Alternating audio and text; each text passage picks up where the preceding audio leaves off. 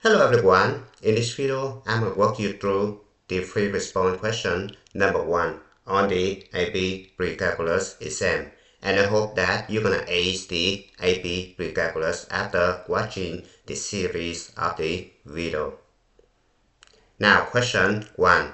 The domain of the function f consists of the 5 real numbers 1, 2, 3, 4, 5. The table defines the function of f for these values. The function g is given by g of s equals 0.35 s cubed minus 3.5 s squared plus 11. The function h is defined by h of s equals g of f of s, and then this one is the composite function. Alright, so keep that in mind. Find the value of h1 as a decimal approximation or indicate that it's not defined. Alright, you must show your work that leads to your answer. So keep that in mind. This one is the calculator active. So even though you are allowed to use the calculator, you must show your work. So keep that in mind. Alright, now we need to calculate h of 1, right? And then the function h equals g of f of s, right? Now here's the answer sheet for free response question number 1. And then on the AP exam, you need to put your answer and your work in the designated area. So keep that in mind. Question 1A has I right here. Okay. You go back over here. You see I right here. You need to put your answer right here. Okay. Don't put your answer right here. Alright, so we have h of s equals g of f of s, right? Now we need to calculate h of 1, right? So it could be g of f of 1, right? So it's going to be g of, now f of 1 is going to be 6 right here, right? So it's going to be g of 6, right? Now you look at the function g right here. G of 6, it could be this function right here, right? So you're going to copy this one over here. So it's going to be, print up the calculator. We just hit 0.35 times parenthesis, set close parenthesis.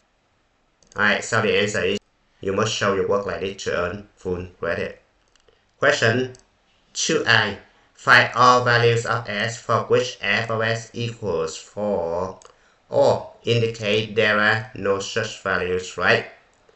So f of s equals 4, it's going to be right here 4 and 4 right here. So you have two values, right? It's going to be 2 and 5, right? So you need to write over here, right? You say f of s equals 4 when s equals 2 and s equals 5. Now question B. Find all values of s as decimal approximations for which g of s equals 5 or indicate there are no such values, right? So g of s equals 5, but g of s equals this function right here. So I copy this function over here. A lot of students make mistake. They're gonna do like this. This is wrong, right? You need to let this one equals 5. So keep that in mind. You have g of s equals 5. Then you have 0.35 s cubed minus 3.5 s squared plus 11 equals 5. Right? Then you're going to subtract 5 both sides, right? So you have 0.35 s cubed minus 3.5 s squared plus 6 equals 0, right? Now you're going to print up the calculator and you're going to solve this one, right? First you're going to hit add, graph, then you hit enter. It's going to be right here. Alright, now you need to adjust the window setting so that you're going to see the whole graph, right? So right here I hit menu number 4 right here. I hit number 1 window setting right here. Now as mean, it's going to be -10. That's good, right?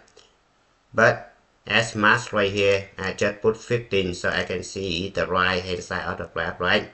Now, for y min, I just put like negative 20. And then y maximum is gonna be 20.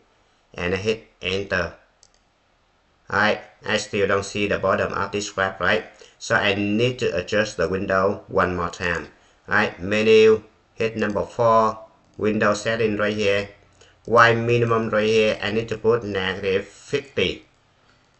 Right, hit enter. It shows up, right? Now I need to find the zero, right? So I have 3 zeros right here. The first, the second, and the third one right here, right? So I need to hit menu, number, set, and number 1 right here. 0. Move your vertical line to the left of 0 right here. You see the 0 right here? Move to the left, hit enter, and then move to the right, hit enter. You get the answer right here. Now keep in mind, your answer should be at least 3 decimal places. If there are more than 3 decimal places, you just truncate your answer to 3 decimal places. So keep that in mind. So this is the first 0, right? Now the second 0, I'm gonna do exactly the same thing, right? Hit menu, number set, 0, move to the left, move to the right. I get the second one right here, right? Now for this one right here, I hit menu again, number set, 0, move to the left, hit enter, move to the right, hit enter. I get this one, right? So I'm gonna copy the answer down over here. So S equals. Now even though you're allowed to use calculator, you must at least show your work like this to earn full credit. Now question B2, determine the end behavior of the function cheese as s increase with down bound. Alright, express your answer using the mathematical notation of limit, right? Keep in mind, you need to read the question carefully and follow instruction, alright? They ask you to use the notation of the limit to write the end behavior. Alright, so go back over here, you look at the graph right here, right? When s approaches infinity, the function approaches positive infinity, right? Now I just copy the graph over here so that you can see it. It could be something like this, right? You just write this one is negative infinity, this one is positive infinity, this one is positive infinity, this one is negative infinity, right? So when s approaches positive infinity, the function going up forever. So which means it's go to positive infinity. So you need to write limit of the function g of s. Keep in mind this is g of s. This is not f of s. When s approaches positive infinity, the function approaches positive infinity, and that's it.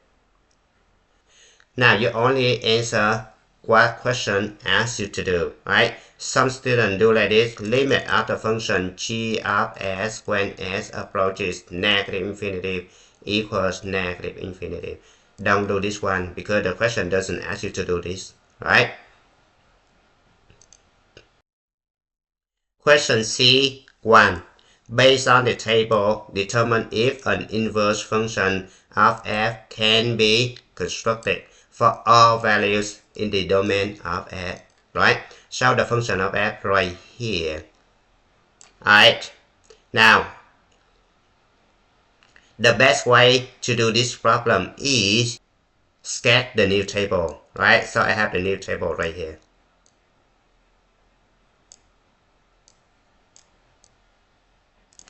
So you have this one is s and this one f inverse of s. Alright, you just flip s and y right here, right? 1 6 becomes 6 1. Alright, 2 4 becomes 4 2. 3 0 becomes 0 3. 4 negative 1 becomes negative 1 4. 5 4 becomes 4 and 5. Alright. Now to answer this question, you just copy this one down. An inverse function of f cannot be constructed for all values in the domain of f. Alright, now C2.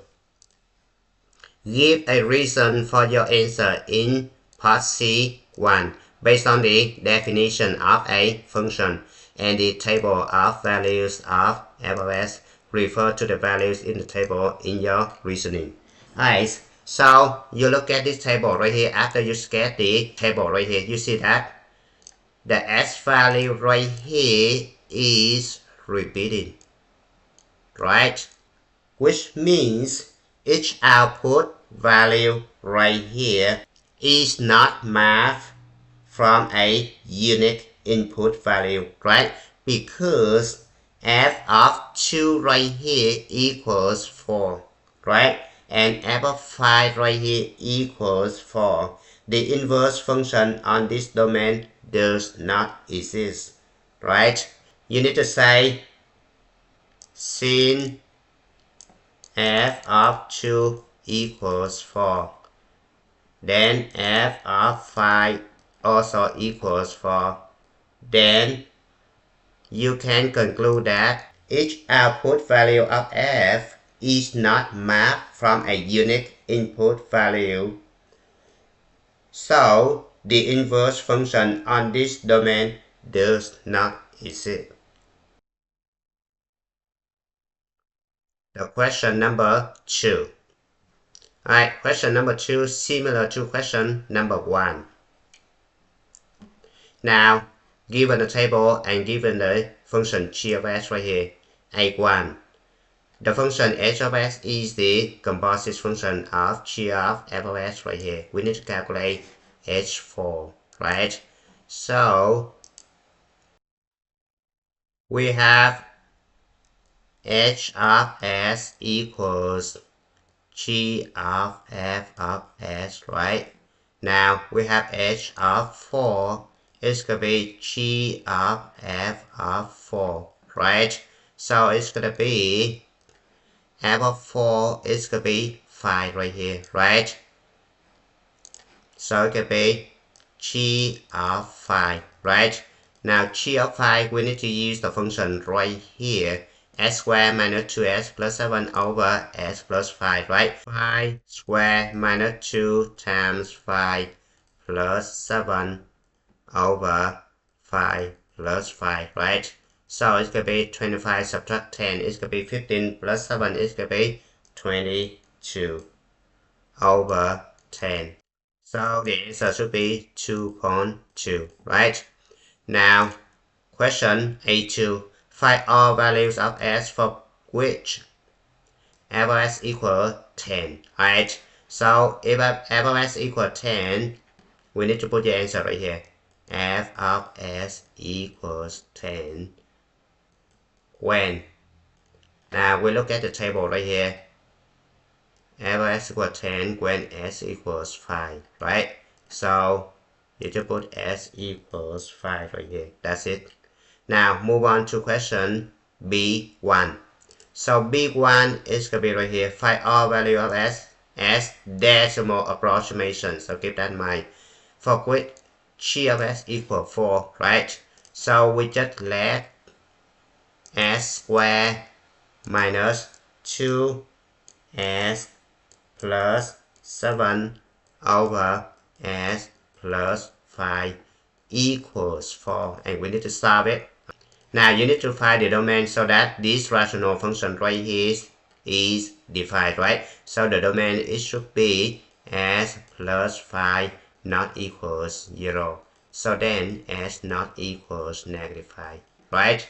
And then you just multiply both sides by s plus 5, right? So it could be s minus 2s plus 7 equals 4s plus 20, right? Subtract 4s and 20 both sides. So it could be s squared minus 6s minus 13 equals 0, right? So you have the quadratic function right here. You just use calculator to solve this one, right? So basically, you just hit Control I and hit add graph right here. You just put s squared. Now you hit enter, it's gonna be right here. Alright, now you need to find 2 0 right here, the left hand side and the right hand side right here, right? So you just hit menu, analyze graph, and 0 right here. on the left and the right right here, it should be negative 1.69. And hit menu, analyze graph, 0. Move your cursor to the left of 0. Move your cursor to the right of 0. It could be 7.69, right? So you have two solutions. It could be s equals negative 1.69 and s equals 7.69. Alright, keep that in mind. B2. Determine the end behavior of function g as s decreases without bound. Express the answer using the mathematical notation of a limit. So we're going to bring up the calculator. We hit Control I. Alright, add graph right here. Alright, so we just input the function g of s right here. Then you hit Enter. This branch is above the x-axis, right? Remember, we have the vertical asymptote when s equals negative 5, right? And then you have a slant asymptote right here, right? You have another branch, it's going to be on the bottom right here. It's right here, alright? Now we just get the graph into the x-axis right here so that it helps you organize your thought, right? So it's going to be something like this. Now this is negative infinitive, this is negative infinitive, right? This is positive infinitive, this is positive infinitive. Now limit of the function g of s when s approaches negative infinitive, right? Decrease without bound, right? So when s approaches negative infinitive, the function approaches negative infinitive, right? It's going down, right? So it could be negative infinitive. Now let's move on to C1. Based on the table of values of the function f of s, determine if the function f is best modeled by linear, quadratic, exponential, or logarithmic function. Alright, so we look at the table right here. In order to get 1 from 2, I need to subtract 1, right? This one, add 1, right? This one, you need to add 3, right? This one, you need to add 5, right? Now, since the first difference not the same, so this will not be a linear, right? Next one, calculate the second difference. It could be plus 2, right? This guy plus 2 and this guy plus 2. The second difference are the same. So then this guy should be quadratic, right? Now to answer this question, we need to say the function f is best modeled by a quadratic function. Now C2, you need to say because the second difference in the output values are a constant 2 over consecutive equivalent input value intervals, a quadratic model is best. Alright. Now let's move on to the next question. Let f be an increasing function defined for s greater than 0. The table gives values of f of s as selected values of s. The function g is given by g of s equals 4.1 minus 2 times e to the s minus 6. Alright, we need to calculate the value of h of 3 given h of s equals g of f of s. This is a composite function as a decimal approximation. Alright, so we need to rewrite h of s equals g of f of s, right? Now we need to calculate h of 3. So it's going to be g of f of 3, right? And it's going to be f of 3. We look at the table right here. It's going to be 10. So you need to replace f of 3 with 10, right? So we have g of 10, right? Now we're going to look at the function right here. G of s equals 4.1 minus 2 times e to the s minus 6, right? Alright, so this is the calculator active problem. So we need to print out the calculator. So we just hit add calculator 4.1 minus 2 times e to the 10 minus it could be 4, right? And hit enter. It could be negative 105.096, right? Now look at the question A to I right here. Find the values of f inverse of 30. Or indicate that is not defined. Alright, so we know that 30 is the input of the inverse function right here. Then it will be the output of the original function. The output of original function is to be right here. So the answer must be 12, right? So we need to write A to I right here. F inverse of 30 equals 12. Since F of 12 equals 30. Now let's move on to BI. Find all values of S decimal approximation for which G of S equals 1. Alright, G of S equals this one, so we let this one equals 1, right? So we need to solve this right here. So G of S equals 1 when 4.1 minus 2 times e to the s minus 6 equals 1, right? Now you need to subtract 4.1 both sides, so it's going to be negative 2 times e to the s minus 6. 1 subtract 4.1 is going to be negative 3.1, right? Now you need to divide both sides by negative 2. So it's going to be e to the s minus 6 equals 3.1 divided by 2.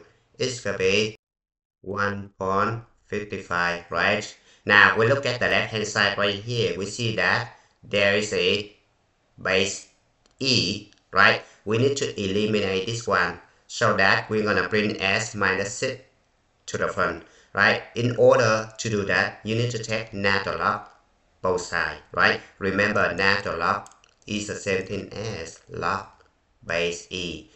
Natural log of e to the s minus 6 equals natural log of 1.55, right? Now we're going to bring s minus 6 to the front, right? So it will be s minus 6 times natural log of e equals natural log of 1.55, right? Now natural log of e equals 1, so keep that in mind. Because this guy is the same thing as log base e of e, right? So log base e of e equals 1.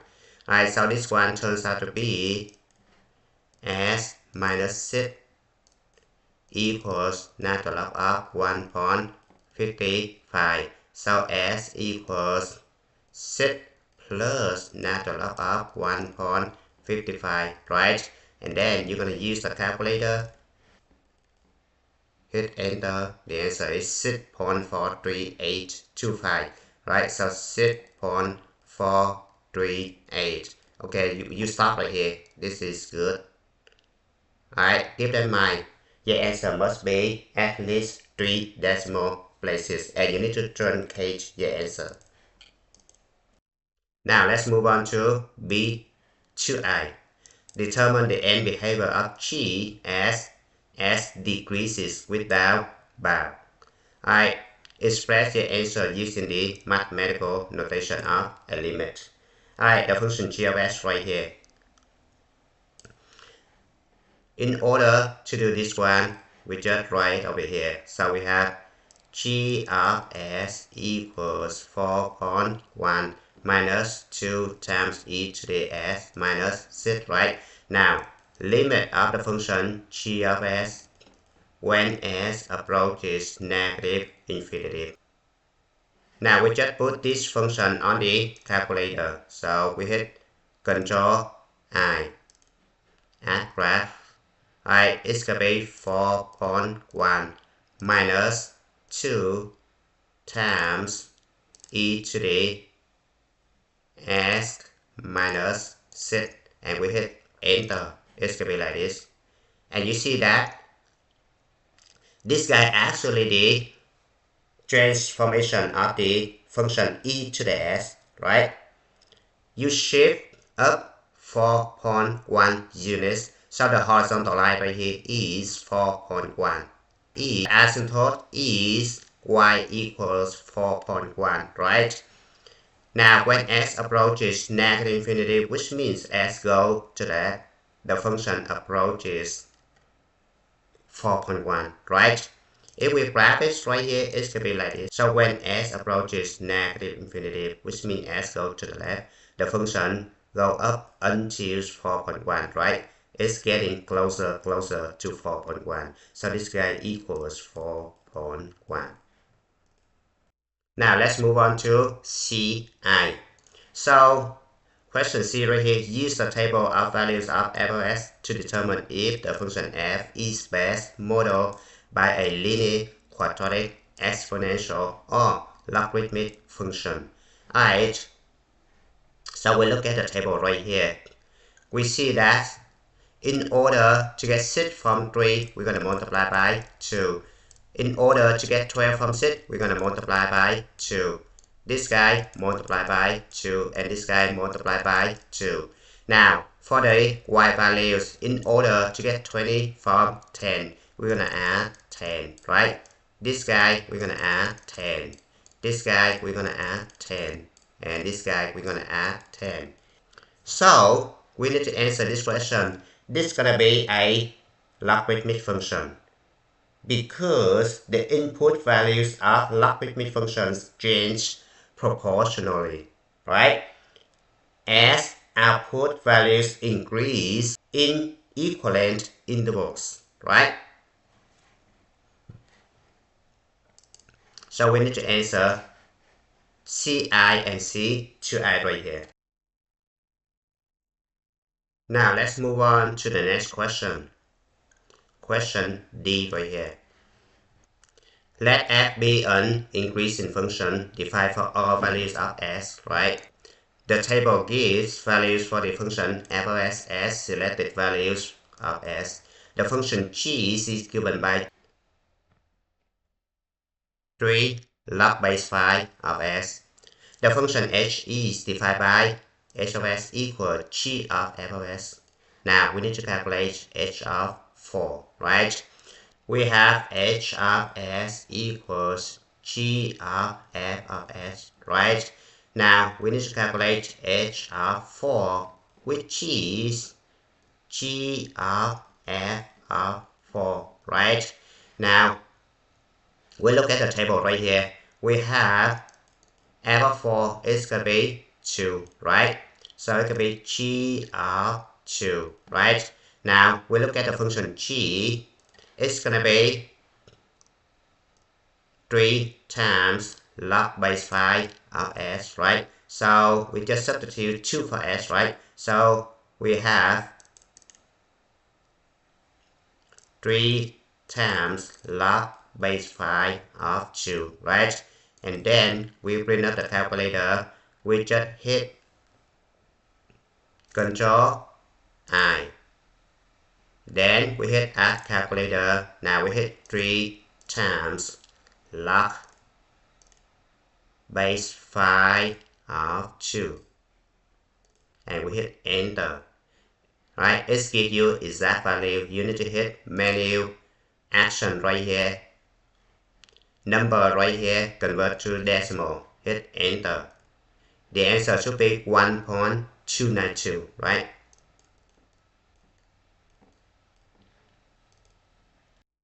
Now let's move on to question 8.2i, right? Find the values of f inverse of 2, right? So we look at the table right here.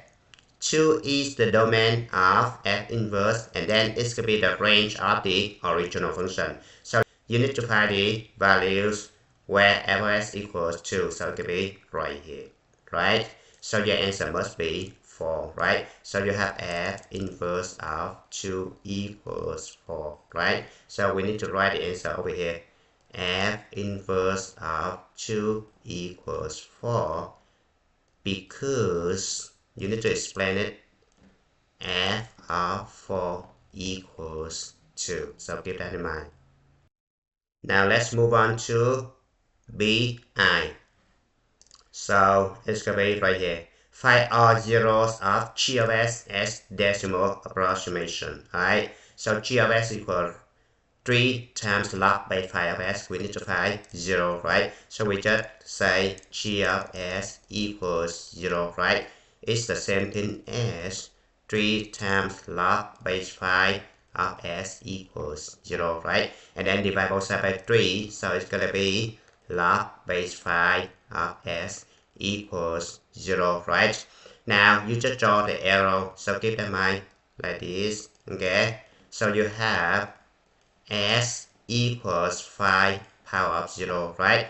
And then it's the same thing as s equals 1, because 5 power of 0 equals 1. This is your answer. Now let's move on to B2I. So it's going to be right here. Determine the end behavior of the function g as s increases without power. Express the answer using the mathematical notation of a limit. Alright, so in order to do this question, we need to graph this one. We either use the calculator or decimals, right? So I'm going to use the calculator. So I'm going to hit Control I. Add graphs right here.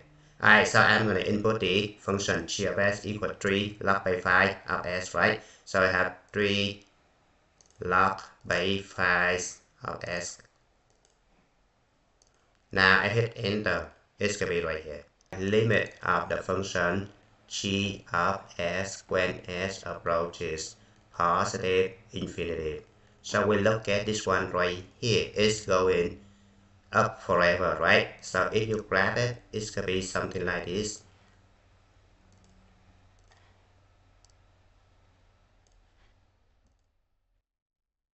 So when s approaches positive infinity, the function approaches positive infinity, right?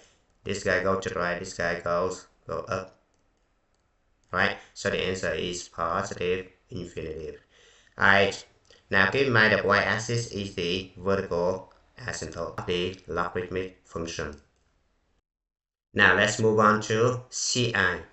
Alright, so use the table of values for the function f of s to determine if f is best modeled by linear, quadratic, exponential, or logarithmic function.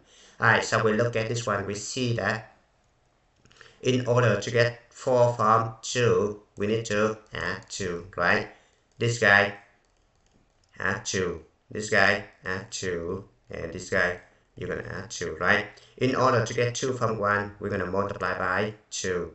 This guy multiply by 2, multiply by 2, multiply by 2. So the function f of s is best modeled by the exponential function, right? Because the output values of exponential function change proportionately as the input values increase in equivalent intervals, right? So we need to write it over here. Alright, so keep in mind the exponential function and logarithmic function, they are inverse. This one right here. The figure shows the graph of the decreasing function f on its domain of all real numbers where s not equal to 1. The points -1, 0, and 3, 2 are on the graph of f. The function g is given by g of s equals 2 plus 3 natural log of s. The function h is defined by h of s equals g of f of s. We need to find the value of h of 3, right? So we have h of s equals g of f of s, right? Now we need to calculate h of 3, right? H of 3 equals g of f of 3, right? Now we look at the function f right here. F of 3 is going to be right here. The answer must be 2, right? So you have g of 2, right? Now you substitute 2 for s into this equation right here. G of s equal 2 plus 3 natural log of s, right? So 2 plus 3 natural log of 2. Now we're going to bring up the calculator. We just hit 2 plus 3 natural log of 2. So hit enter. Now you need to convert it to decimal, right? So we hit menu, number, convert to decimal, hit enter. The answer 4.079, right? So it could be 4.079. This is the answer. Now question A2I. Find all zeros of f, right? The function f right here. Zeros means the s-intercept, right? So we look at this one right here. It's actually right here. So s equals -1, right? So we need to write over here f of s equals 0 when s equals -1, right? Now we're gonna move on to bi right here. So question B right here. Find all values of s as decimal approximation for which g of s equal e. So the function g of s right here. Right, so we have g of s equals e. It's the same thing as 2 plus 3 natural log of s equals e, right? Now we need to subtract 2 both sides, so it could be 3 natural log of s equals e minus 2, right? Divide both sides by 3, so you have natural log of s equals e minus 2 over 3, right?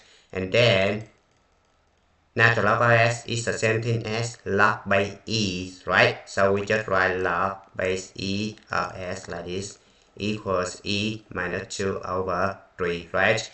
Now you just draw the arrow like this, right? So you have s equals e raised to the e minus 2 over 3, right? Now we just bring up the calculator. So we have, now you're gonna hit enter. Right, so it's gonna be exact value, right? You hit menu, number, convert to decimal, hit enter. The answer is 1.270, right? So it could be 1.270. Now let's move on to B2I. So determine the end behavior of the function g as s increases without pound. Alright, so the function g is going to be 2 plus 3 natural log of s, right? So we just clean up the calculator, we grab this one, right? Hit Control I, add graphs right here. Now we just input the function, so it can be 2 plus 3 natural log of s, right? We hit enter, it's going to be like this, right? So we're gonna grab it over here so we see it, right? So it's gonna be something like this.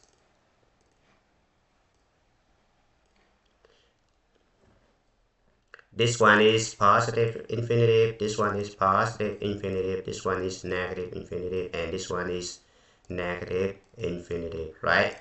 Now, as increase without bound, right? So when s approaches positive infinitive, the function keep going up forever, right? So we have limit of the function g of s when s approaches positive infinitive equals positive infinitive, right? Now let's move on to C, I, and C2I, right?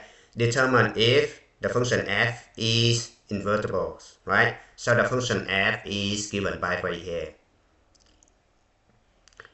Give a reason for your answer in part Ci based on the definition of a function and the graph of the function y equals fs, right?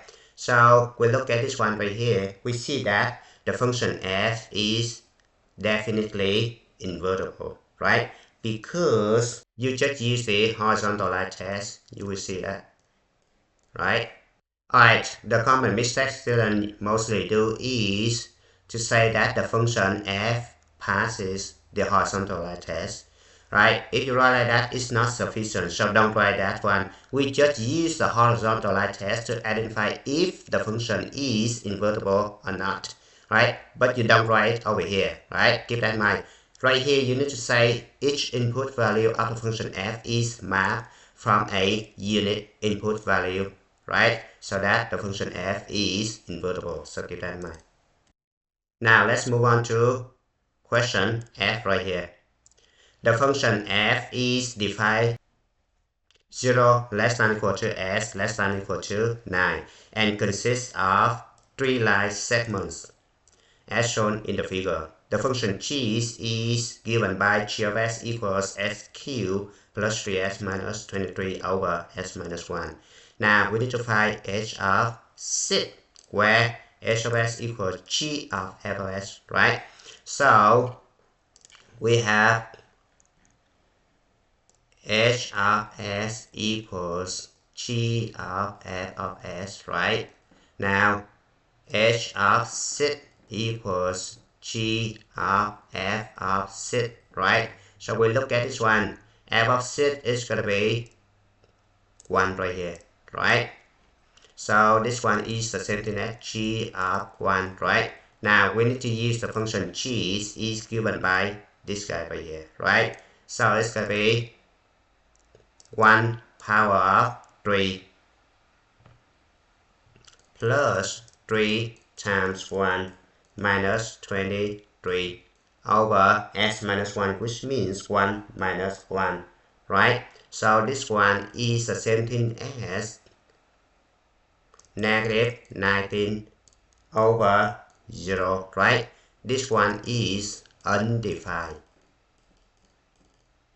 Whenever you see denominator equals 0, the fraction is undefined, right?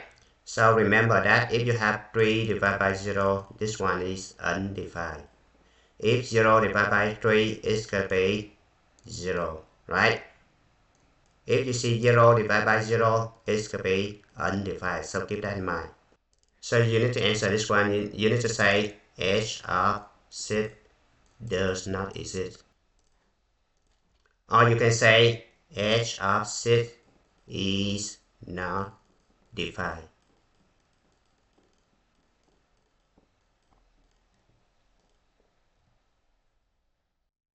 Now let's move on to question A to I.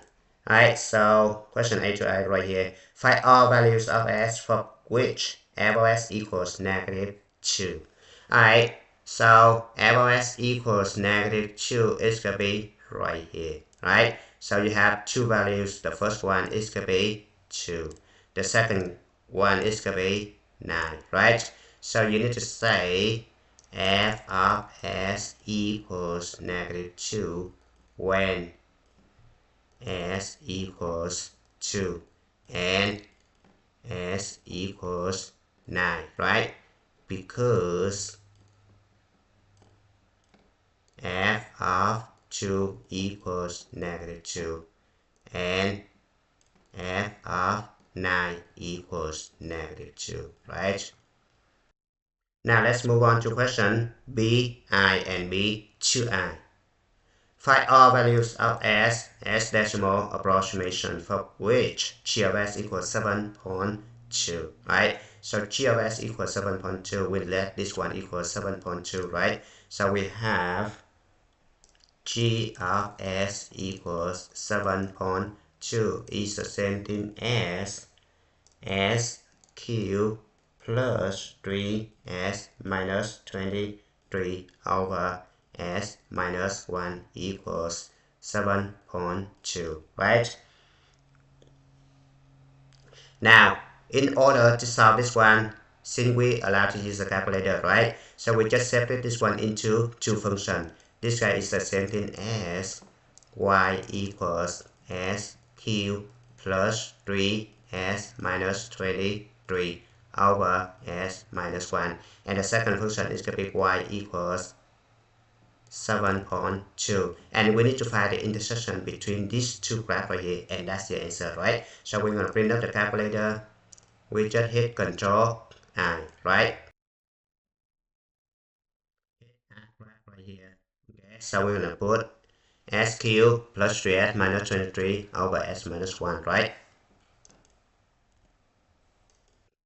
Now you hit enter. It's going to be right here. Alright, now you need to input the function y equals 7.2, right? So you need to hit tab right here. Alright, 7.2. Hit enter. Alright, it's going to be right here, right? Now the intersection should be right here, right? So you need to hit menu number, sit right here, analyze graph, and intersection, right? So it should be right here, right? So you move to the left, you hit enter, move to the right, hit enter. The answer should be right here, 3.06, right? So it's gonna be s equals 3.06. Determine the end behavior of the function g as s increases with down bound, right? Now we look at the graph right here. We're gonna sketch this one over here. We see it. Now this is positive infinitive. When s approaches positive infinitive, the function going up forever, right? This is positive infinitive, right? So you need to write limit of the function g of s when s approaches positive infinitive equals positive infinitive, right? Now let's move on to question Ci and C2i. Determine if the function f is invertible. Right? Give a reason for your answer in part Ci based on the definition of a function and the graph of y equals f of s. Right? Now, in order to do this question, we need to use the horizontal line test to test to see if the function is invertible, right? So we just get the horizontal line. We see that there is two intersections right here, right? Right here, you see that two intersections right here, right? So the function f is not invertible, right? Function f is not invertible, right? Question Ci right here, you need to say because each output values of the function f is not mapped from a unit input values, right? Because you see that f of 5 equals 0 and f of 8 equals 0 right here, right? Now let's move on to the next question. Question G. The figure shows the graph of the decreasing function f on its domain of all real numbers s, right? The points -1, 10, and 3, 5 are on the graph of f, right? So the points right here and right here. Now, the function g is given by g of s equals this one. Question ai and a2i. The function h is defined by g of f of s. We need to calculate h of 3, right? So we have h of s equals g of f of s, right? Now we need to calculate h of 3. It's going to be g of f of 3, right? So it's going to be g of, we look at the function f here. F of 3 equals 5 right here, right? So it's going to be g of 5, right? Now we need to input 5 for s into this function g right here, right? So we have, alright, so we just bring up the calculator. We hit Control I, hit Add Calculator, and we just input this one, right? So it's going to be, now hit enter, the answer is -281.02, right?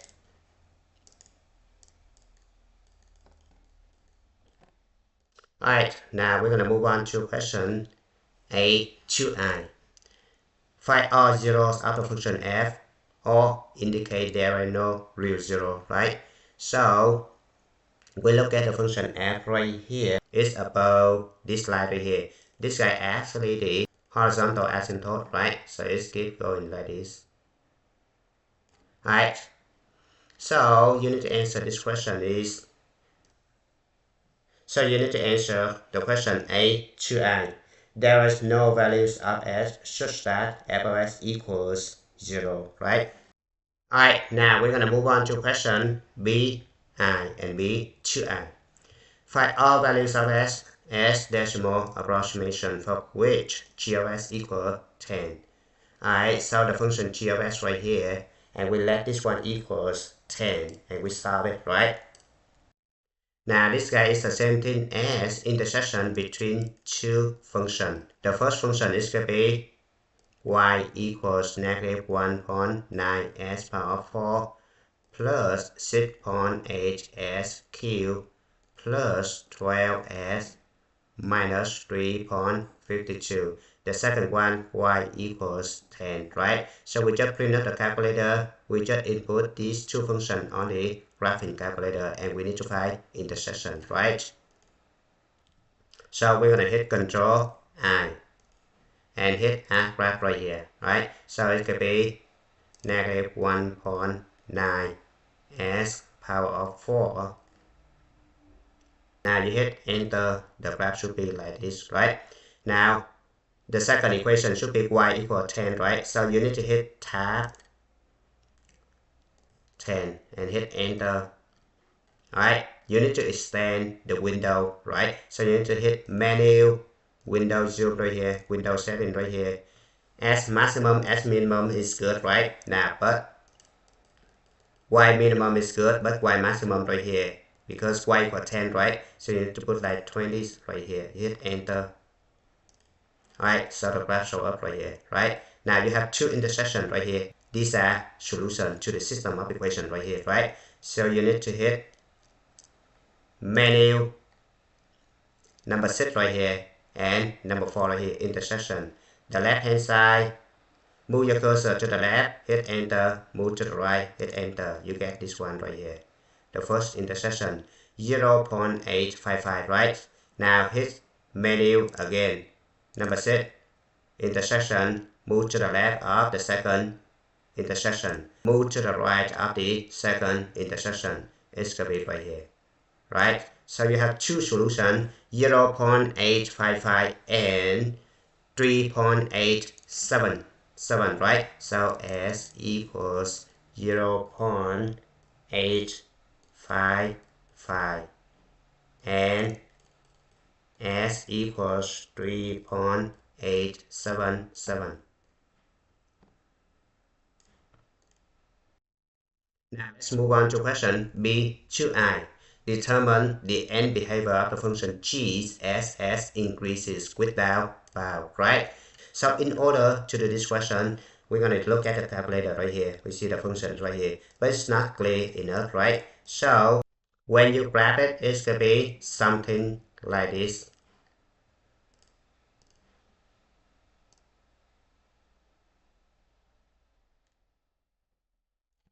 Alright. Now you see that when s approaches positive infinitive, the function keep going down forever, right? Let's go to the right right here, negative infinitive, right? So you have limit of the function g of s when s approaches positive infinitive equals negative infinitive, right?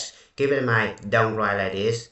S approaches negative infinitive, f of s approaches positive infinitive, right? If you write like this, it doesn't count because the question wants you to use the limit notation, right? So keep in mind, it's gonna be right here. Now let's move on to CI. Determine if an inverse function of f can be constructed for all values in the domain of f, right? Now we look at the function f right here. We just use the horizontal line, right? So we see that every single times the horizontal line intersects the graph as only one point, right? So it does have the inverse function, right? So you need to write the answer right here. An inverse function of f can be constructed for all values in the domain of f. Now, in order to explain this one, we need to say that each output values of the function f is mapped from a unique input value, right? Don't say that the function does pass the horizontal line test because it's not sufficient, right? We just use the horizontal line test to help you figure out if the function has an inverse or not. That's it. But don't write it on the paper, right? Now let's move on to the next question. The last one right here. Question H. The function f is defined for -5 to 5, right? And consists of 3 line segments as shown in the figure. The function g is given by 5.4 minus 0.79 times 2 to the 1.3s. Now, given h of s equals g of f of s, we need to calculate h of -1, right? So, AI right here, we have h of s equals g of f of s, right? Now, h of -1 equals g of f of -1, right? It's gonna be g of, now f of -1, it's gonna be right here. -2, right? So it could be g of -2, right? Now we need to substitute -2 for s into this function right here, right? So we have 5.4 minus 0.75.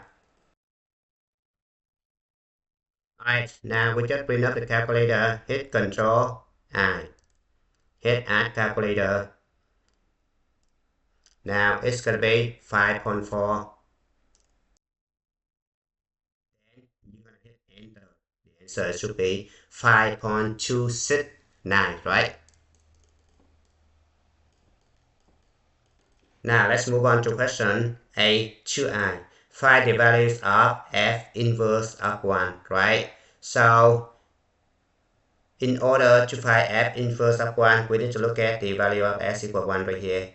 S is the domain of this function, and then it becomes the range of the original function, right? So we look at y equal 1 on the original function, right? So it's going to be right here. The value should be right here. So you have f inverse of 1 equals 2, right? So you need to write over here f inverse of 1 equals 2 because f of 2 equals 1, right? Now let's move on to question B, I, and B to I.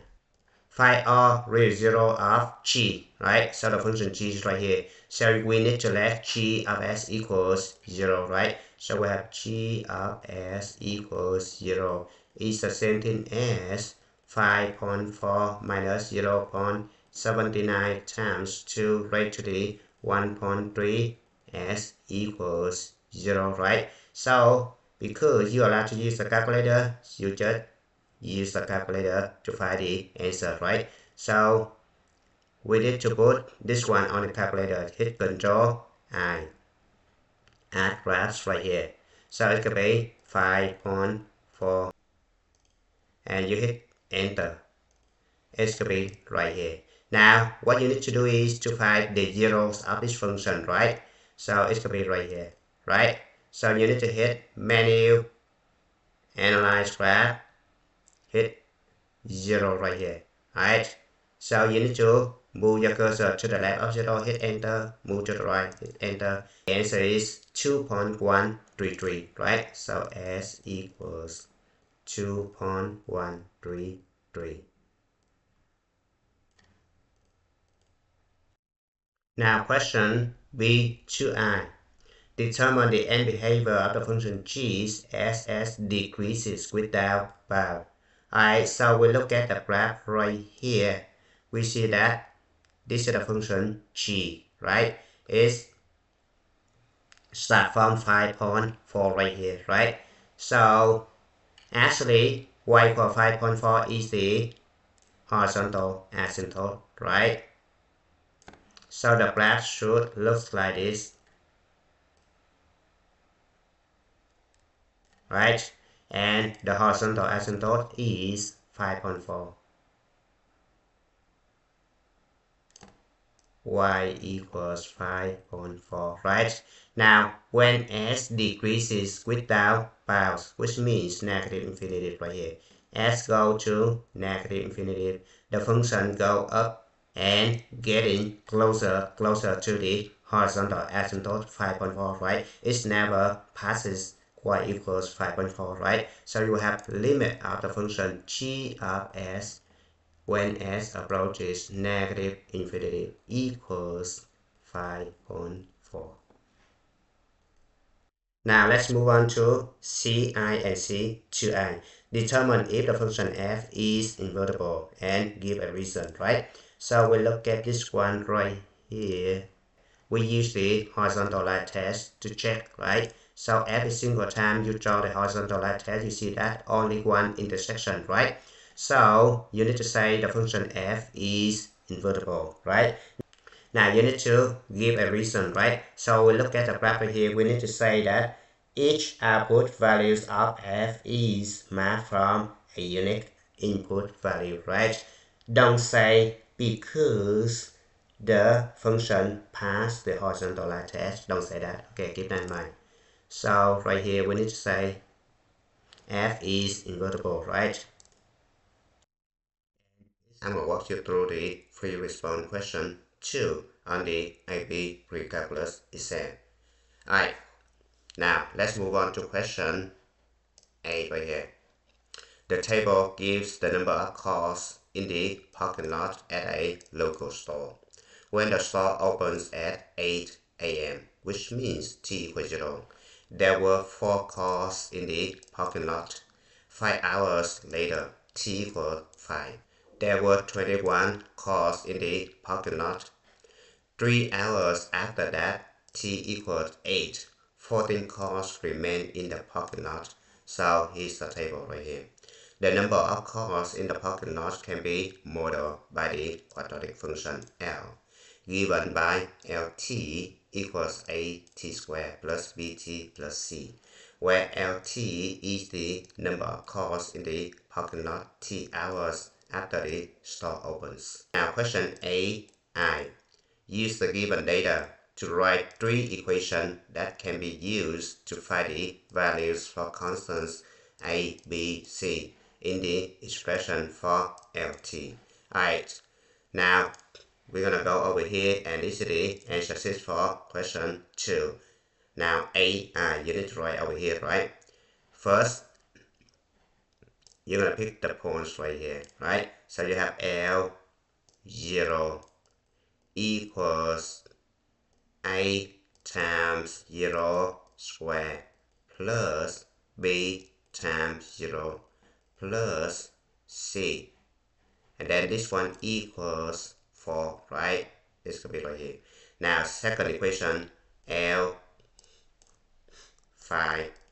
equals A times 5 altogether square plus B times 5 plus C, and this one equals 21, which is right here, right?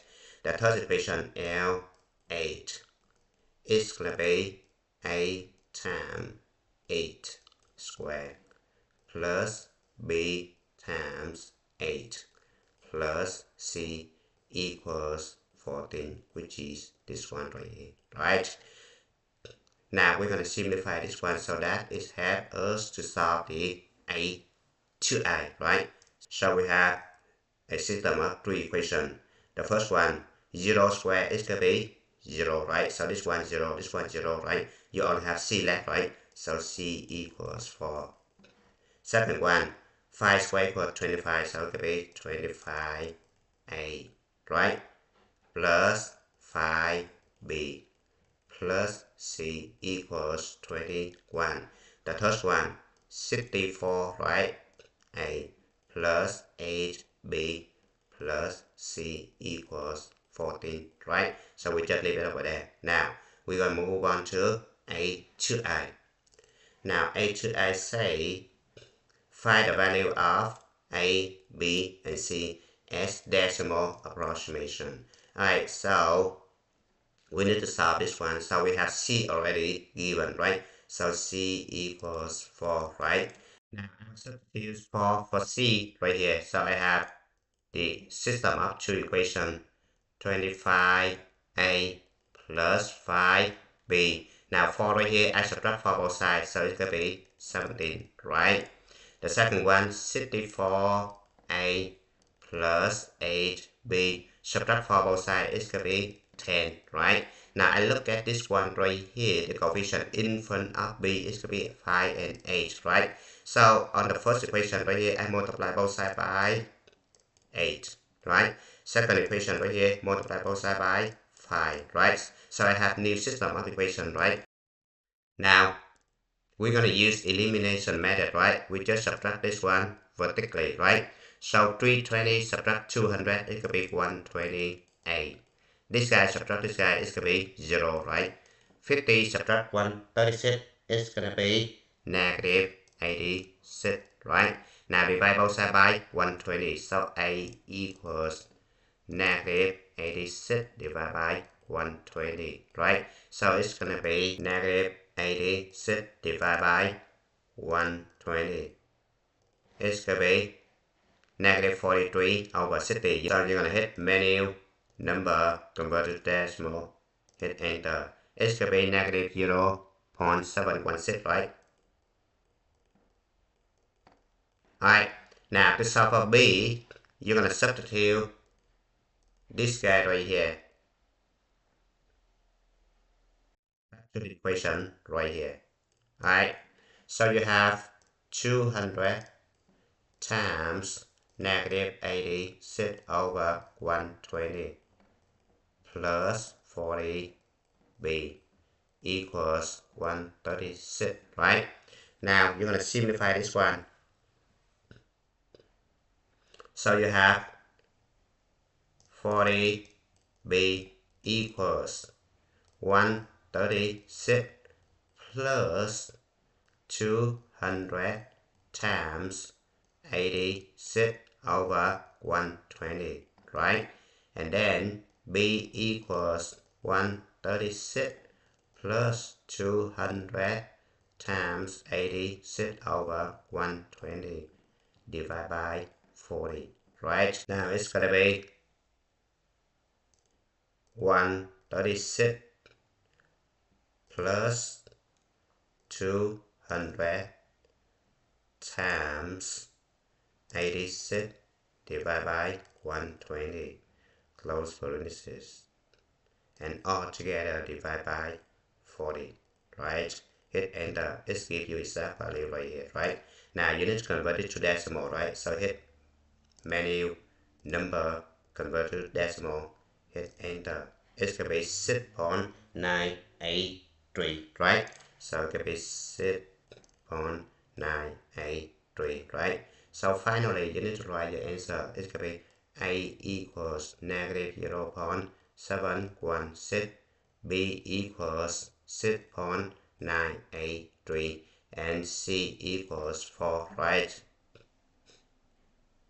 Alright, now I'm going to show you how to use a calculator to check your work using the TI and SPY calculator, TI-84 plus CE calculator, and decimal graphing calculator, right? Now first, you're given the table right here. So you're going to print up the TI and SPY calculator. You need to go to the home screen, so hit on right here. Now, this one right here, as spreadsheet right here, right? And then the first column you need to name X value, right? The second column you need to name Y values, right? Now you just input the values for the table, right? So it should be 058.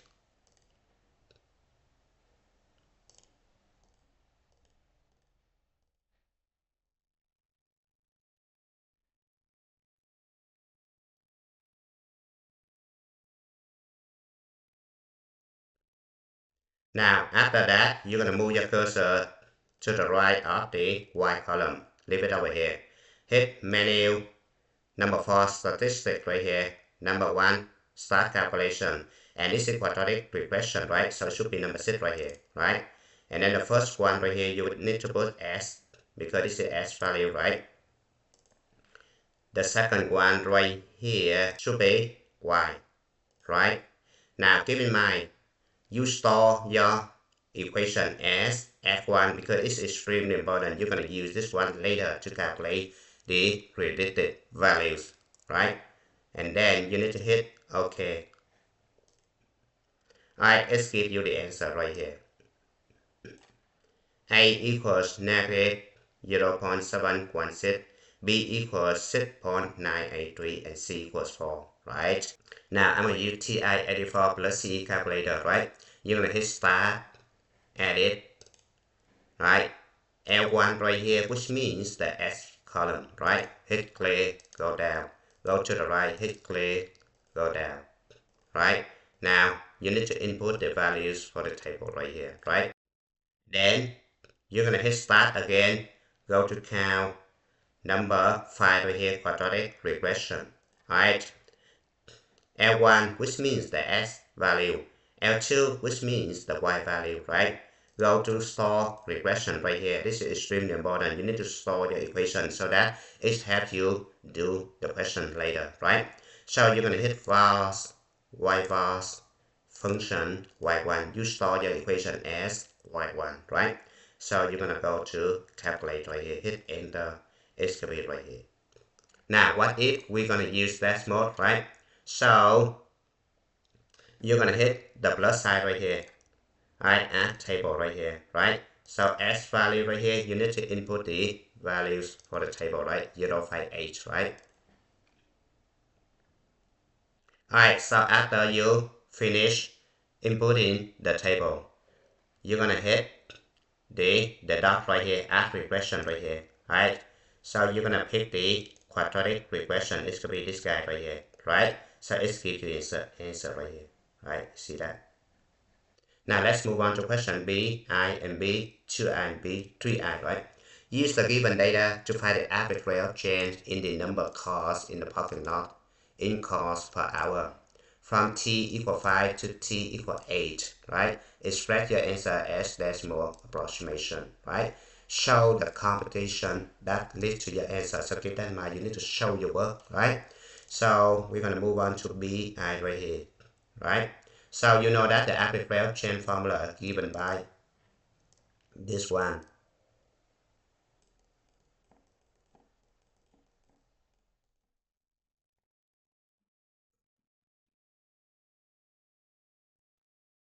Right, so the average rate of change is going to be L8 subtract L5 over 8 subtract 5, right? Because the interval is going to be 5 to 8, so keep that in mind. Now L8, we look at the table right here, 14, right? L5 is going to be 21, right? So it should be 14 subtract 21 over 8 subtract 5, right? Now 14 subtract 21 is going to be negative 7, right? Over 3, right?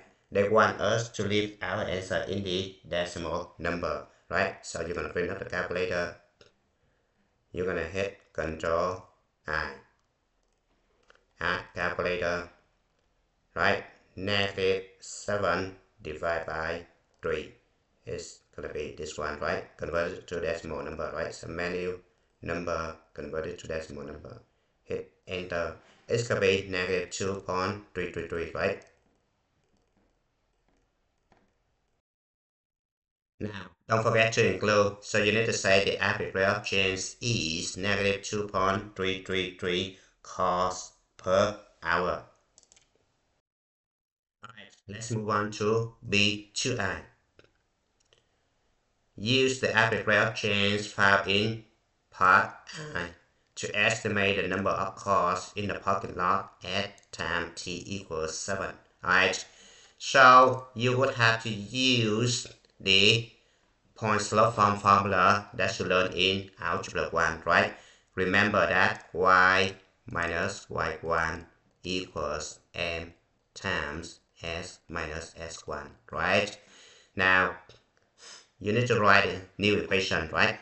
So y1 and s1 right here, you can pick any point right here, right? So I'm gonna pick this point right here.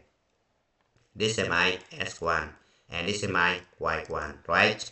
So I substitute over here, so I have y minus 21 equals the rate of change. This is the slope, which means negative 2.333 right here, right? So you have negative 2.333 times s minus s1, which means 5, right?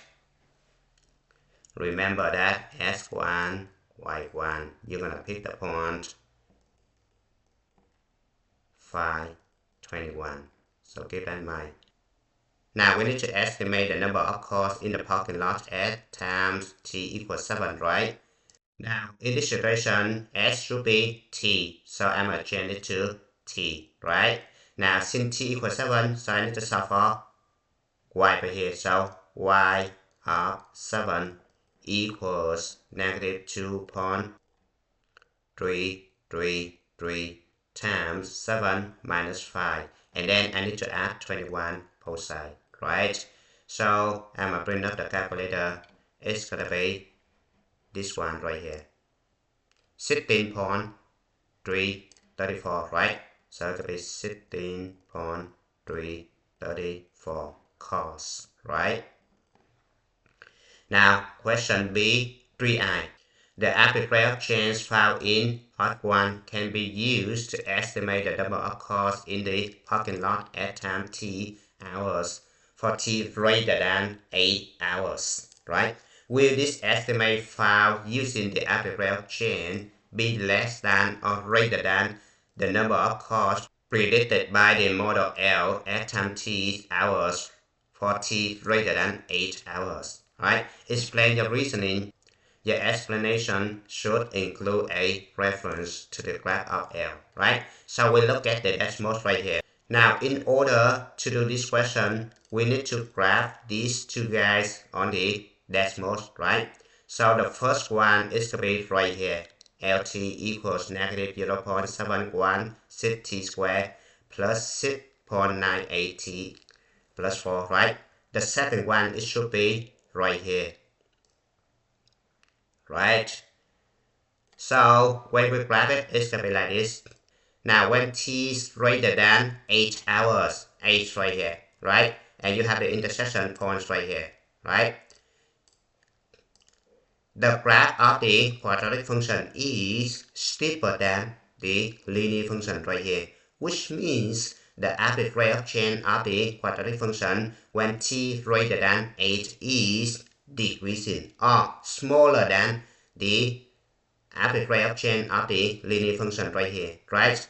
So to answer this question, we need to say the estimate made with the average rate of change will be greater than the number of cars predicted by the model LT, because the graph of LT is the quadratic function right here, concave down, which means the rate of change is decreasing and less than the rate of change of the linear function right here, right?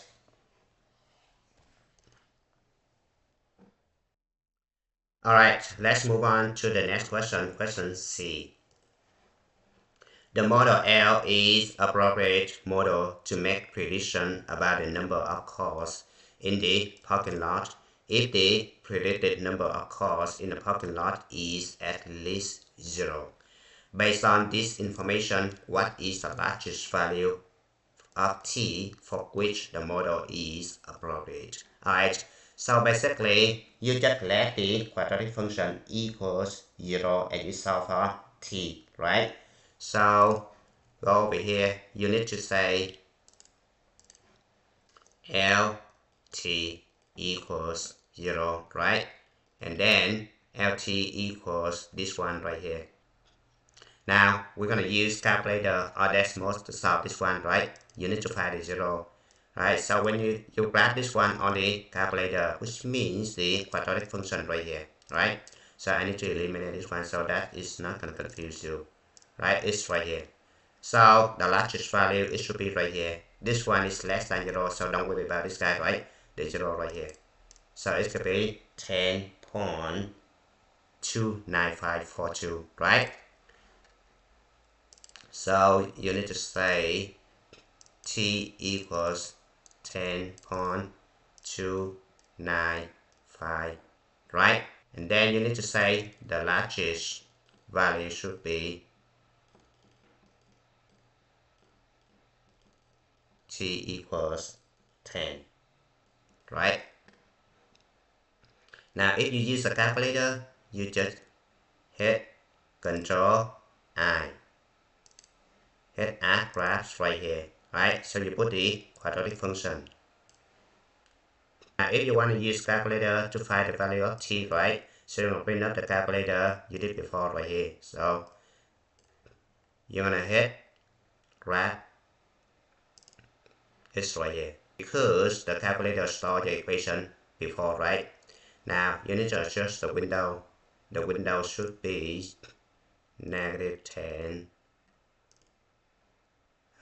15, and this one is negative 20 and 20, right? Hit graph, right? It's much better right here. Now you need to find the value of t right here, right? So you need to hit second trace, hit 0 right here, right? You move your cursor to the left of 0, hit enter, you get the first line, right? Move your cursor to the right of 0, hit enter, and move your cursor to the middle, hit enter. It's going to be t equals 10.286 right here, right?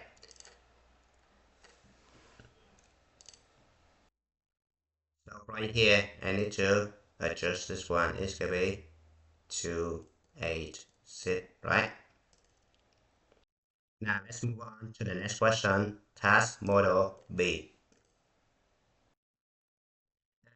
Deciding to get back into shape, Mr. Passwater began a fitness program designed to improve his performance in the 1-mile run. On the initial day on the fitness program, Mr. Passwater ran 1 mile to determine his baseline time. At that time, t equals 0, Mr. Passwater ran the 1 mile distance in 6:24 seconds.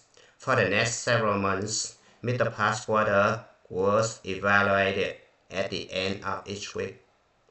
Mr. Passwater performed a 1 mile run and his times were recorded to track his improvement. After 20 weeks, which means t equals 20, Mr. Passwater ran the 1 mile run in 5:02 seconds. Mr. Passwater 1 mile run time can be modeled by the function r given by rt equals a plus b natural log of t plus 1, where rt is the time in seconds for week t, and t is the number of weeks since the initial day of the fitness program. Now question A, I, and A, 2I. Use the given data to write two equations that can be used to find the values for the constant a and b in the expression rt. And then 2I.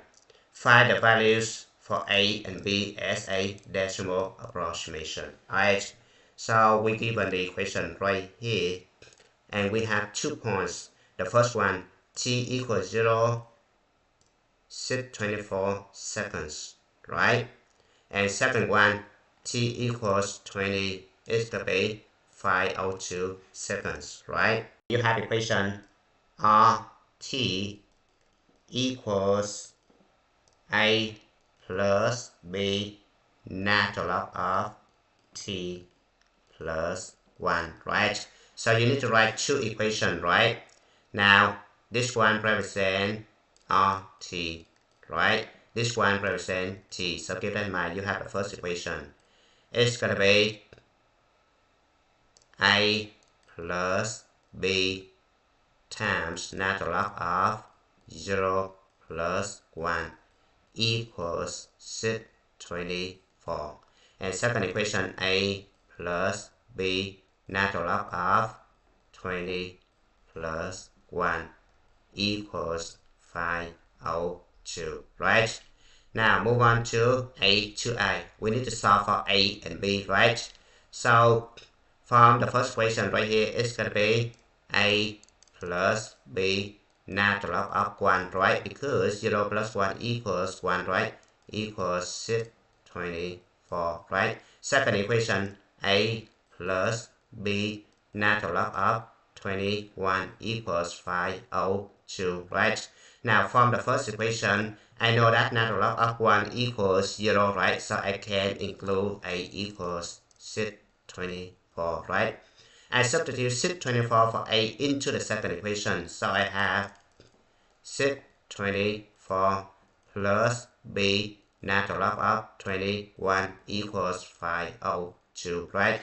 Now I need to solve for B. So B equals 502 subtract 624 all together divided by natural log of 21, right? So it's going to be 502 minus 624 all together divided by natural log of 21, and I hit enter. It's going to be negative 40.071, right?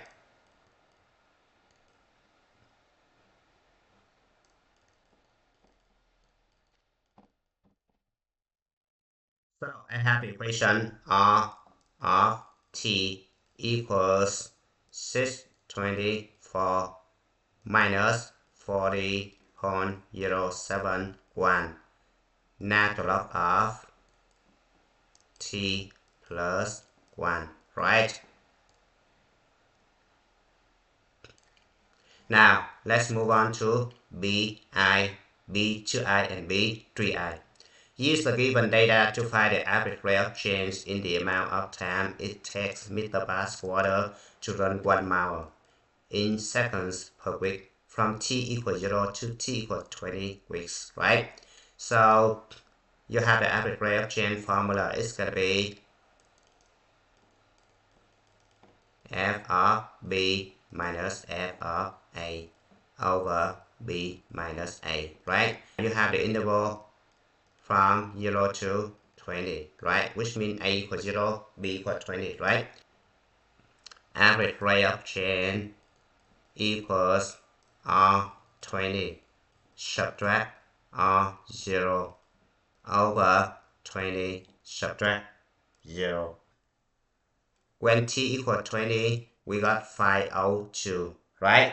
And when t equals 0 right here, we got 624, right? So we can use this one, right? It's going to be 502 minus 624 over 20 subtract 0 equals 20, right? So it's going to be negative 122 divided by 20. So it's going to be negative 6.1, right? So you need to answer the average rate of change is negative 6.1 seconds per week, right? Now let's move on to B to I. Interpret the meaning of your answers from BI in the context of the problem, right? So you're gonna say, on average, the amount of time it takes meter past water to run 1 mile in seconds per week is decreasing by about 6.1 seconds per week from t equals 0 to t equals 20 weeks, right? Because the rate of change is negative, right? Now let's move on to question B3I. Consider the average rate of change of the function R from t equals 20 to t equals p weeks, where p greater than 20. At this average rate of change less than or greater than the average rate of change from t equals 0 to t equals 20 weeks found in I. Explain your reasoning. Your explanation should include a reference to the graph of R. Alright, so you look at this one right here. the one in question I is going to be right here, negative 6.1, right? And the one from the function is going to be right here, rt equal this one, right? Now we're gonna graph this one on the decimal, right? So if we graph this on the decimal, it's gonna be right here, right? Now when t is greater than 20, so we look at this one, this is 50 right here, right? Now greater than 20 is gonna be right here, right? So from here all the way to the right, right? Now you see that the function is concave up, right? And decreasing, right? So the average rate of change of the function r from t equal 20 to t equal p weeks are greater than the average rate of change from t equal 0 to t equal 20 weeks, because the function r is a logarithmic function, right, with b less than 0. The graph of r is concave up and decreasing. Therefore, the average rate of change in seconds per week are increasing, which means it's getting less negative, right? Over equivalent input value intervals as t increases. Alright, let's move on to question C. Mr. Passwater plans to continue with the fitness program until his 1 mile run time reaches for 50 seconds. Explain how this information can be used to determine the domain limitation for the model R. Alright, so basically you just let the function rt equals for 50 seconds, right? To solve this one, you either use graphing calculator or you're gonna solve this one by hand. Now first I need to solve this one by hands, right? And then I'm gonna show you how to use graphing calculator, right? So I need to add this guy both sides and then subtract 450 both sides, right? So I have 40.071 natural log of t plus 1 equals 624 minus 450, right? And then 624 minus 450 is going to be 174, right? Now I need to divide both sides by 40.071, right? So it's going to be natural log of t plus 1 equals, now natural log is the same thing as log base e, right?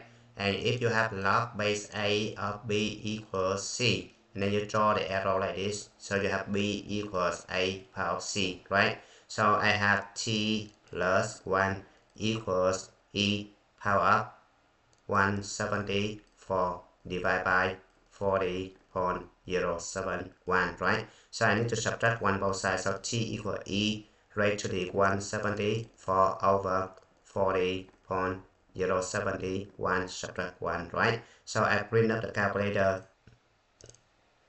raised to the 174 divided by 40.071, right? And then I need to subtract 1. So it's going to be 75.883, right? So t equals 75.883, right? Now the domain should be 0, 75.883, right? Now we're going to use decimal to do this one, right? So you just hit the second equation, y equals 450, and you find the intersection. It's going to be right here. So the intersection should be 77.883, right? It's going to be exactly this one, right? Now let's move on to the next question, task model C.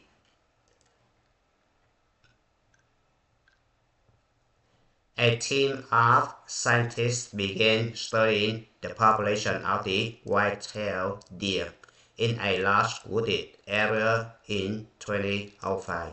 In 27, t equal to, there were 31 white-tailed deer in the wooded area. In 2020, which means t equal 15, there were 136 white-tailed deer. The number of white-tailed deer in the wooded area can be modeled by the function d, given by dt equals a times b raised to the t, where dt is the number of white-tailed deer during year t, and t is the number of years since 2005. Now, use the given data to write two equations that can be used to find the values for the constant a, b in the expression for dt, and then find the values for a and b as a decimal approximation. Alright, so we have the equation right here, and we have the points, right? Now, t equal to, it's going to be 31, right? So the first point is going to be 2, 31, right? The second one, t equal 15, it's going to be 136, right? d of t equals a times b power of t, right? Now, you have the first equation, it's going to be t equal 2, so you have a times b power of 2 equals 31. The second equation, a times b power of 15 equals 136. Now, we're going to move on to a2i. We need to solve this one, right? So I need to rewrite this one again. A times b power of 2 equals 31. And a times b power of 15 equals 136, right? Now, in order to solve a system of two equations right here, you need to do division. A lot of students make mistake, they're going to do subtraction. That's not the case, right? You need to do division so that you're going to eliminate a, right? So I need to take the second equation, divide by the first equation. So I have a times b raised to the 15 divided by a times b squared equals 136 divided by 31, right? So I need to eliminate a and a right here, right? So I have b power 15 divided by b squared. You know the formula, a raised to the m divided by a raised to the n. It should be a raised to the m minus n. So keep this one in mind, alright? Alright, so it turns out to be b power 15 subtract 2 is going to be 13 equals 136 divided by 31. So now go ahead, raise to the power of 1 over 13 both sides, right? So I have b equals 136 over 31 raised to the 1 over 13, right? So I'm going to bring up the calculator. It's going to be 136 divided by 31, right? Altogether raised to the 1 over 13. So the answer should be 1.120, right? Now I substitute 1.120 back over here, right? So I have a times 1.120 square equals 31. So a equals 31 divided by 1.120 square, right? So I bring up the calculator. This is going to be right here, right? So I need to square this one, right? It's going to be right here. So I'm going to take 31 divided by this one, right? So I have 31 divided by the answer, right? Hit second, this one right here, and hit enter. It's going to be 24.692, right? And my equation should be dt equals 24.692 times 1.120 raised to the t. Alright, let's move on to the question B. Now, question B say, use the given data to find the average rate of change in the number of white-tailed deer in deer per year from t equal 2 to t equal 15, right? I need d 15 subtract d 2 over 15 subtract 2, right? Now I have two order pairs right here, right? 2, 31 and 15, 136, right? So I have 136 subtract 31 over 15 subtract 2, right?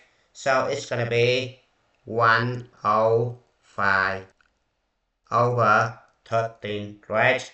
Now we're gonna bring up the calculator. 105 divided by 13. It's gonna be 8.076, right?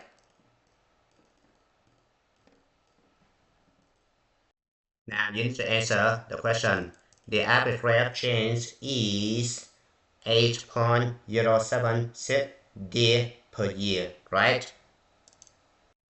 Now let's move on to question B2I. Use the average rate of change found in part 1 to estimate the number of white-tailed deer in the wooded area for t equal 19 years. Alright, so you know that the point slope formula is going to be y minus y1 equals m times s minus s1, right? Now you need to pick the order pair. S1, Y1 is going to be given right here, right? So I'm going to pick 231, right? So it's going to be equals 231, right? Now the average rate of change, which means m right here. So m in this situation, we got it from BI right here. It's going to be 8.076, right? So I have y minus y1, which means minus 31 equals 8.076 times s minus s1, which means 2, right?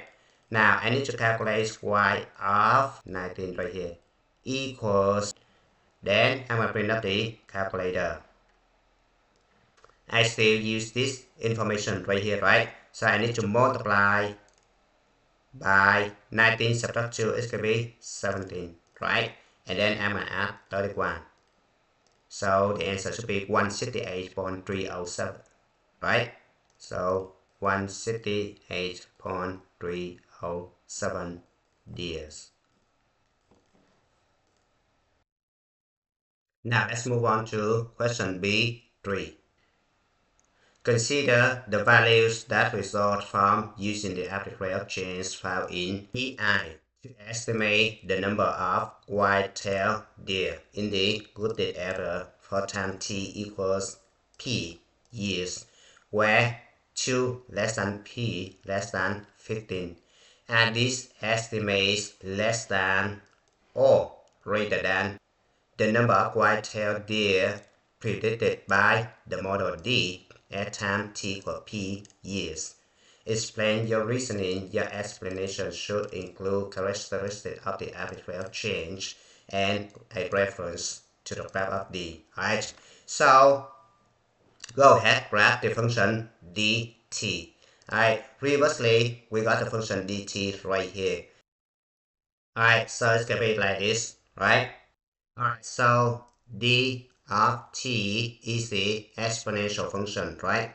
And you know that the average rate of change from 2 to 15 is going to be somewhere right here, and it's going to be right here. 15 is going to be right here, right? So you're going to draw the secant line.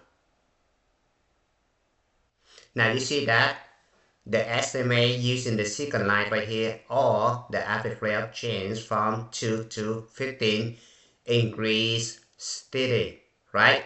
While the exponential function is increasing faster than the secant line right here, because the exponential function right here is concave up, so the rate of change is increasing, right? So dt must be greater than dp, right?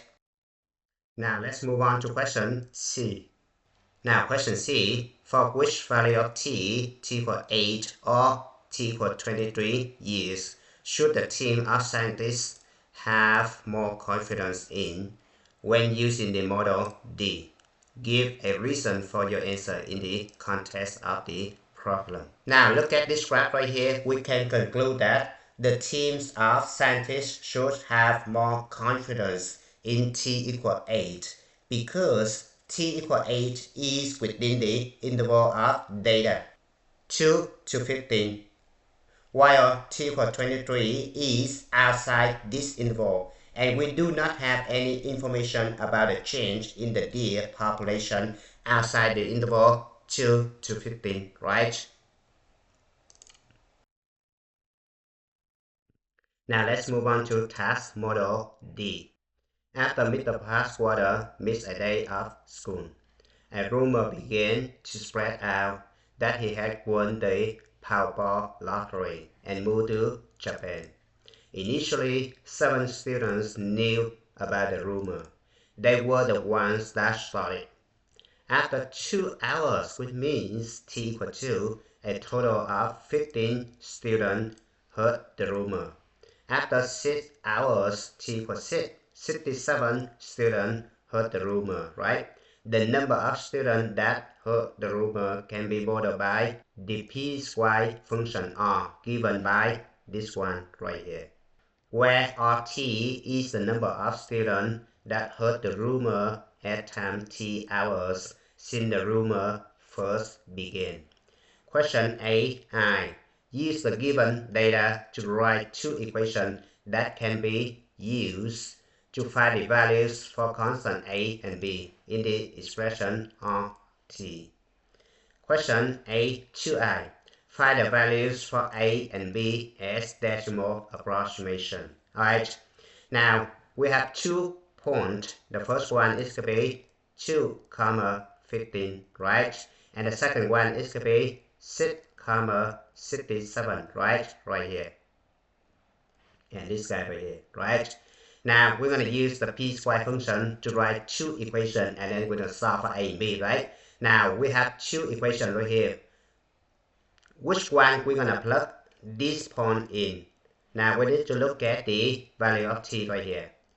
So value of t equal 2. So this guy between 0 and 6, right? So we're going to use the first equation for this point, right?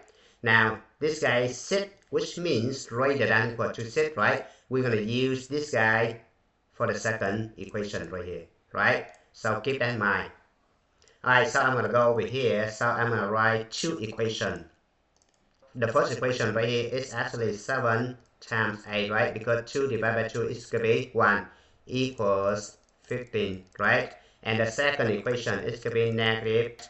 So to solve this one, I need to divide both sides by 7, right? So A equals 15 divided by 7, right? 15 divided by 7. It's going to be 2.142, right? Now B equals 67 plus 13.29 divided by natural log of 6, right? So it's going to be 67 plus 13.29 altogether divided by natural log of 6, right? Hit enter. The answer is 156.432, right?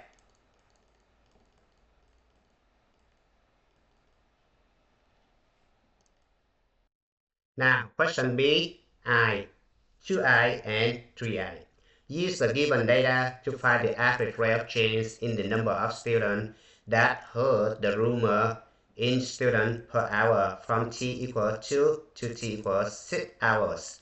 Express the answer as a decimal approximation. Show the competition that lead to your answer. Alright, so we just use the average rate of change formula, right? So we have the average rate of change formula is given by f of b minus f of a over b minus a, right? So in this situation, it could be r of 6 minus r of 2 over 6 minus 2, right? Now r of 6 given 2 coordinate points right here, right? So we need to copy them down over here, 2, 15, and 6, 67, right? So r of 6 equals 67, right? Minus r of 2 is going to be 15 right here, right? Over 6 minus 2, right? So 67 subtract 15 is going to be 52 divided by 4. So it's going to be 13 students per hour, right?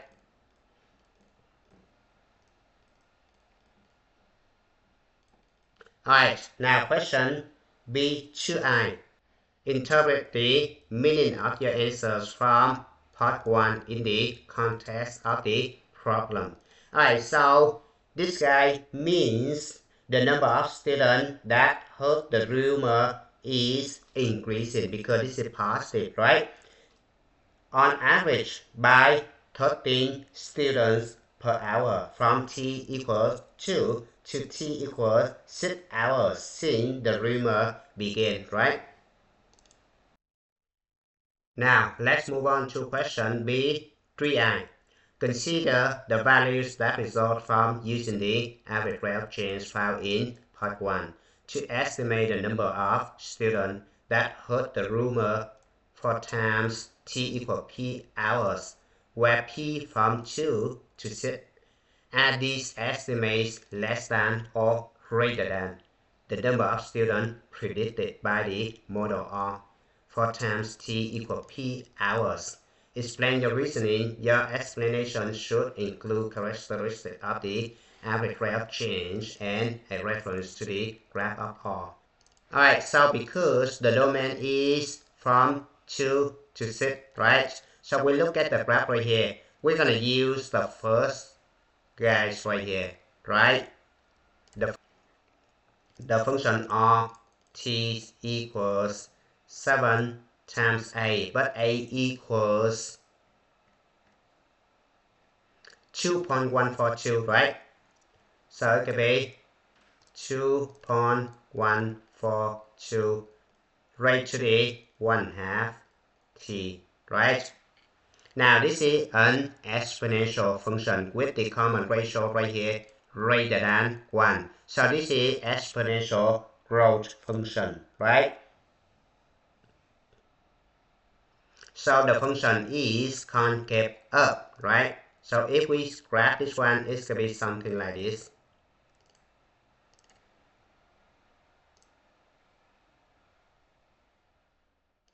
Alright, this one is the y-intercept 7 right here, right? Now t is from 2 to 6, right? Which means the average rate of change is going to be right here. So we're going to go back over here. We're going to say that the estimate will be greater than the number of students predicted by the model R of t, because R of t is concave up exponential function on the interval from 2 to 6, right? Alright, now let's move on to question C. The model R is valid for t from 0 to 12 hours. Explain how the range values of the function R should be limited by the context of the problem. Alright, so we see that the domain is going to be from 0 to 12. We look at the function right here. From 0 to 6 is going to be the exponential function. From t greater than or equal to 6 is going to be the logarithmic function, right? Now, for t greater than or equal to 6, the function of t is the logarithmic function that increases without bound as t increases without bound. And we look at this one right here, we see that the graph of logarithmic function is going to be like this, right? Or you can use that mode to check it. It's going to be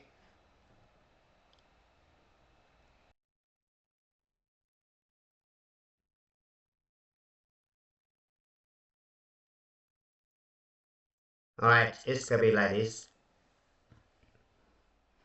So it's gonna be similar to what I did right here, right? Now you need to say that for t greater than or equal to 6, the function rt is a logarithmic function that increases without power, right? When s increases. And you need to calculate r of 12 equals negative 213.29 plus 156.432 times natural log of 12. Alright, so I'm going to print up the calculator. I need to calculate this one. It's going to be negative 213.29 plus 156.432 times natural log of 12. Close it, hit enter. The answer is roughly 175 students.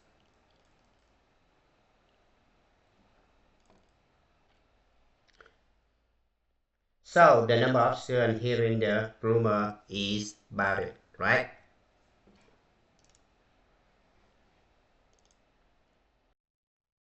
Alright, let's move on to the next question.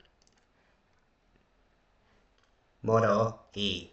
Overnight, a large snowstorm passes through Plug Town.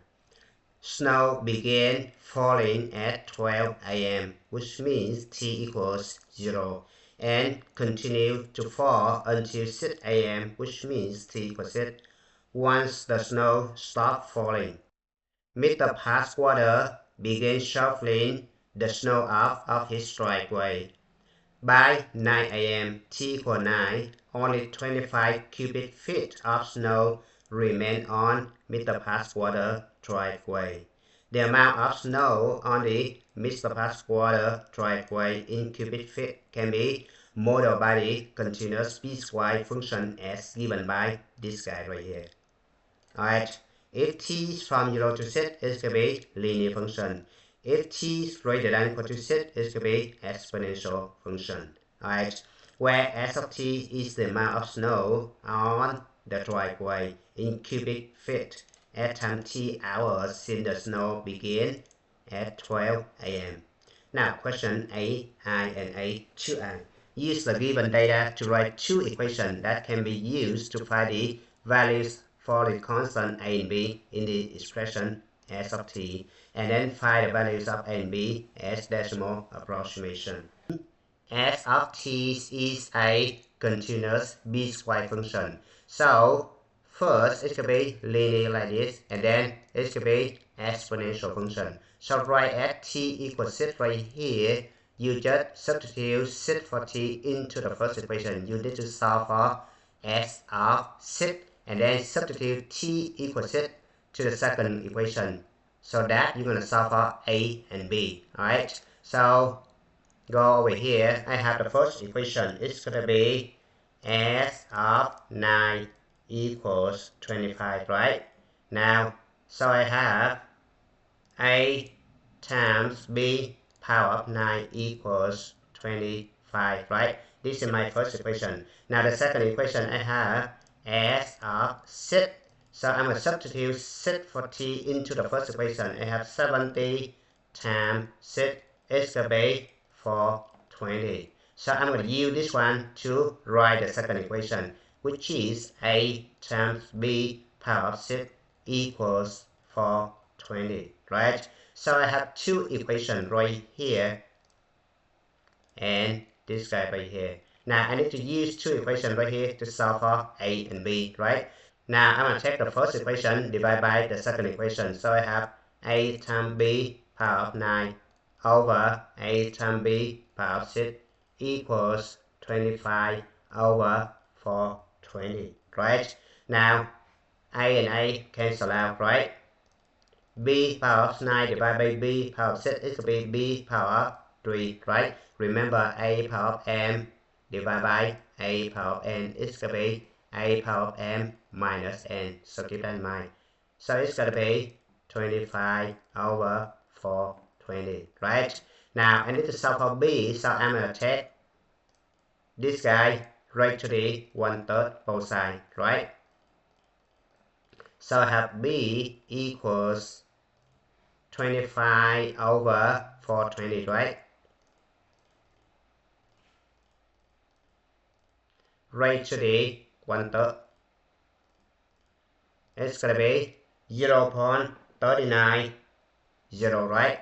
So 0.390.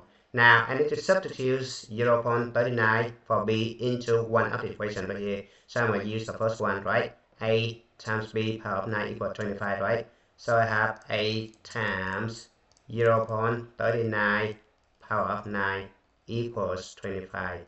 So a equals 25 divided by 0.39 power of 9, right? So the answer is 118,540.8, right?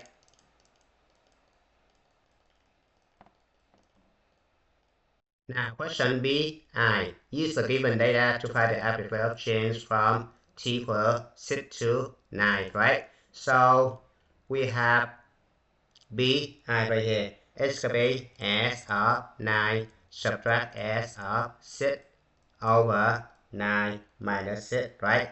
S of 9, we got it, 25. S of 6 is going to be 420, right?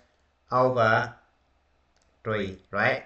So it's going to be negative 395 over 3, right?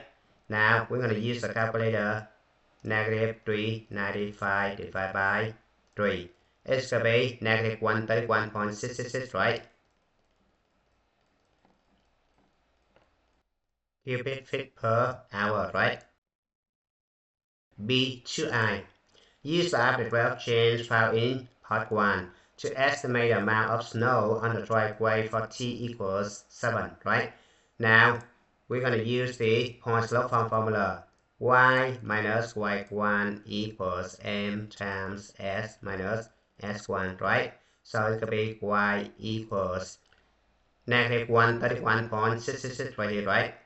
Negative 131.666 multiplied by s minus s1. I'm going to use the point 9 and 25, right? So it's going to be minus 9.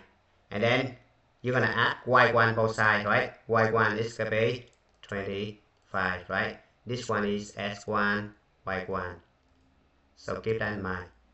Alright, now y of 7 equals negative 131.666 times 7 minus 9 plus 25. Don't forget parentheses, so keep that in mind. Now we're going to bring up the calculator, so it can be this number right here. I just leave it over there, and I'm going to multiply by 7 minus 9, it could be negative 2, right? So multiply by negative 2. And then I'm going to add 25, right? So it's going to be 288.323, right? Alright, question B, 3i, right? Consider the average rate of change of the function s from t equal 9 to t equal b, where p greater than 9. Add this average rate of change less than or greater than the average rate of change from t equals 6 to t equals 9 hours found in part 1. Alright, so basically in order to do this one, we need to sketch the graph, right? Now we're going to go back over here. We see that the equation should be a equal this one and b equal this one. So we have s of t equals 118,540.8 times 0.39 raised to the t, right? This is the exponential function when t greater than equal to 6, right? Now the question asks us to determine if the average rate of change greater than or less than the average rate of change from t equals 6 to 9, right? Now we're going to graph this one on the dash mode to see what happens, right? So we have, so it's going to be like this. And you see that this is the exponential decay function. Now I'm going to graph the function over here. So it's going to be something like this. T equals 6, it's going to be right here, and t equals 9, it's going to be right here, right? So you see that the amplitude change is increasing because the function st right here is concave up, right? So you need to say the amplitude change of the function s from t equal 9 to t equal p hours greater than the amplitude change from t equal 6 to 9, right? Because the function s is an exponential function with b less than 1, right? So the function is decreasing but concave up. Therefore, the amplitude change in cubic feet per hour are increasing or getting less negative over equivalent input value intervals as the value of t increase, right? Now let's move on to question C.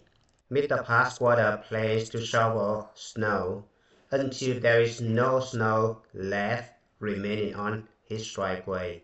Explain how this information can be used to determine the domain limitation for the model S. Alright,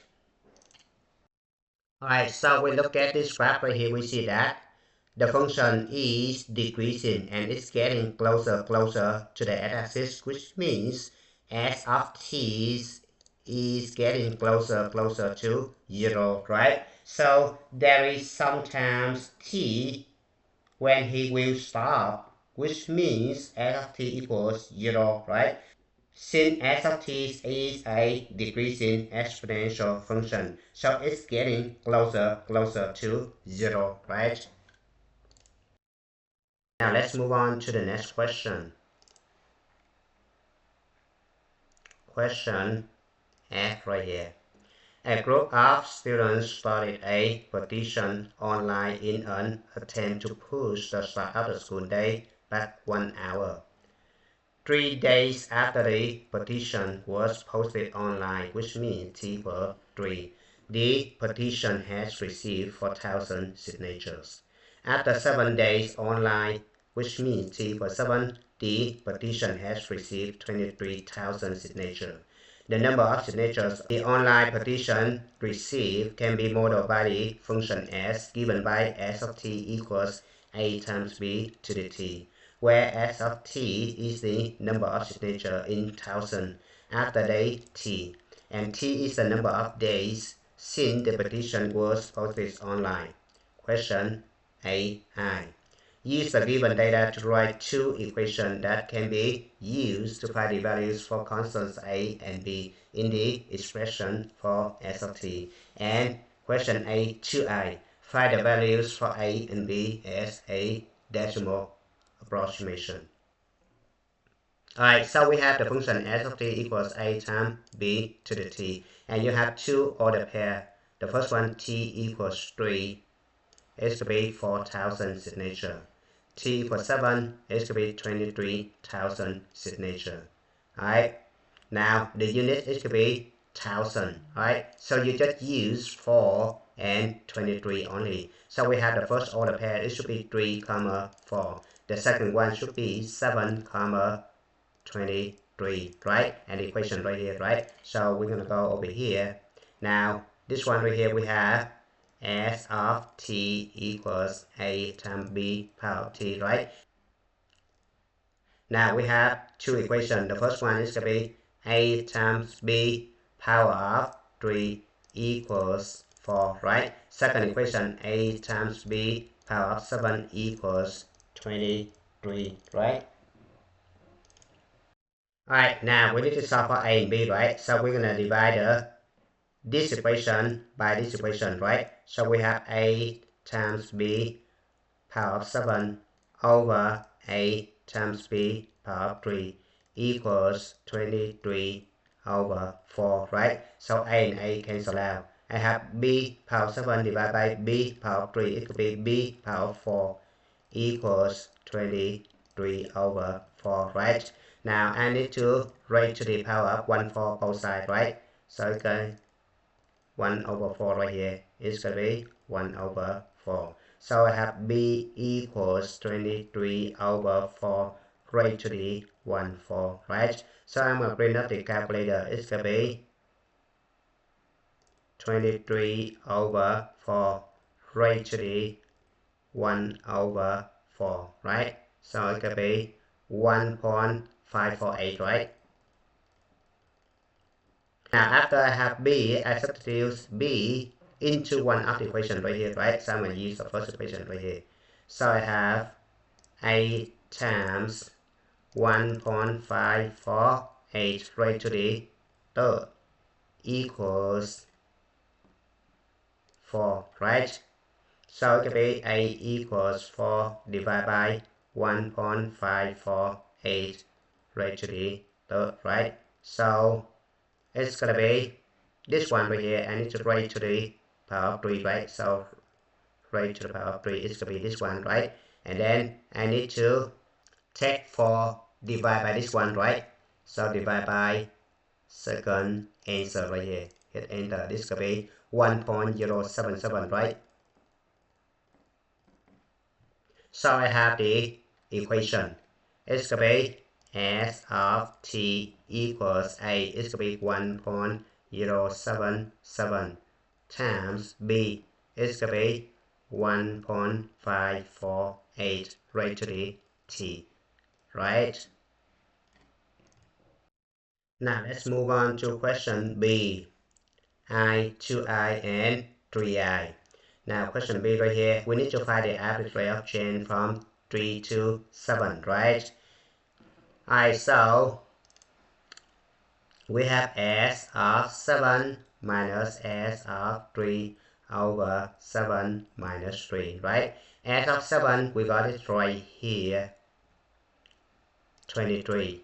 S of 3, we got it 4 right here, right? So we have 23 minus 4 over 7 minus 4 is going to be 4, right? So have 19 over 4, right? So 19 over 4, if you divide it, it's going to be 4.75 thousand signature per day, right? Now question B2I. Use the average rate of change found in part 1 to estimate the number of signature in thousand the online petition received after t equals 13 days. Right? So we're gonna write the linear function in the point slope form, right? So we have y minus y1 equals m times s minus s1, right? Now I'm gonna pick the points 3, 4, right? So I'm gonna substitute over here. It's gonna be s1 and this is y1, right? So it's gonna be y minus y1, which means for equal the rate of change is going to be 4.75 right here times s minus s1, which means 3, right? Now I need to calculate y of 13, right? So it's going to be 4.75 times 13 subtract 3, and then I need to add 4 both sides, right? So it's going to be 4.75 times 10 plus 4, right? So it could be 47.5 plus 4, right? So it could be 51.5 thousand signatures, right? Now let's move on to question B3I. Consider the average rate of change of the function s from t equals 7 to t equals p, where p greater than 7. And this average rate of change less than or greater than the average rate of change from t equals 3 to t equals 7. Right? So basically you just grab the exponential function and you will see it. Now you look at the exponential function, it's going to be right here. Right? The common ratio right here is greater than 1, so this is exponential growth function, right? So if you grab it, it's going to be something like this.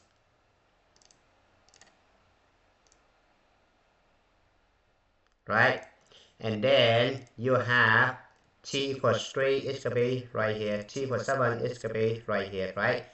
So you just get the second line. It's gonna be right here, right? Now this is 7. This is 3. Now if P greater than 7, which means P is somewhere right here, right? So the second line becomes steeper, which means average rate of change is increasing. So it's gonna be greater than, right? So you need to say the average rate of change of a function s from t equals 7 to t equals p are greater than the average rate of change from t equals 3 to t equals 7. Because the function s is an exponential growth function with b greater than 1, the graph of the function s is increasing and concave up.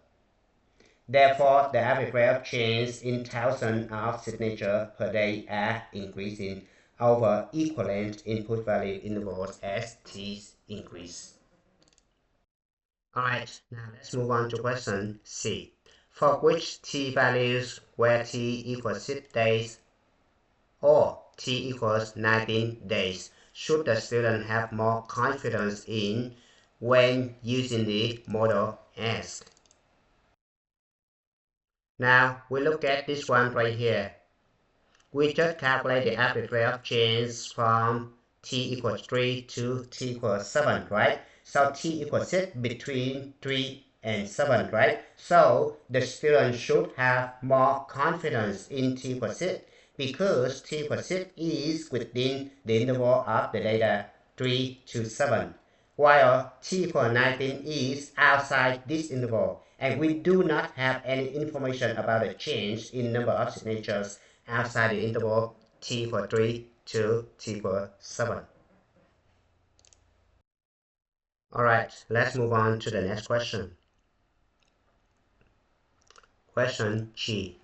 After Mr. Passwater decides that he wants to get back to his glory days, he joins a gym and begins a workout program designed to increase his maximum bench press.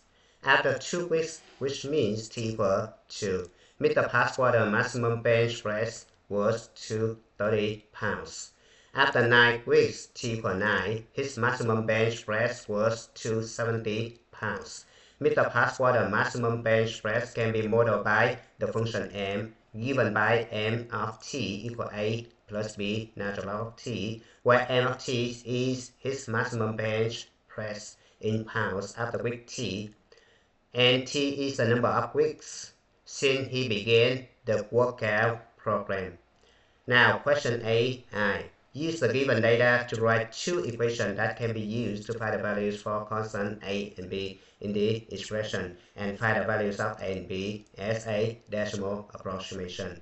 Alright, so we look at this one right here. We see that we have 2 order pairs, right? It's going to be 2 and 230, right? 2, 230, right? Second one is going to be 9, 270, right? And we have the equation right here, a plus b natural log of t, right? So we're going to write over here m of t equals a plus b times natural log of t, right?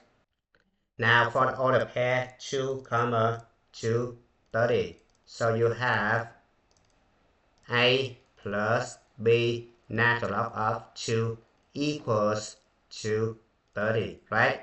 The second one is going to be 9 270, right? So we have a plus b natural log of 9 equals 270, right? Now we need to solve for a and b, right? So we're going to go over here. In order to do this one, you need to subtract this guy vertically. Keep in mind, when it comes to exponential function, you need to divide. When it comes to the logarithmic function, you need to do subtraction. So a subtract a is going to be 0, right? So I have b natural log of 2 subtract b natural log of 9 equals 230 subtract 270 is going to be negative 40, right? Now I'm going to factor b out, right? So I have b times natural log of 2 minus natural log of 9 equals negative 40, right? So B equals negative 40 divided by natural log of 2 minus natural log of 9, right? So I'm going to bring up the calculator. It's going to be 26.594, right? Now we're going to substitute 26.594 for B into one of the equation right here, right? So I'm going to pick this one right here. Alright, so I have A plus 26.594 natural log of 2 equals to 30, right? So I have A equals to 30 minus 26.594 times natural log of 2, right? Alright, I'm going to bring up the calculator. So it's going to be 11.566.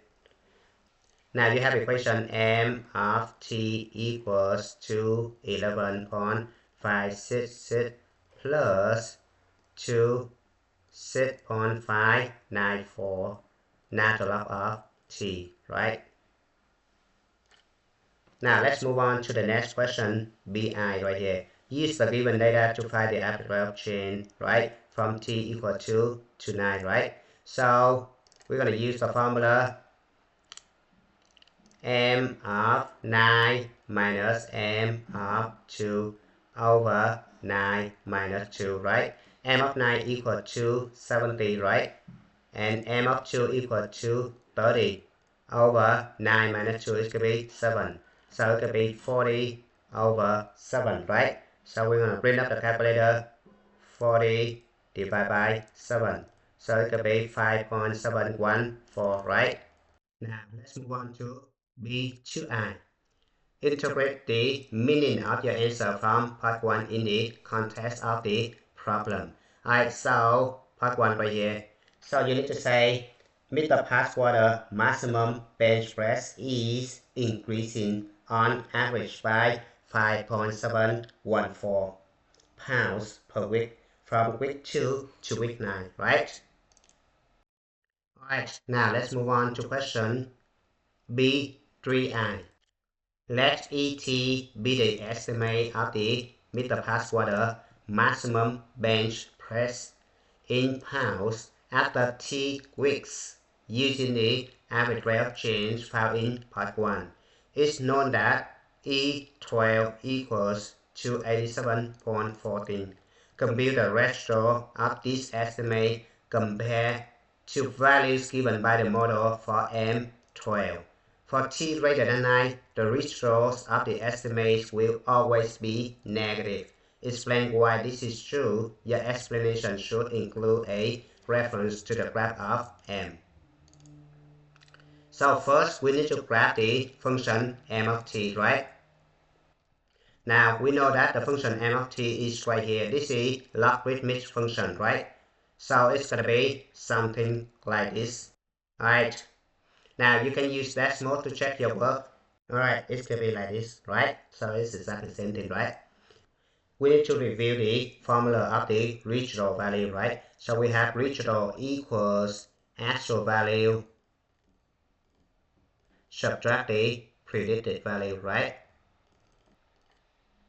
So in order for you to memorize the formula, look at the letter right here, RAP, right? So if you have graph greater than 0, this one is underestimated.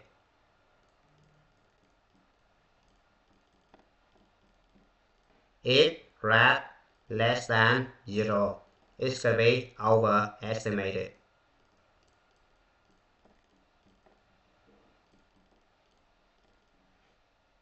Alright. So we need to calculate M12. Ratio equals M12 subtract E12, right? So M12, we're going to use the function right here. Alright, so we substitute 12 for T, right? So it's going to be 211.566 plus 26.594 times natural log of 12, right? It's going to be 277.649, right?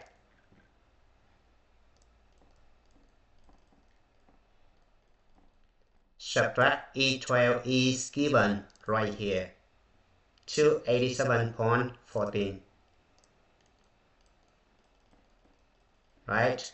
Now, you need to subtract this one by 287.14.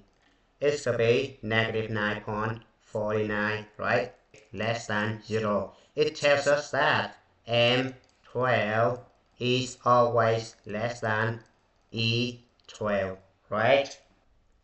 For t greater than 9, the ratio of the estimate will always be negative. Explain why this is true. Now we look at this one right here. We see that the natural logarithmic function is concave down,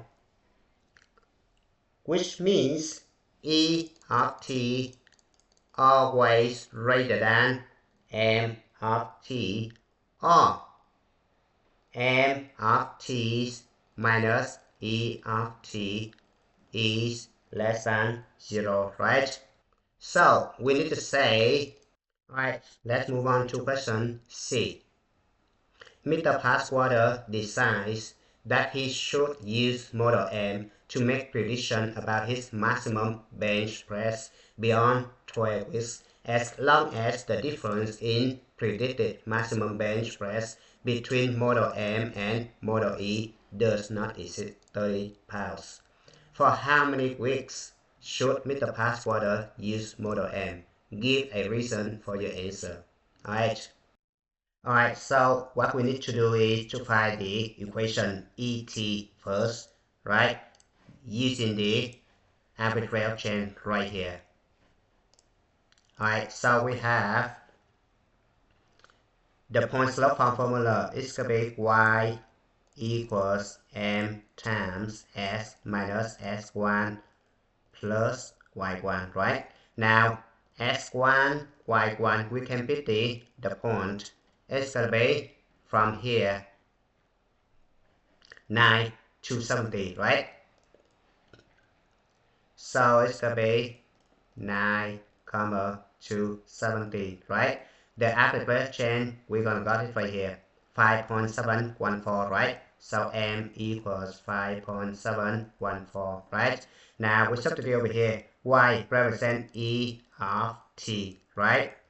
Equals 5.714 times s, which means t, right? Minus 9 plus 270, right? Now we're going to simplify this one, distribute this one, and simplify. So it's going to be 5.714 t. And then 5.714 times negative 9 at 270. So it turns out to be plus 218.61, right? Now, previously, we have the function mt right here, right? So we copy this one down. mt equals to 11.566 plus 26.59 for natural log of t, right? Now we go back over here. We need this guy right here, the difference in predicted maximum bench press between model M and model E does not exceed 30 pounds, right? So which means we want E of t minus M of t less than 30, right? So we have E of t, which means 5.714 t plus 218.61 subtract 211.566 and then subtract this one 26.594 natural log of t less than 30. Alright, so this one is the system of two equations. The first equation should be y equals this one right here. Alright, I copy over here. And the second equation should be y equals 30, right? So I'm going to graph these two guys on the same x and y coordinate planes, right? And I need to pick the value of t squared. The portion of the graph is below 30, right? So I'm going to go to that mode. I have two equations right here. Alright, so the graph should be right here. Now the intersection between two graphs right here is going to be 17 right here, right? So the portion below the y equals 30 is this guy right here, right? So it should be less than 17, right? Because if it's greater than 17, it's above the line equals 30, right? So we need to say that t less than 17.296 weeks, right? Now let's move on to the next one, the Model H. Marie Curie first discovered radium in 1898. After isolating pure radium, Curie was awarded her second Nobel Prize in 1911, becoming the first person in history to win two separate Nobel Prizes. A group of scientists began studying a particular symbol of a radium isotope called radium-224. After 2 days, which means T equals 2, there were 3.42 grams of radium-224 remaining in the symbol. After 13 days, which means T equals 15, the symbol contained 0.29 grams of radium-224. The amount of radium-224 remaining in the symbol can be modeled by the function R given by R of t equals A times B raised to the t, where R of t is the amount of radium-224 in grams remaining after day t, and t is the number of days since the scientists began studying the radium-224 symbol. Use the given data to write two equations that can be used to find the values for constant A and B in the expression RT. Find the values of A and B, right? So we look at this one, we have two order pairs. The first one is going to be t equals 2 and it's going to be 3.42, right? Second one, t equals 15 and it's going to be 0.29. And the equation is going to be right here, right? So we're going to go over here, we write two equations. The first one is going to be R of 2 equals A B squared equals 3.42, right? Second one, R of 15 equals A times B power of 15 equals 0.29, right? Now, in order to solve for A and B, I need to divide, right? Keep in mind. So, I'm going to divide the bottom by the top, right? So I have A, B power of 15 divided by A, B power of 2. The reason why, because I'm trying to get rid of the negative exponent, right?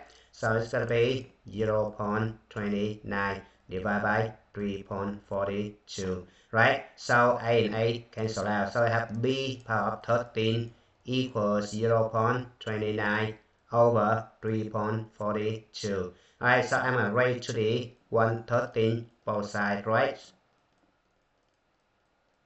So B equals, right, hit enter, the answer 0.827, right? 0.827, right? Now I substitute 0.827 into one of the equations right here, right? So I pick the first one, right? So I have A times 0.827 power of 2 equals 3.42. So A equals 3.42 divided by 0.827 squared, right? So it's going to be 0.999, right? Alright, so I have the equation. It's going to be R of t equals 4.999 times 0.827 to 7 raised to the t, right? Now question BI. We need to find the average rate of change, right, from here to here, right? So from 2 to 15, it's going to be R15 subtract R2 over 15 subtract 2. So it's going to be R15 is going to be right here, 0.29, right? Subtract 3.42. 0.29 subtract 3.42 over 13, right? So I'm going to bring up the calculator. I have 0.29 subtract 3.42. It's going to be negative 3.13 divided by 13. So it's going to be negative 0.24, right? Grams per day, right?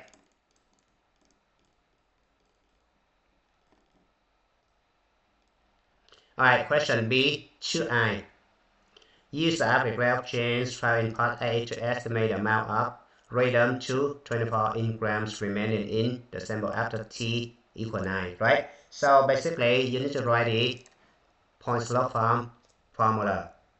So basically, you need to write the linear function in the point slope form, right? So we have y minus y1 equals m times s minus s1, right? Now s1, y1, I'm gonna pick the point 2, 3.42, right? And the average rate of change is gonna be right here, right? So m equals negative 0.24, right? Now, this one right here is y equals negative 0.24 times s minus s1, which means 2, right? Plus y1 is going to be plus 3.42, right? Now, this one is a function in terms of t, so I need to change t, right? We have y of 9 equals negative 0.24 times 9 minus 2 plus 3.42, right? So we're gonna bring up the calculator. We have negative 0.24 right here already, right? We need to multiply by 9 minus 2 is gonna be 7, right? And then we need to add 3.42, right? So the answer should be 1.734, right? So it will be 1.734 grams. Now let's move on to question B3I. If the model R was graphed in the xy plane using a semi-log plot, where the vertical axis is logarithmically scaled, would you expect the graph of R to appear linear, quadratic, exponential, or logarithmic? Explain your reasoning. Your explanation should include a reference to the graph of R and the properties of semi-log plots, where the vertical axis is logarithmically scaled. Now you learn in topic 2.15, since the function R is an exponential function, right? It's right here.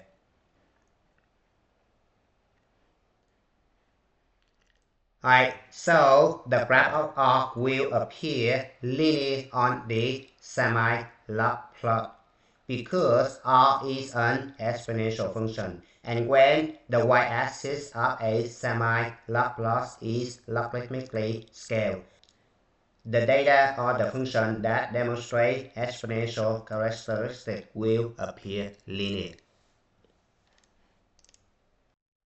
Alright, let's move on to question C.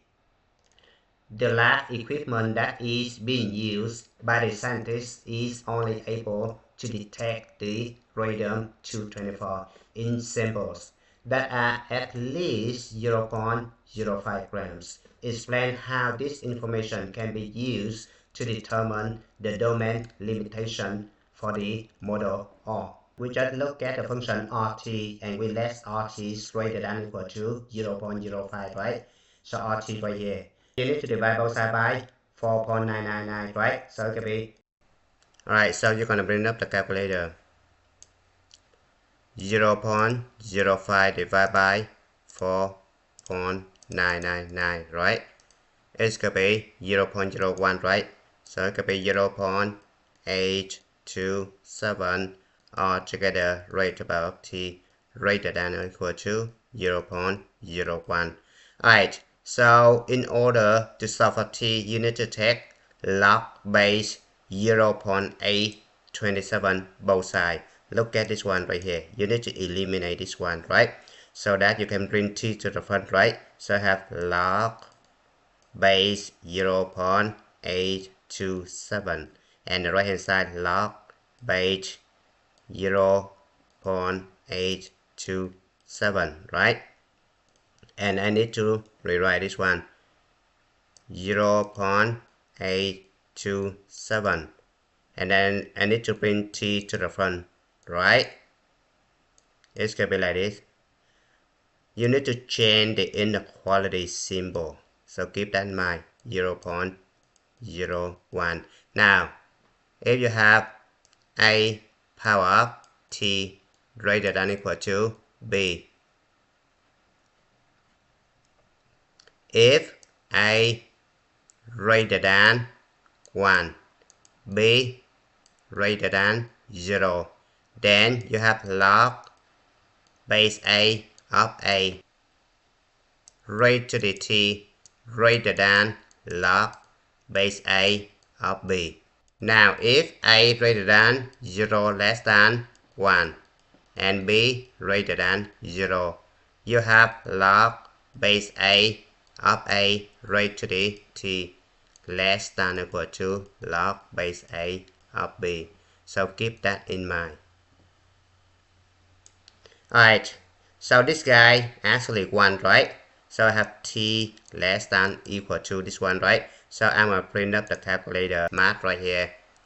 Now I go down until I see log right here. Alright, 0.827. And then this one should be 0.01. Hit enter. The answer is 24.244, right?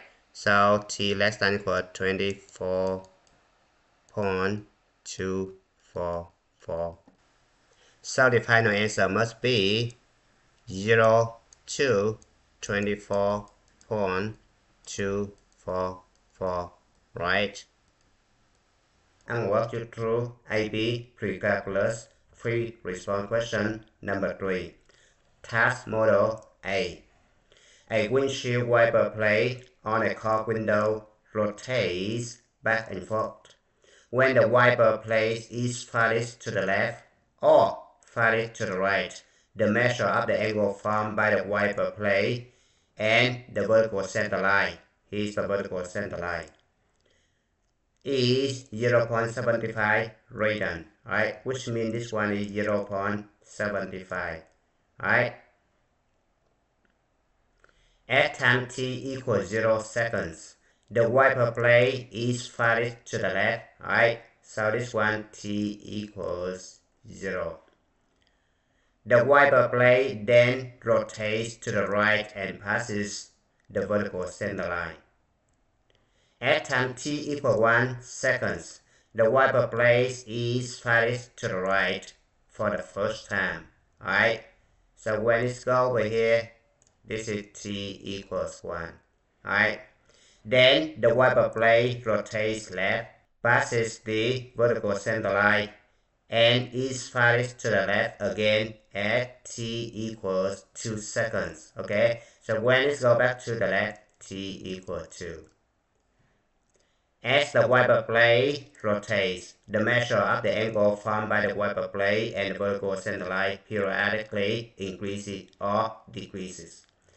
The sinusoidal function h models the measure of the angle in radians formed by the wiper plate and the vertical center line as a function of time t in seconds.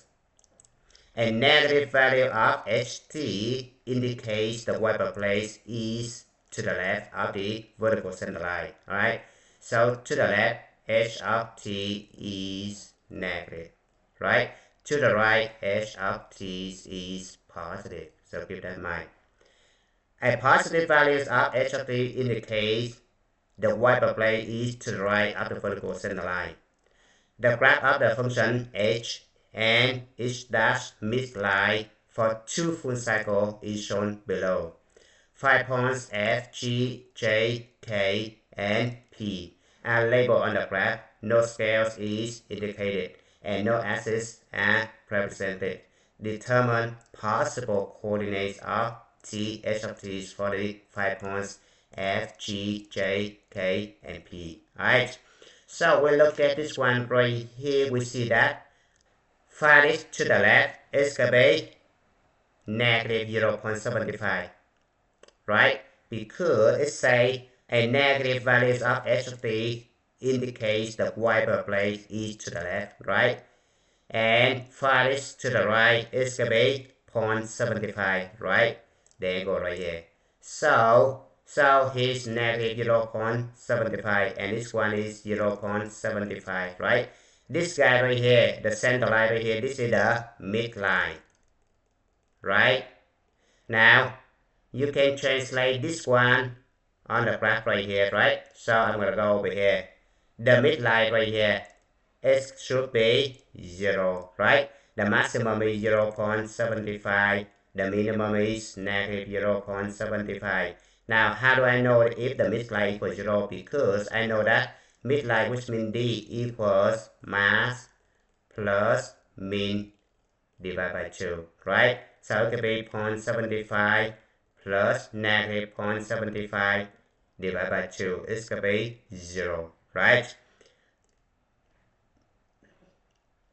Now, we need to find the period. So, look, it starts from the left-hand side, right? Let's go to the right-hand side at t equals 1 and go back to over here. So, the period should be 2 seconds, right? Now, you're going to take the period divided by 4 to find the length of each quarter, right? So, 2 divided by 4 is going to be 1/2, right? Or 0.5, right? So, 0.5 is the length of each quarters, right? Point F is the maximum point, right? So, the maximum value should be 0.75, you put over here, right? Which means the wiper plate should be on the right hand side right here, right? And right at this point, t should be equal to 1, right? So I have 1 right here, right? When it's go to G, this is the midline, which means the first quarter, right? So you need to add 0.5 each time. Look, each quarter 0.5, right? So I have 1 right here at 0.5, which means 1.5 here, right? Midline, which means 0, right?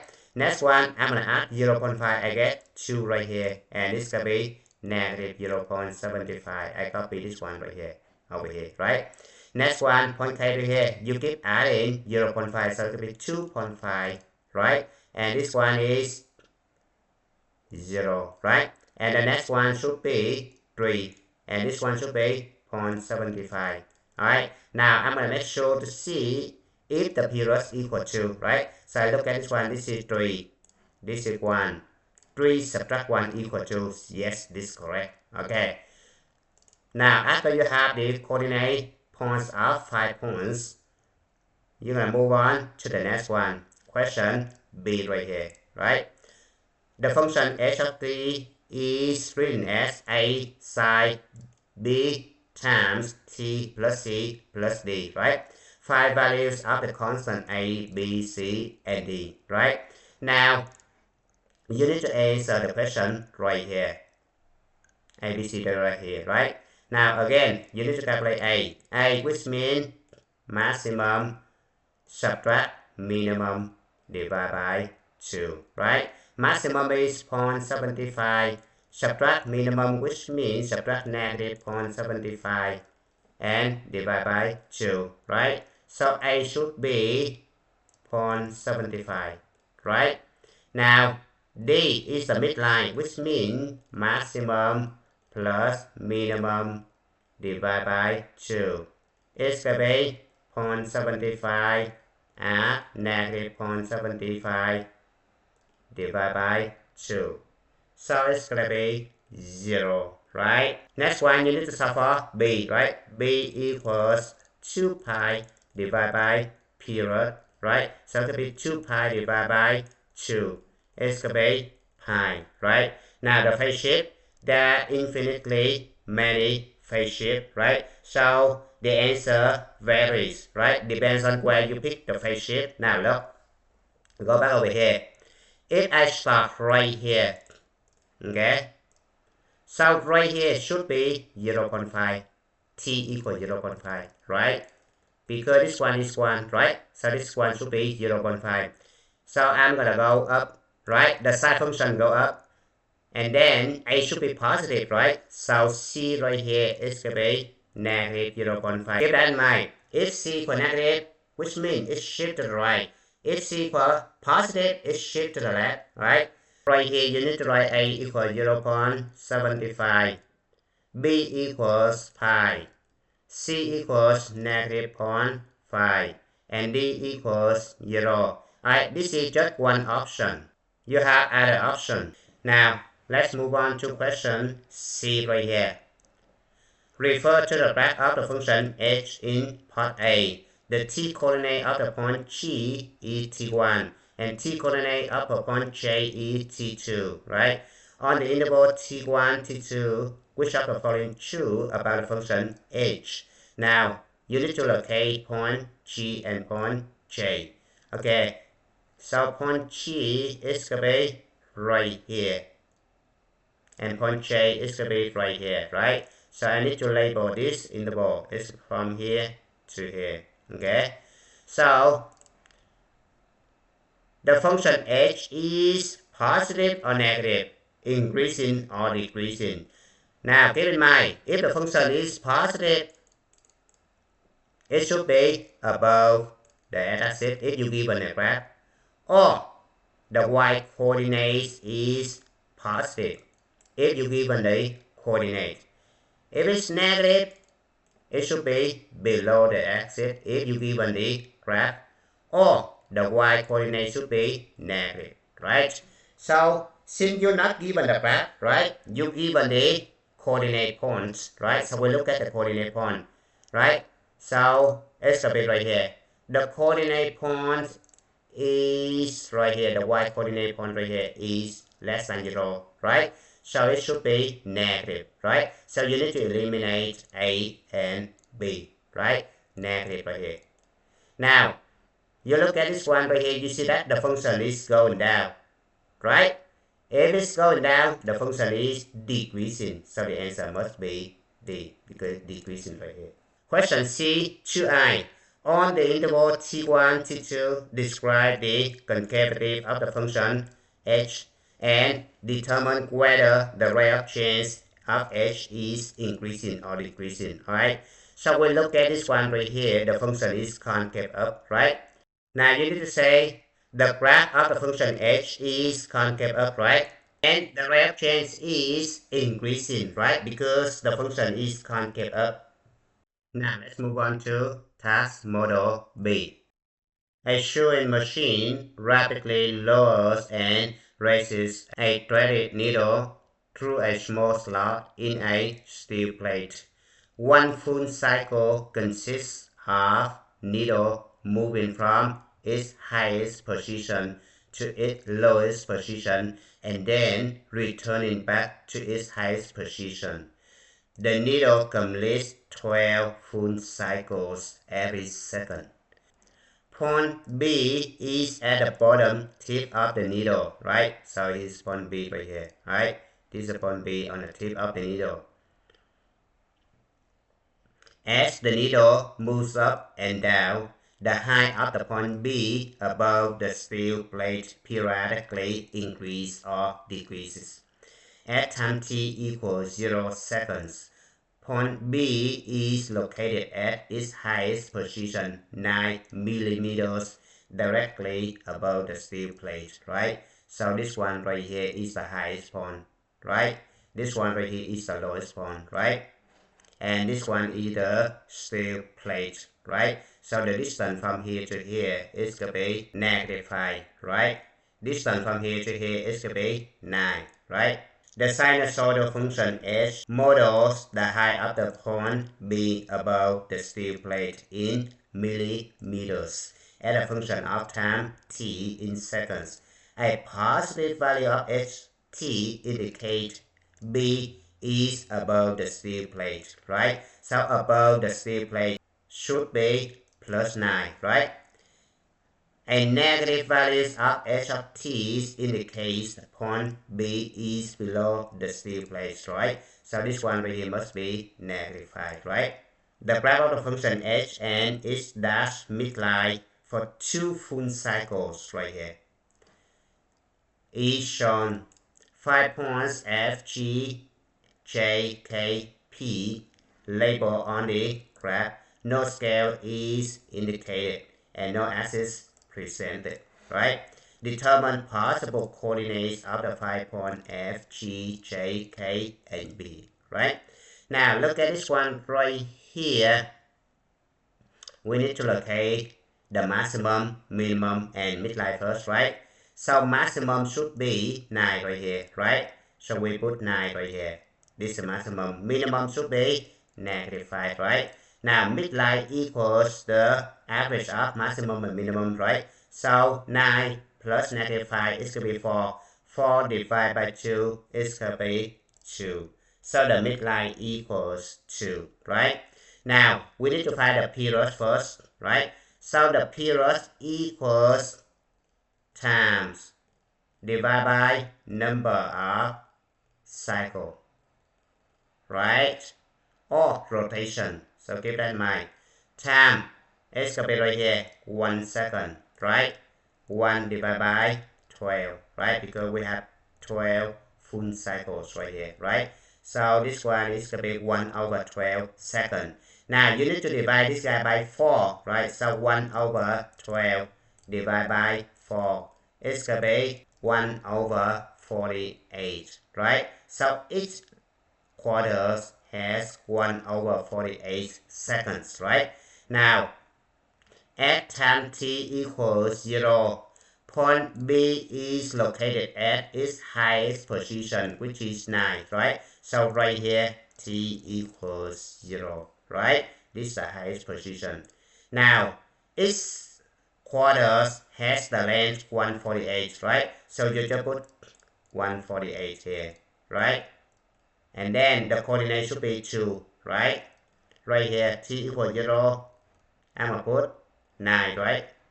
So t equals 0, h of t equals 9, right? 9 here. Now, you keep adding 148 each time, right? So this one should be 2 over 48. And then the y coordinate should be negative 5, right? Negative 5. Now this one should be 3 over 48, right? And then the coordinate of y should be 2. And point B right here is going to be 4 over 48, 9, right? You can simplify this one. 2 over 48 should be 1 over 24, right? Now 3 over 48, which means 1 over 16, right? And this one, 4 over 48, which means 1 over 12, right? Now let's move on to question B. We need to solve for A, B, C, and D, given the function h of t equals A cosine B of t plus C plus D. Now you know that the cosine function starts from the maximum, back down to the midline, go down to the minimum, back up to the midline, and go up to the maximum, right? If it starts from the minimum, the function looks like this.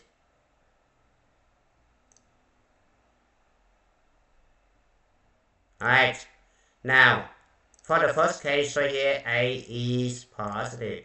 The second case right here, A is negative. So keep that in mind. Alright, go back over here. We need to solve for A, B, C, and D, right? So recalculate A. A is going to be mass subtract mean divided by 2. So it's going to be maximum equal 9, minimum is negative 5, right? So 9 subtract negative 5 divided by 2. It's going to be 7, right? Now you need to find the midline. Midline equals mass plus mean divided by 2. So it could be 9 minus 5 divided by 2. It's going to be 2, right? You need to solve for b. b equals 2 pi divided by period, right? Period equals 1 over 12, right? So you just multiply the top and bottom by 12, right? Like this. So this one cancel out. So it could be 24 pi, right? Now, the next one, you need to find the phase shift C. So we look at this one. The cosine function, you can start right here, right? If you start right here and you go down like this, right? Which means A positive, right? Look at the graph right here, okay? So if you start right here, the phase shift is 0, right? So C equals 0, right? So right here you can write A equals 7, B equals 24 pi, C equals 0, and D equals 2, right? Now, you have another option. Remember, B still 24 pi, right? D still 2, right? Now A and C could change. Now, you need to pick the phase shift, right? So if you start right here, remember the cosine function either start from the maximum or minimum, right? If it start right here, the phase shift right here should be 124, right? The phase shift right here should be negative 124, right? So C right here is negative 124 right here, right? Now, because it starts right here and it's go up, right? If it's go up, it looks like a graph right here. A should be negative, right? So A in this situation should be negative 7, right? Now, next one. B still the same. D still the same, right? Now A and C could change, right? Now, if you start right here, right? The phase shift is negative 1 over 12. So C equals negative 1 over 12, right? And then you go down, right? So you look at the graph of the cosine function right here. A should be positive, right? So A in this situation is 7, right? Now let's move on to the next question right here. Refer to the graph of the function h in part A, right? T1 is the coordinate of the point F. T2 is the coordinate of point G, right? So I need to locate this one right here, F and G, right here. Alright, now you need to answer the question. Is the function positive or negative? Decreasing or increasing? So we look at the y coordinate right here. We see that the y coordinate is positive, right? So the function is positive, right? You need to eliminate C and D, right? Function is positive. Now, because the function is going down, which means it's decreasing, right? So decreasing right here, the answer must be B, right? Now, we need to determine the concavity and the rate of change of the function, right? The concavity, the function is concave down, right? And then the rate of change is decreasing because the function is concave down, right? So you need to say the graph of the function h is concave down on the interval t1, t2. And the rate of change of the function h is decreasing on this interval, right? Alright, let's move on to the next question. The task model C. The figure shows an overhead view of a canoe, with its paddles extended out on both sides of the canoe. Point A and B are at the end of each paddle. As the occupant in the canoe rows, the position of the two paddles moves from position 1 to position 3 before returning back to position 1. At both position 1 and position 3, the distance between A and B is 5 feet. So the distance from here to here is 5 feet, right? This guy is 5 feet, right? So the position 1 and position 3 right here is have the minimum distance, right? The greatest distance between A and B occurs at position 2, where A and B are is 6 feet from the dash center line of the canoe. Alright, so means this one is 6, this one 6, so total should be 12. So 12 is the maximum distance, alright? At time t equals 0 seconds, the paddles in the position 1, the paddles then rotate through position 2 to position 3. At time t equals 3 seconds, the paddles reach position 3 for the first time, alright? Then the paddles rotate and reach position 1 again at time t equals 6 seconds. As the occupant paddles, the distance between A and B periodically increases and decreases. Alright, so from this information, we can conclude that the period equals 3 seconds. Alright, be careful. A lot of students make mistake. They're gonna say t equals 6 seconds. That's not the case, right? Look at this one. At t equals 0, the paddles are in position 1, which means at the minimum, right? And then the paddles rotate through position 2 to position 3. At time t equals 3 seconds, the paddles reach position 3 for the first time, right? So you see that it's minimum right here. It's go back to the minimum. So the period must be 3. The sinusoidal function h models the distance between A and B in feet as a function of time t in seconds. Alright, now we need to find the coordinate points of point F, G, J, K, and P, right? Now we just analyze that the maximum should be 12, right? The minimum should be 5, right? And then the midline is equals maximum plus minimum divided by 2. So 12 plus 5 equals 17 divided by 2. It could be 8.5, right? Now, at time t equals 0 second, the paddles are in position 1, right? Position 1 is minimum values 5, right? So, before this one, we need to extend this one to the left to see what happens, right? Now, we look at this one right here. At time t equals 0 second, the paddle in position 1, so position 1 right here at the minimum value. This is t equals 0, right? This point right here, t equals 0.75, right? Because you see that period equals 3 seconds, right? So 3 divided by 4, you will get the length of each quarter, right? It could be 0.75. This is the length of 1 quarter, right? Alright, so next one right here, at the maximum point, right?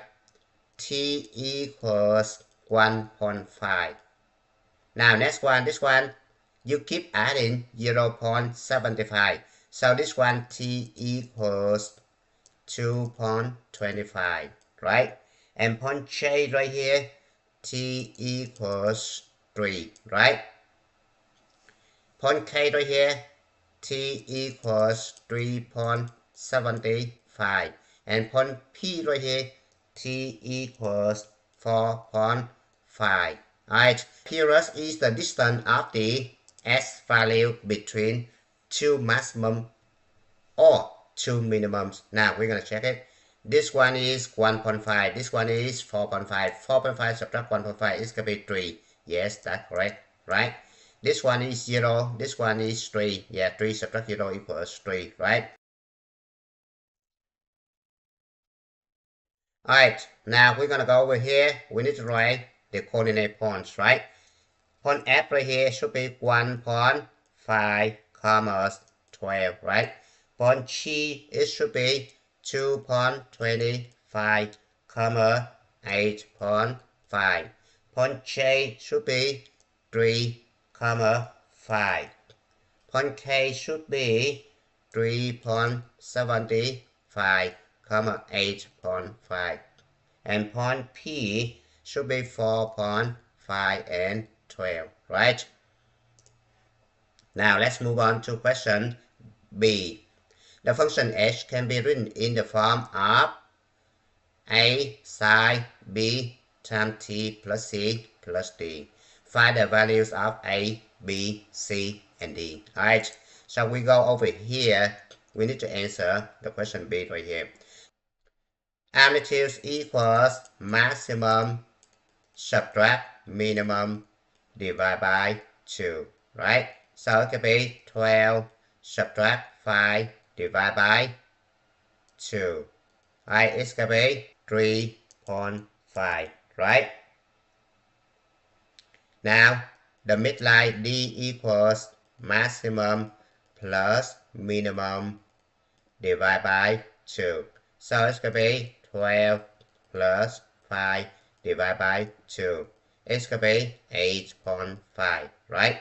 Now, next one, we're going to calculate B. B equals 2 pi divided by period. Period equals 3, right? So it's going to be 2 pi over 3, right? Now, C is the phase shift, right? Now, we look at this one.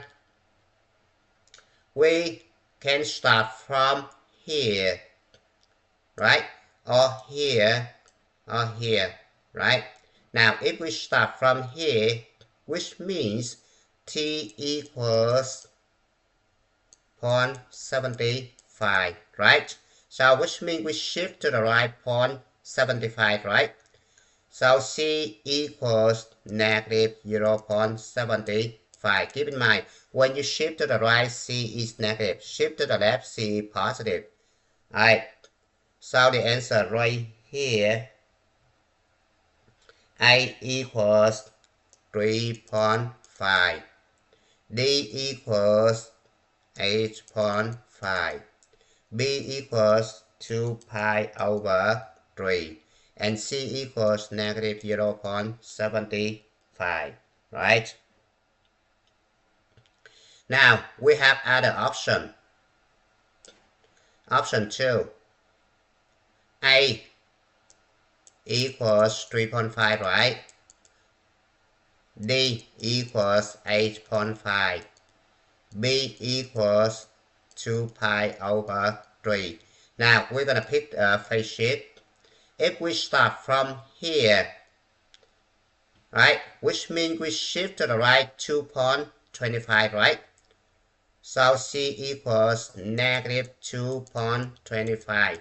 Now we see the graph of the sine function is going down, which means there is a reflection, right? Remember, the general form of the sine function is going to be go up, right? Like this.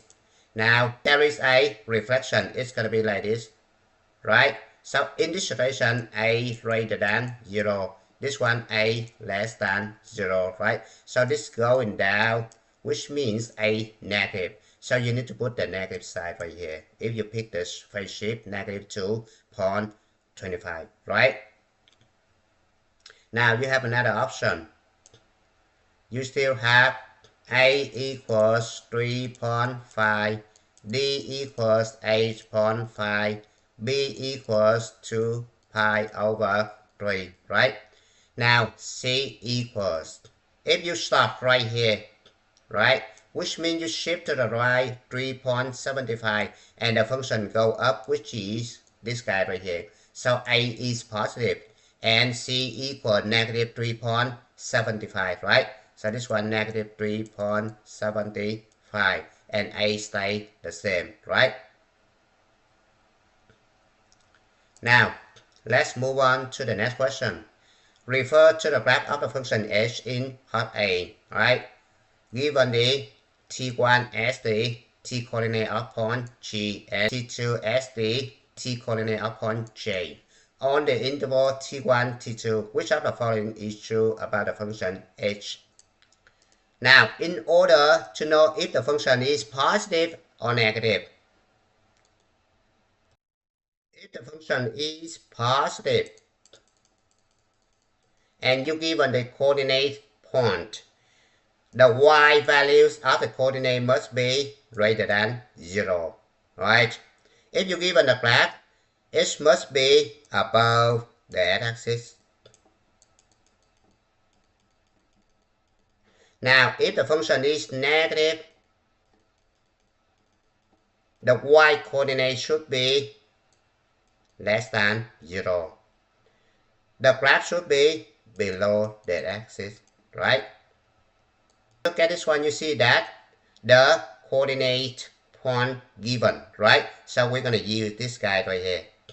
Now we need the function to be positive, right? So the y coordinate must be greater than 0, right? If we need the function negative, the y coordinate should be less than 0. Now we look at this one right here, we see that the y coordinate right here is 8.5 and 5. This is positive, right?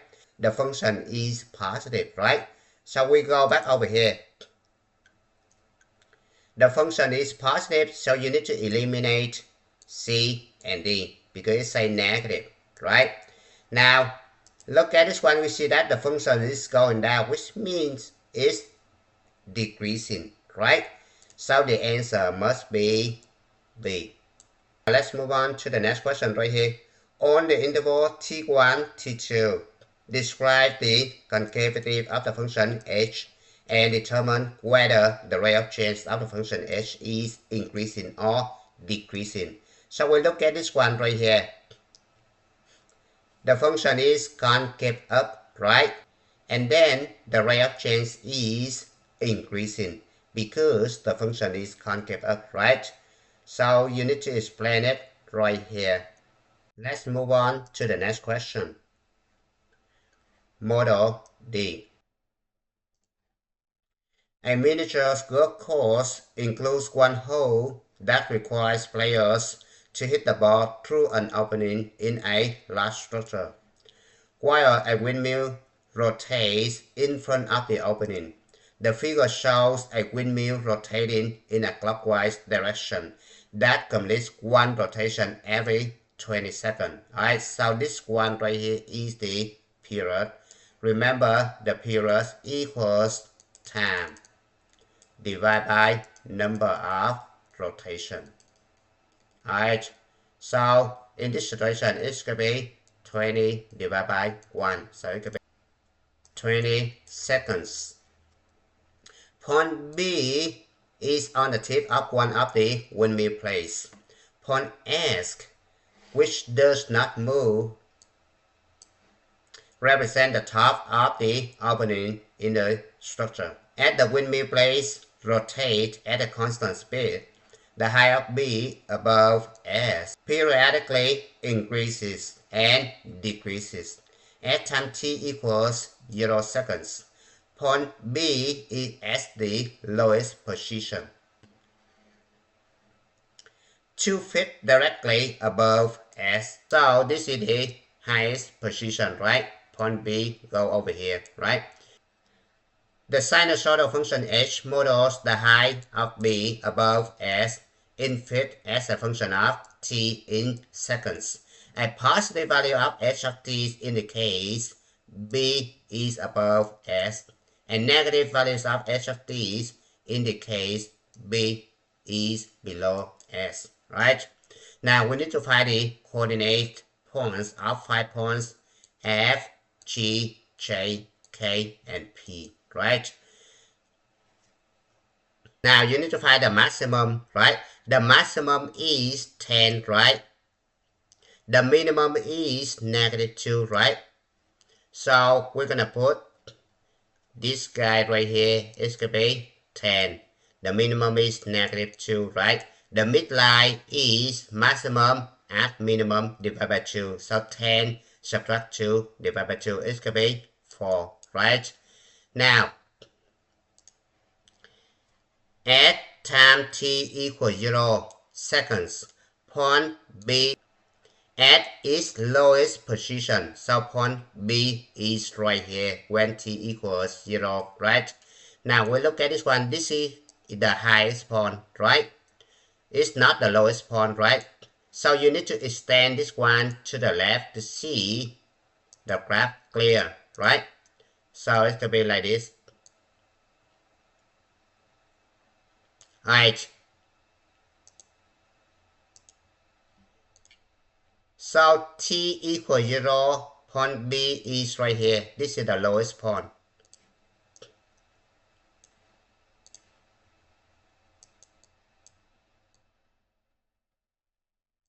T equals 0. Alright, you know that the period equals 20, right? So then you take 20, you divide by 4 to get the length of each quarter, right? So 20 divided by 4, you get 5 seconds, right? So every single quarter, you're going to add 5, right? So this one, t equals 0, go over here. T equals 5 seconds, right? Now, point F right here, t equals 10 seconds, right? Because you're going to add 5, right? And the height right here is 10, so it should be 10, comma 10, right? Now, right here, point G should be 15 seconds, right? And then the height right here should be 4, right? It could be right here. Now, point J right here, it should be 20 seconds, right? And the height should be negative 2. Point K right here should be 25 seconds, right? And the height should be 4, right? Point P right here, you keep adding 5, it should be 30 seconds, right? And the height should be 10. Now let's move on to the next question right here. Question B. The function h can be written in the form of h of t equals a cosine b of t plus c plus d. We need to find a, b, c, and d. Alright, so to calculate a, we're going to use the formula maximum subtract minimum divided by 2. Alright, you know that the maximum is going to be 10. Subtract minimum should be negative 2 divided by 2. So it's going to be 6, right? Now, b equals 2 pi divided by period. The period equals 20 seconds, right? So it could be pi over 10. Now, c is going to be phase shift, right? So we look at this one right here. This is the cosine function, right? So, you know that the cosine function starts from the maximum or minimum, right? If it's maximum, it's going to be like this. If it's minimum, it's going to be like this. Alright.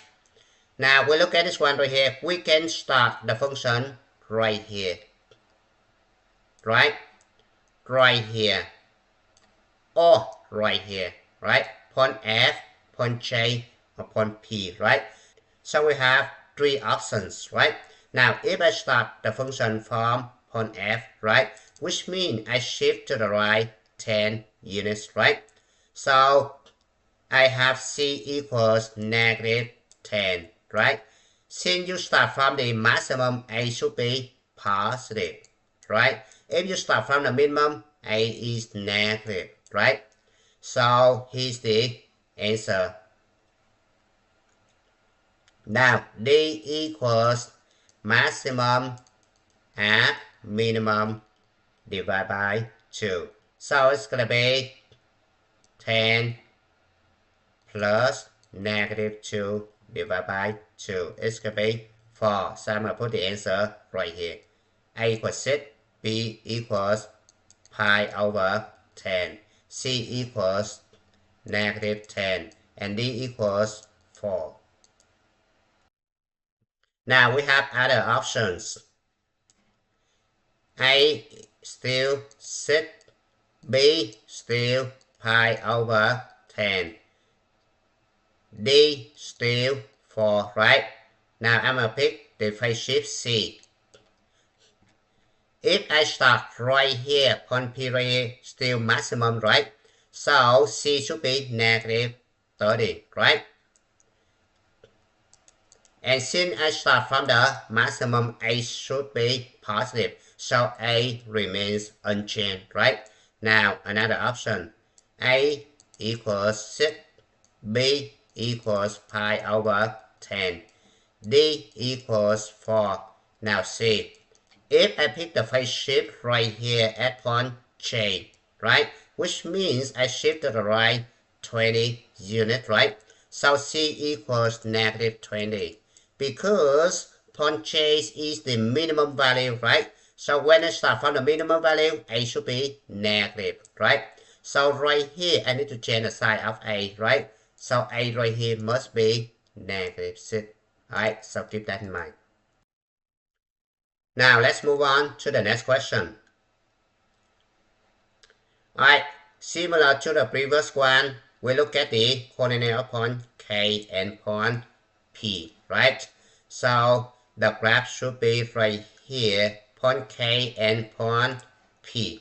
It should be right here. We need to identify within this interval. The function is positive or negative, right? So we look at the y-coordinate, right? The y-coordinate right here is going to be 10 and 4. So the function is positive, right? So we need to eliminate C and D. Now, since the function is going up, so it should be increasing, right? So the answer must be A.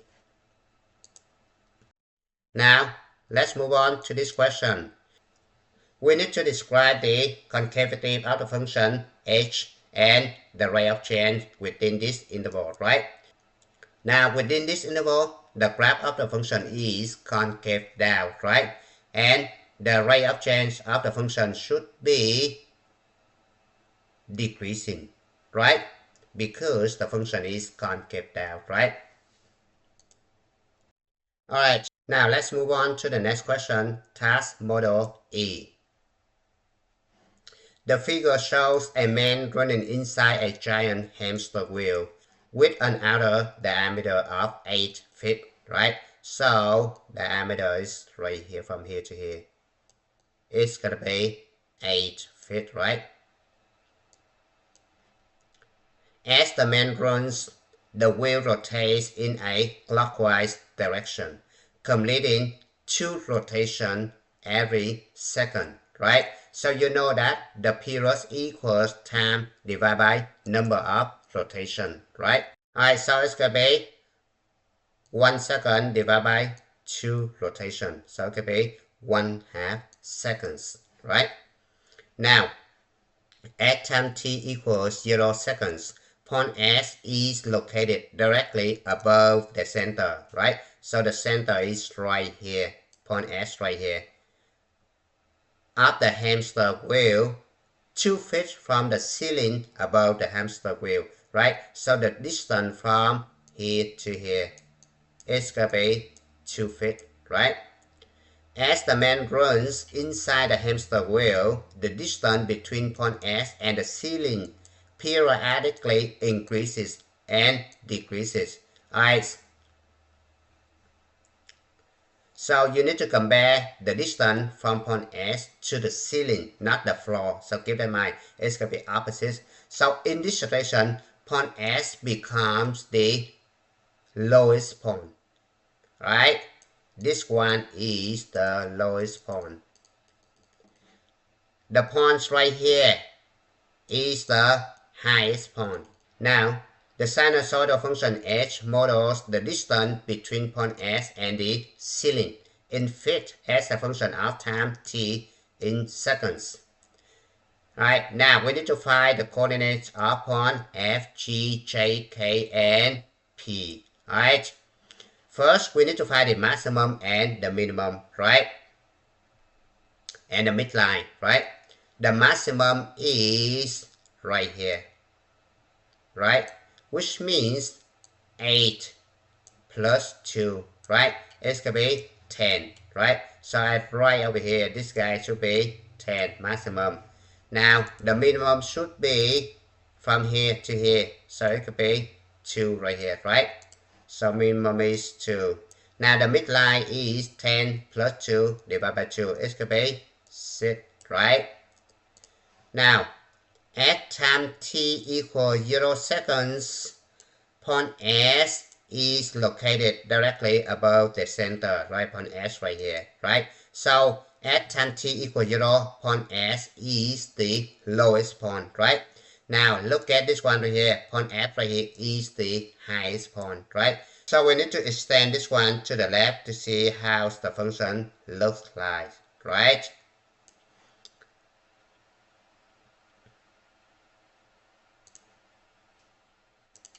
Okay, so right here t equals 0 and this is the point S, right? Because the distance from here to here is the minimum, right? Now since the period equals 0.5 seconds, right? You need to take the period divided by 4, so it could be 1/2 divided by 4. It's going to be 1/8, right? So every single time you just keep adding 1/8, right? So right here is t equals 1/8, right? Right here 1/8 plus 1/8 is going to be 2/8, and you simplify it's going to be 1/4, right?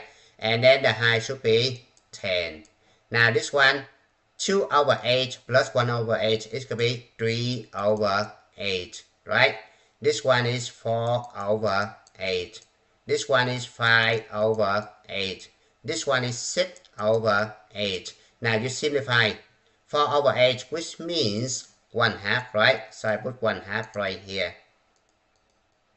This is 5/8 cannot be simplified. This is 6/8, which means 3/4, right?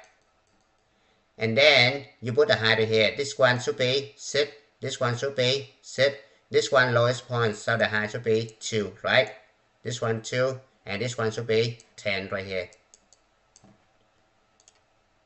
Now on the AP exam, you don't need to simplify this one, alright? So you just keep adding 1/8 each time.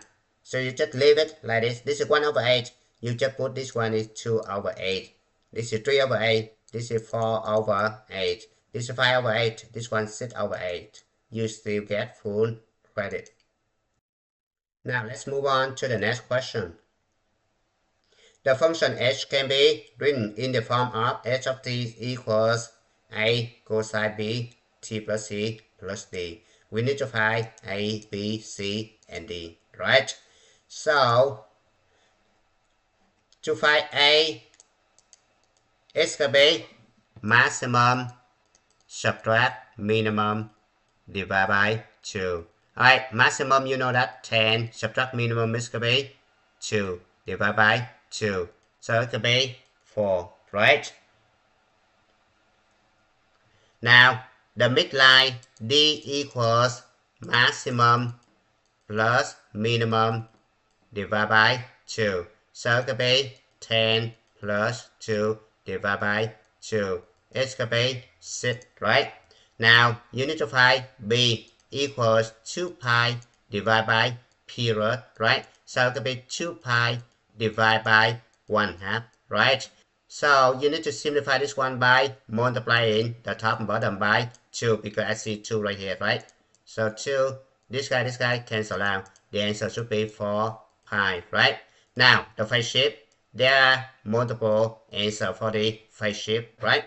Now because this is the cosine function, so you either start from the maximum point F right here, point P right here, or you start from the minimum right here.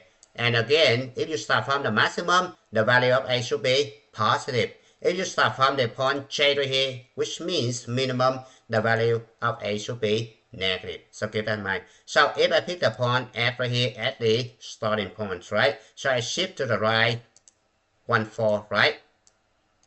So C equals negative 1/4, right? And A still positive, right? So I put the answer right here. For B equals 4 pi, right? D equals 6 and C equals negative 1 over 4, right? Now you have other options. Alright, A still 4, D still 6, B still 4 pi. Now, C is the phase shift, right? If you pick the starting point right here, point P right here, right? So which means you shift to the right 3, 4, right? So C equals negative 3, 4, right? And then A still the same, right? Because this is the maximum, right? Now, the last option right here. A equals 4, D equals 6, B equals 4 pi, right? If you pick the phase shift right at this point J right here, which means you shift to the right 1/2, right? And then this is the minimum point, right? C equals negative 1/2. So, since this one is the minimum point, A must be negative, right? So keep that in mind. Now let's move on to the next question right here. Alright, same thing. We look at the interval from T1, T2 up to point F and point G, right? So point F right here and point G right here, this interval.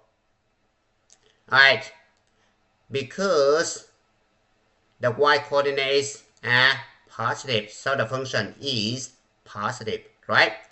And then it's going to be decreasing because it's going down, right?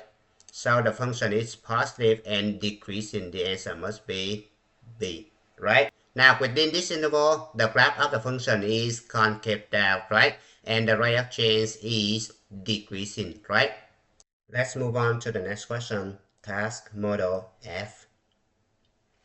The figure shows a figure skater as she performs a camel spin. The skater spins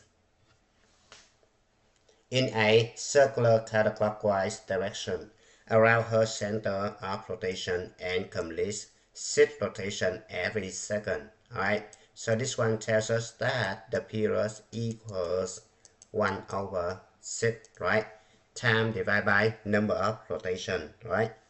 The distance between the center of rotation and a wall to the left of the skater is 18 feet and does not vary, right? So the distance right here, 18 feet, right? This one is the center of rotation, is the vertical line right here, and this one is the wall.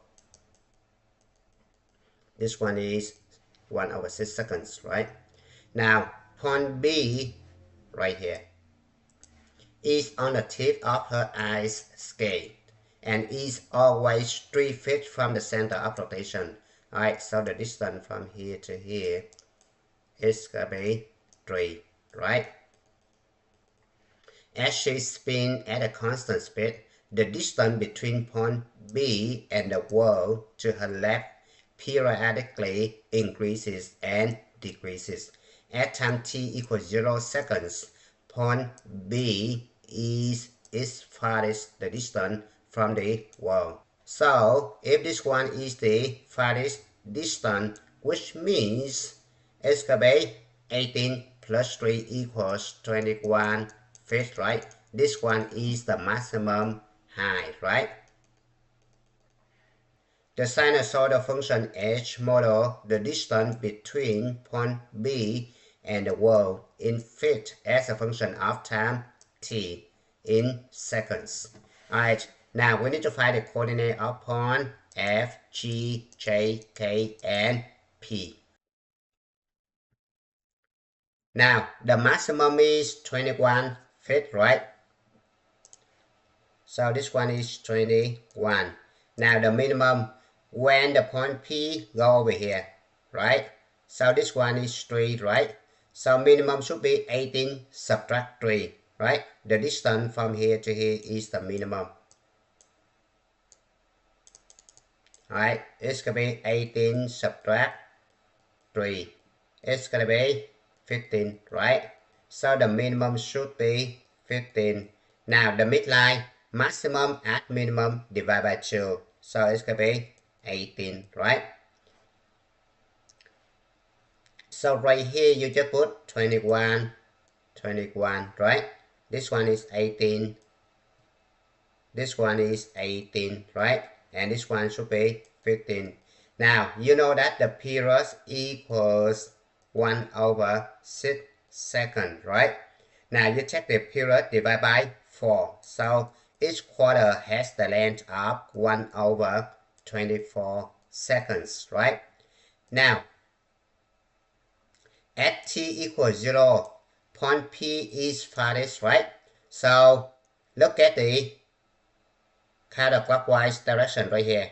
At t equals 0, point P is right here, right? B right here, and this one t equals 0, right? Now, and this is the highest one, right? Because the distance from here to here should be 21, right? So right here, this is actually point F, and this one t equals 0, right? Now, when point B goes over here,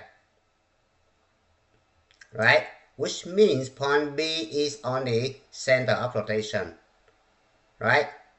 So each quarter is going to be 1/24 second, right? So the distance from here to here is going to be 18, right? Now, this one right here, 18.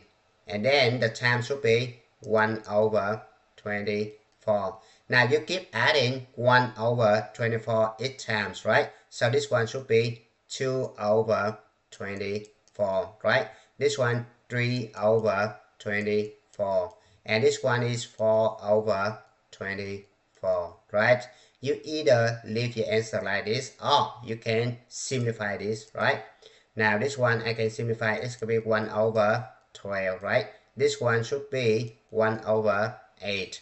And this one should be 1 over 6, right? Now let's move on to the next one.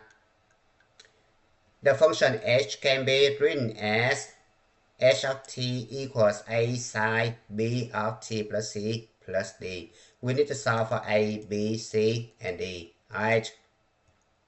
So we're going to go over here.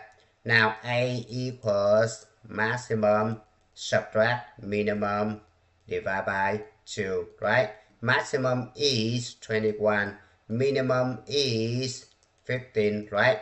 Divided by 2. So it's going to be 3, right?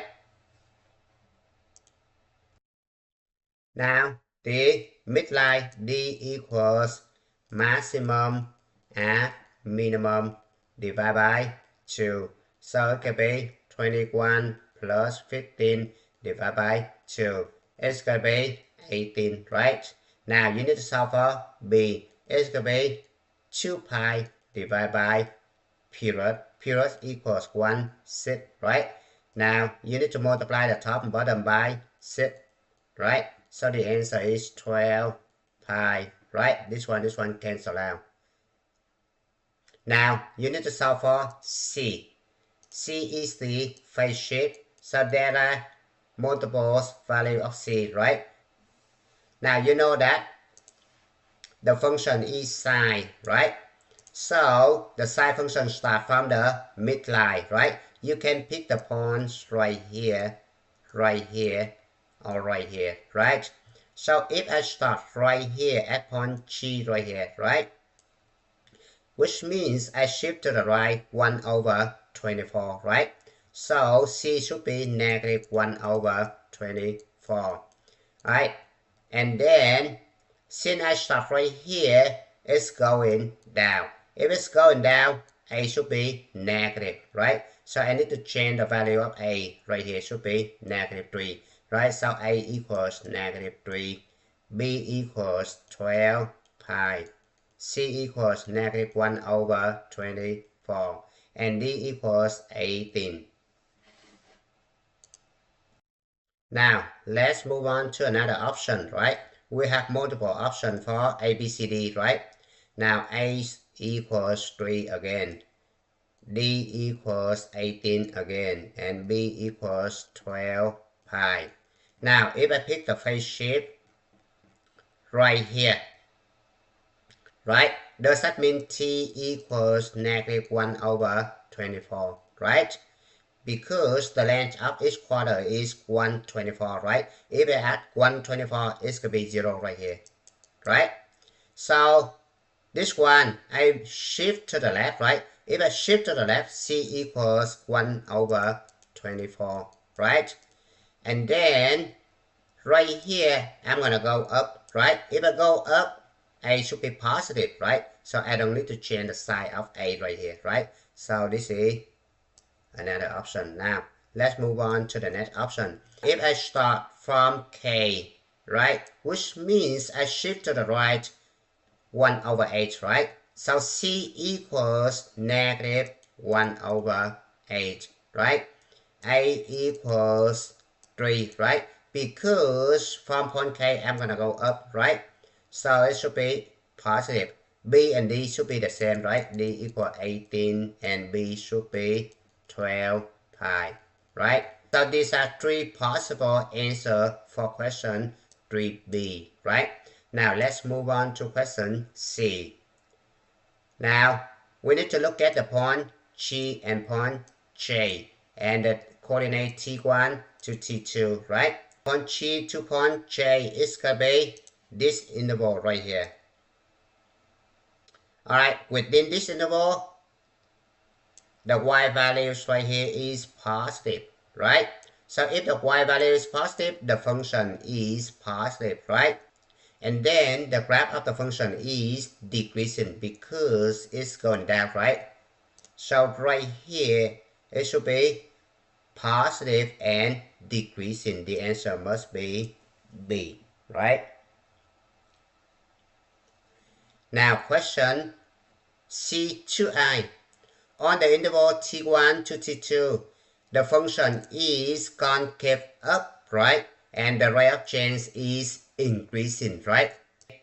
On the interval T1, T2, the graph of the function h is concave up and the rate of change of the function is increasing, right? Contestant on the popular game show The Price is Right take turns spinning a large wheel to see who can see closest to $1 without going over. A pointed indicator, which is the red one right here, is positioned at the center of the wheel that is 8 feet in diameter, right? So the wheel has diameter of 8 feet. Point S is on the outside edge of the wheel, so this is point S. To ensure the wheel is working properly, the producers of the show perform a series of test spins. A motor spins the wheel in a counterclockwise direction, completing one rotation every 8 seconds. This one tells us that the period equals 8 seconds, right? Because the period equals time divided by number of rotation. So keep that in mind. As the wheel spins at a constant speed, height of the point S above the pointed indicator periodically increases and decreases. At time t equals 0 seconds, point S is at the same height as the pointed indicator, right? So this one right here is t equals 0, and this is the point S, right?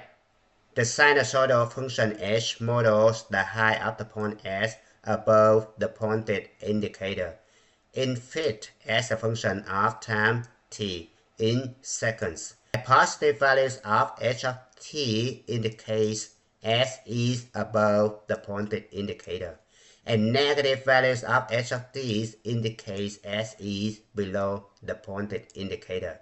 Alright, so we look at this one right here. We have 4 points right here, right? This one is the highest point, and this one above indicator, right?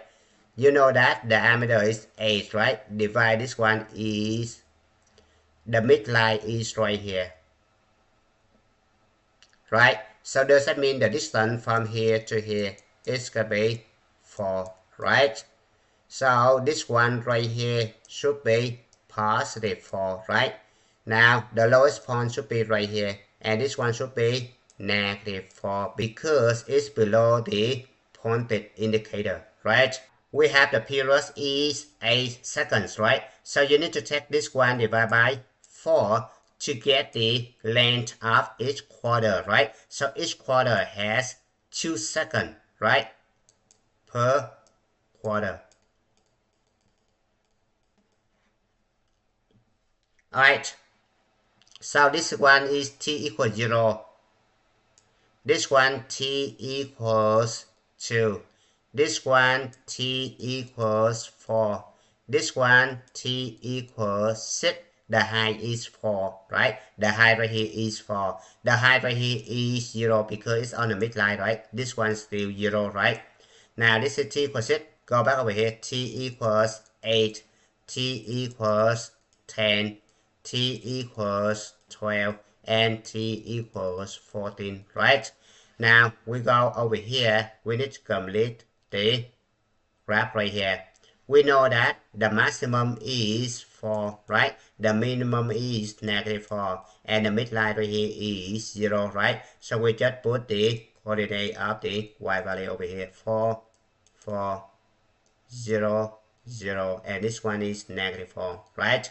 Now, this one is the highest point, right? So we look at this one, the highest point right here. And we know that we start from here and then t equals 0 right here. So go over here, t must be equal 6, right? Because this is 0, this one is 2, this one is 4, and this one is 6, right? Because you need to add 2 each time, right? Each quarter has 2 seconds, right?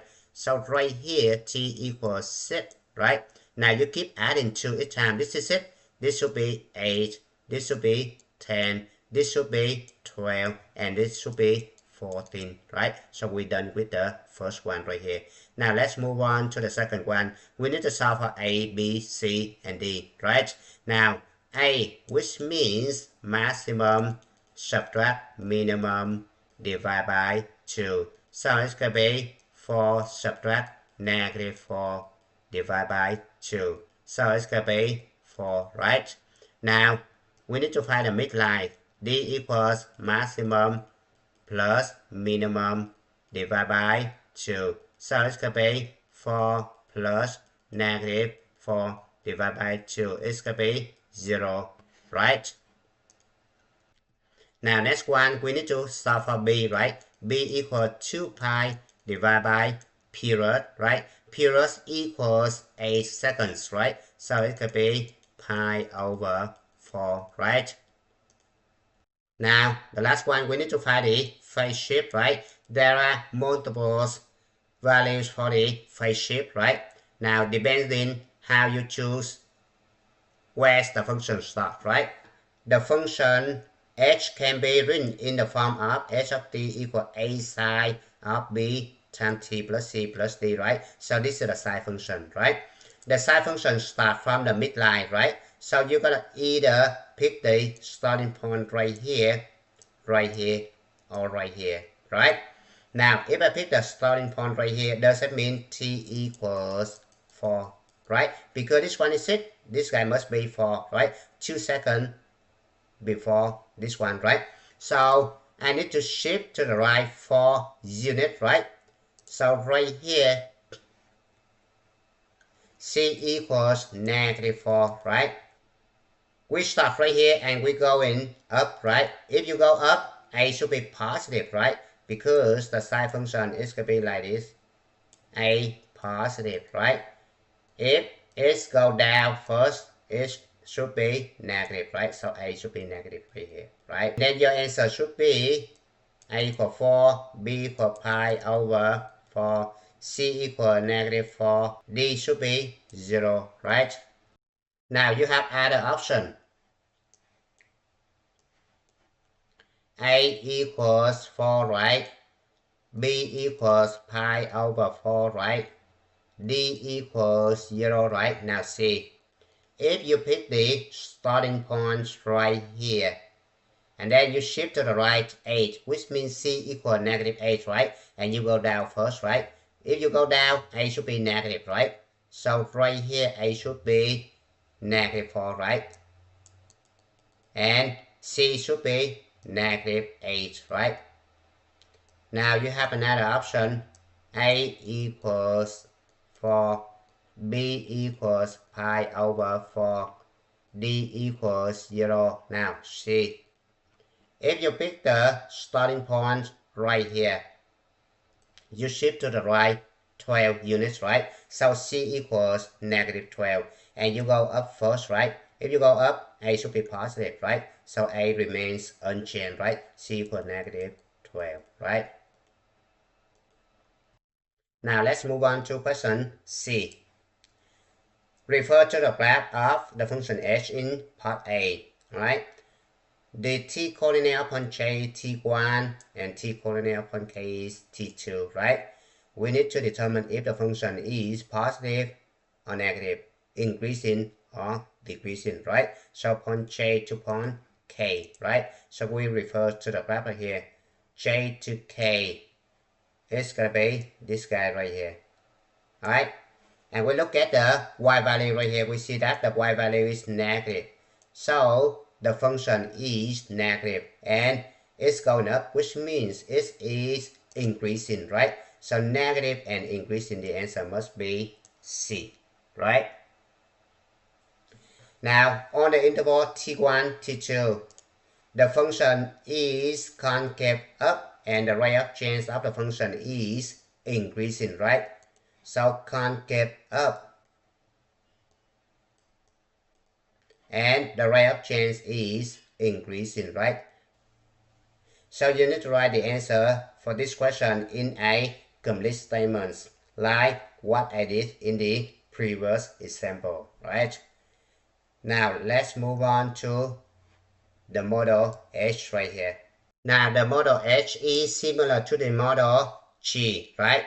The only thing different right here is the period right here, right? 2 rotation every seconds, right? Which means the period equal time divided by number of rotations. So which means 1 over 2 seconds, right? So you need to take this one divided by 4. So each quarter has the length of 1 over 8 seconds, right? Now, at time t equals 0 seconds, point S is at the same height as the pointed indicator. So right here, t equals 0, right? And this one is the counterclockwise direction, right? Now the distance from here to here should be 5 feet, right? When point S go over here, this one is t equals 1 over 8 seconds, right? Because each quarter has 1 over 8 seconds, right? Now point S go over here, t should be 2 over 8, right? When point S go to the highest point right here, t equals 3 over 8, right? This one, t equals 4 over 8. And then go back over here, t equals 5 over 8, right? This one, t equals 6 over 8. This one, t equals 7 over 8. This model is slightly different from the previous model about the height, right? The height from the midline to the bottom is 5 feet, right? Which means the distance from the lowest point right here to the floor right here is 1 foot, right? So you need to be careful, right? The distance from here to here is going to be 4, right? The distance from here to here is going to be 4, right?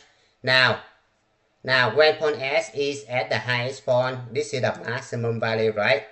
It should be 9, right? Because 8 plus 1 right here. Alright.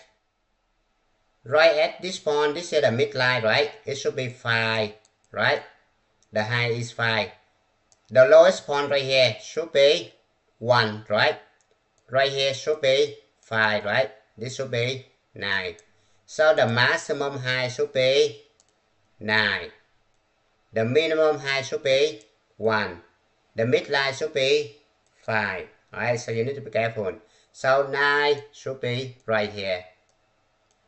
This guy should be 5. This guy should be 5. And this guy should be 1. Alright, we know that the period equals 1/2 seconds, right? And then each quarter, it should be 1/8 seconds, right? So you keep adding 1/8 each time, right? Now, point F right here is the highest point, right? But t equals 0, point S is at the midline, right? So, next one, this one, t equals 1/8, point S go to the minimum, right?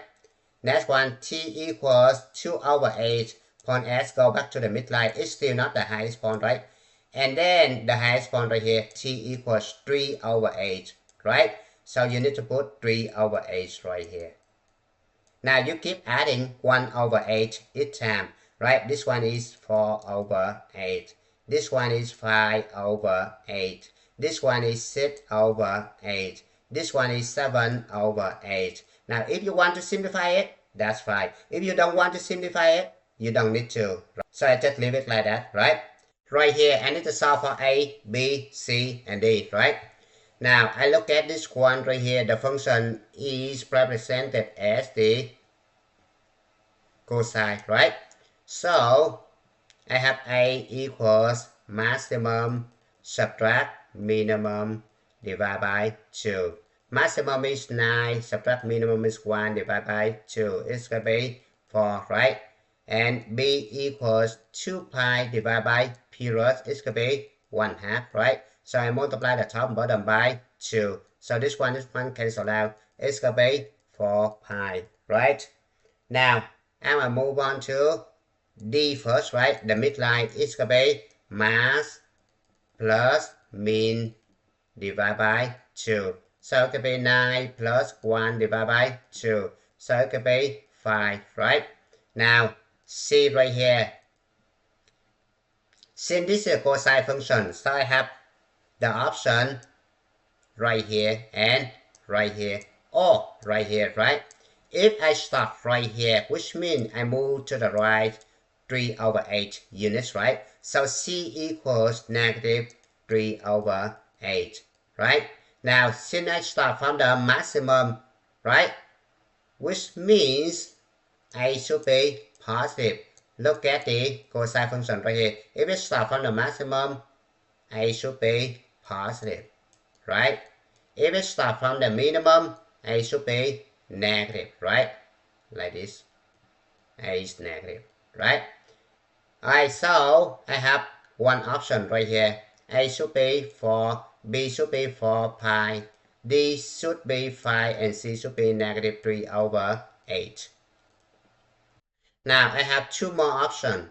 Remember that you have infinitely many options, right? So I have two more options. So I'm going to start from this point right here, point J, the minimum, right? So I shift to the right 5/8, right?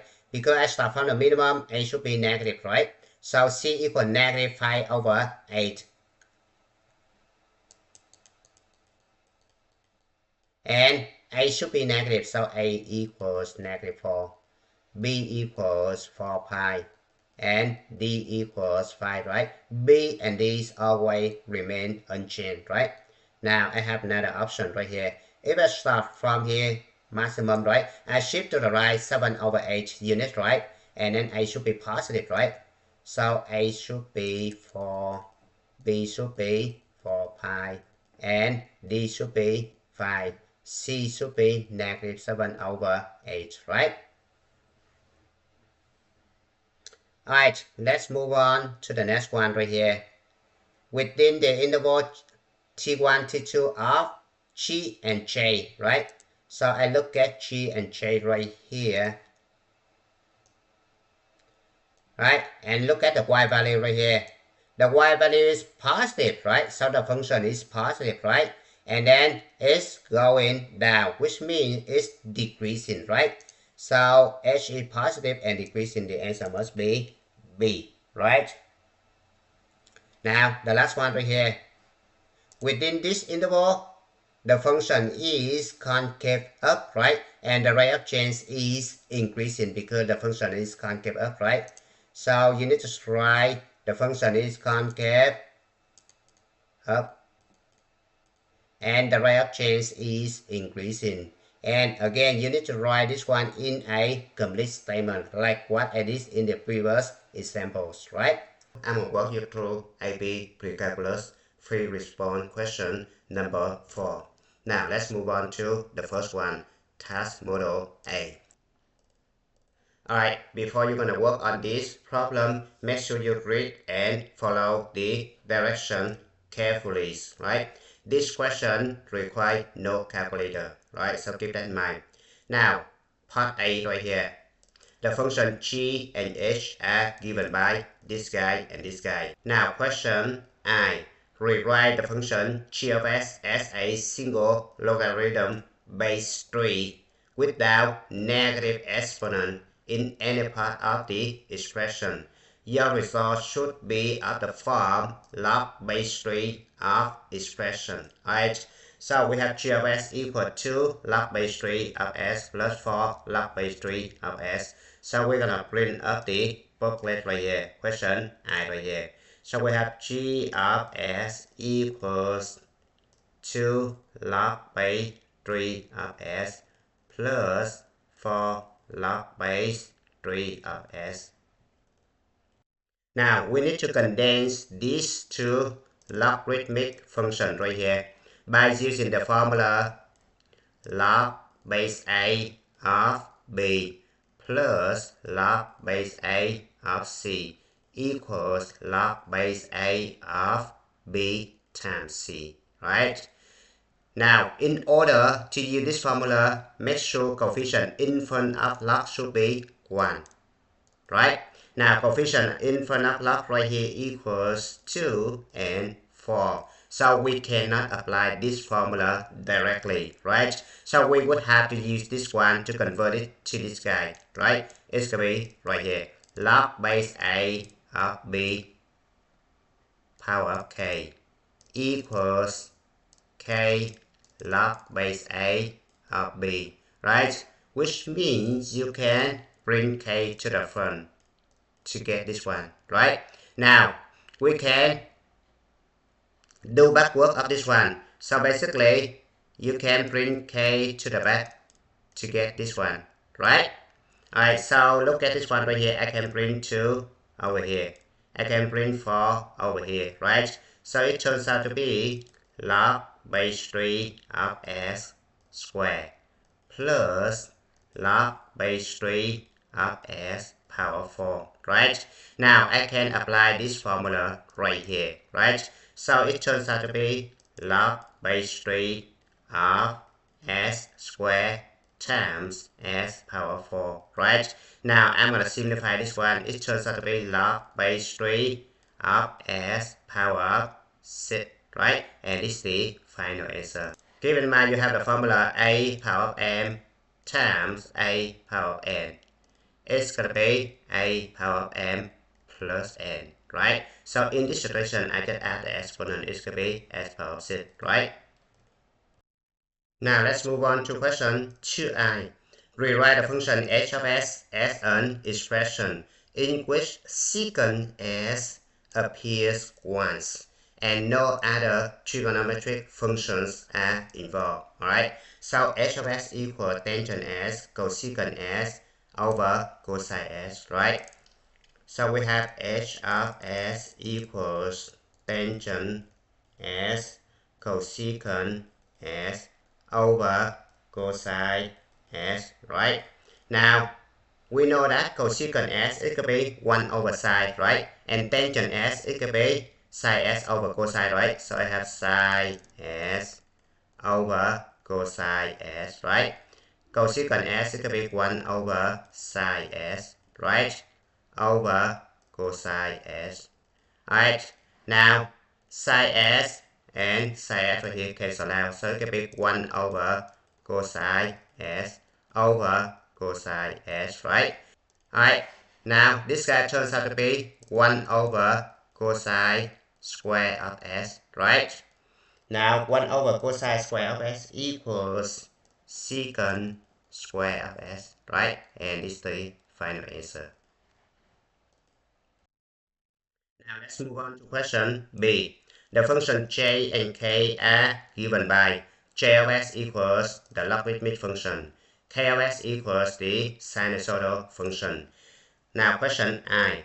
Solve j of s equals 4 for all values of s in the domain of j, right? Alright, so we have j of s equals 4 is the same thing as log base 2 of s plus log base 2 of s plus 6 equals 4, right? Now, before you're gonna solve a logarithmic equation, you need to find the domain, so keep that in mind.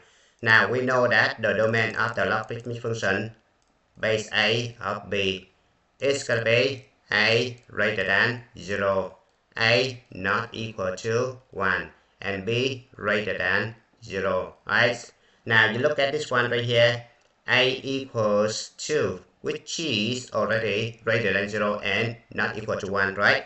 So this one good, right? You only need b greater than 0, right? Now b, which means s, and s plus it right here, so the domain should be s greater than 0 and s plus 6 greater than 0, right? Now you solve a system of inequality right here, so you have s greater than 0 and s greater than negative 6, right? Now I'm going to combine these two inequalities, so it's going to be s greater than 0. That's satisfied both conditions right here, right? Now I'm going to go back over here. I need to apply the formula right here to condense two logarithmic functions, right?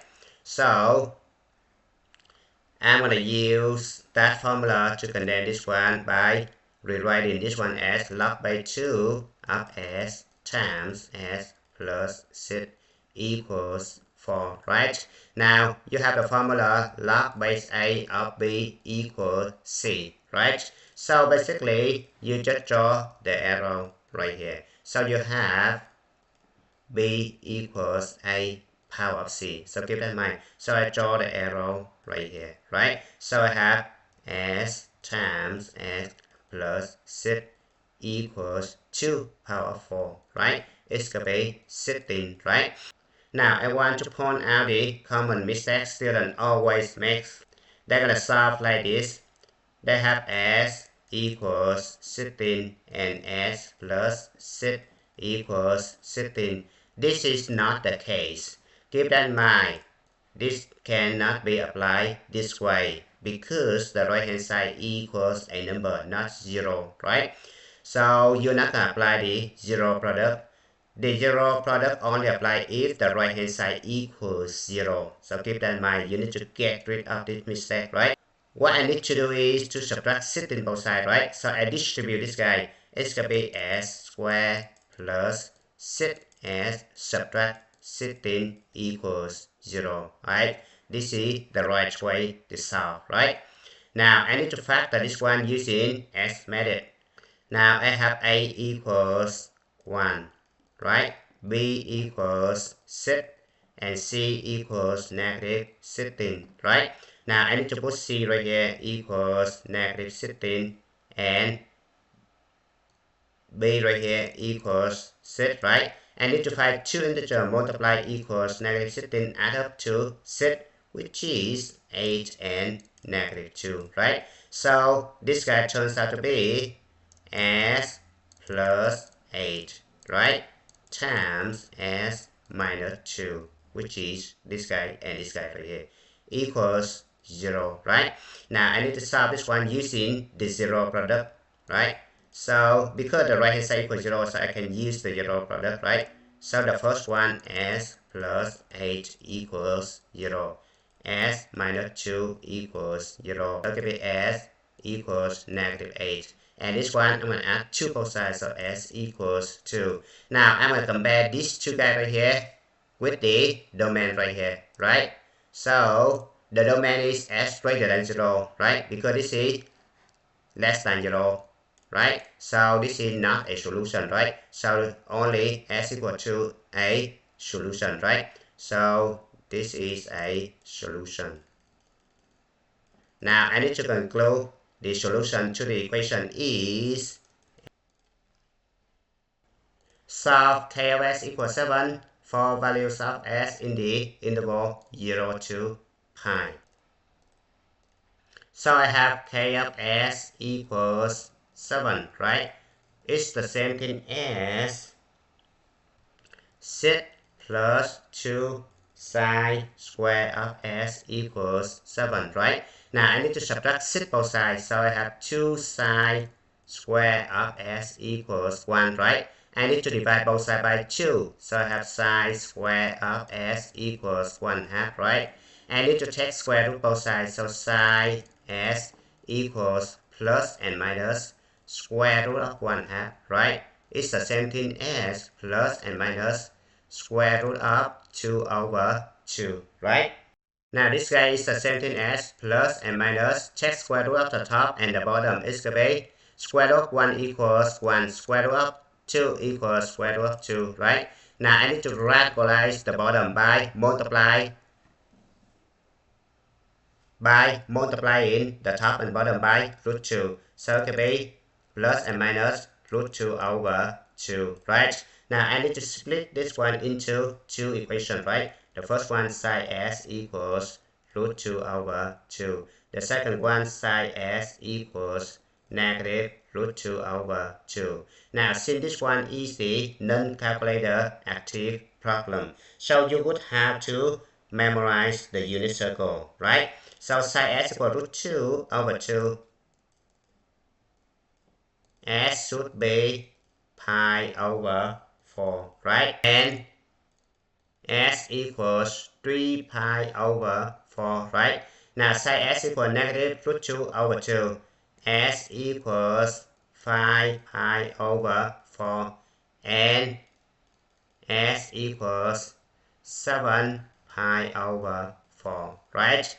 Now we go back over here, we see that the domain is from 0 to pi, right? Which means upper half circle only, right? Now this one is pi over 4. This one is 3 pi over 4. This one is the sine function, right? If you draw the line that connecting these 2 points right here, and then this guy right here actually root 2 over 2. Now you have a similar guys right here, right? If you connect these two guys right here, this value right here should be negative root 2 over 2, right? This guy is 5 pi over 4, and this guy is 7 pi over 4, right? Now we need the values within 0 and pi only, right? So which means upper half circle only, right? So you need to eliminate this guy right here. So our solution is pi over 4 and 3 pi over 4, right? And then you need to write over here the solution to the equation a s equals pi over 4 and 3 pi over 4, right? Alright, let's move on to question C. The function m is given by m of s equals this guy. Find all input values in the domain of m that yield an output values of cosine inverse of root 3 over 2, right? So we have negative 2 over 3 sine inverse of 5 root 2s equals cosine inverse of root 3 over 2. Alright, now this guy right here, cosine inverse of root 3 over 2, actually pi over 6, right? And then this one you just rewrite negative 2 third sine inverse of 5 root 2 times s equal this one, right? Now you need to divide both sides by negative 2 thirds, right? So it can be sine inverse of 5 root 2 times s equals pi over 6 divided by negative 2 thirds is the same thing as pi over 6 multiplied by negative 3 1/2, right? So this guy turns out to be 3 and 6 right here cancel out, right? And then you have 2 right here. 2 times 2 equals 4, right? So this guy actually negative pi over 4, right? So you have sine inverse of 5 root 2 s equals negative pi over 4, right? Now, in order to eliminate sine inverse right here, you need to take sine both sides, right? So I have sine and then sine right here, right? So this one gone, right? So you have 5 root 2 s equals sine of negative pi over 4 is the same thing as negative sine of pi over 4. Now remember, sine of negative s equals negative sine of s because the sine function is arc, right?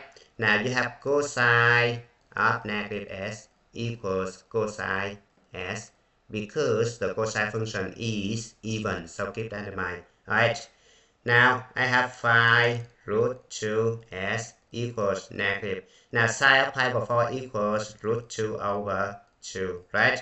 Now I need to divide both sides by 5 root 2. So I have s equals negative root 2 over 2 divided by 5 root 2. So this guy is the same thing as negative root 2. Now 2, I'm going to combine with this one. It turns out to be 10 root 2, right? So root 2 and root 2 cancel out. The answer should be negative 1 over 10, right? Now you know that the domain of the inverse sine function is going to be negative 1 to 1, right? Because negative 1 over 10 inside of this domain. So this one is a solution. So keep that in mind. Now let's move on to task model B. Question A. Given a function g and h like this, write g of s as a single logarithm base 10 without negative exponent. Your result should be of the form log base 10 of expression, right? So we have g of s equals 1/2 log base 10 of s minus 3 log base 10 of s, right? Now similar to task model A, we need to bring 1/2 back over here, right? 3 back over here, right? So we have log base 10 of s power of 1/2, right? Minus log base 10 of s power of 3, right? So you're gonna condense this one using the quotient rule, right?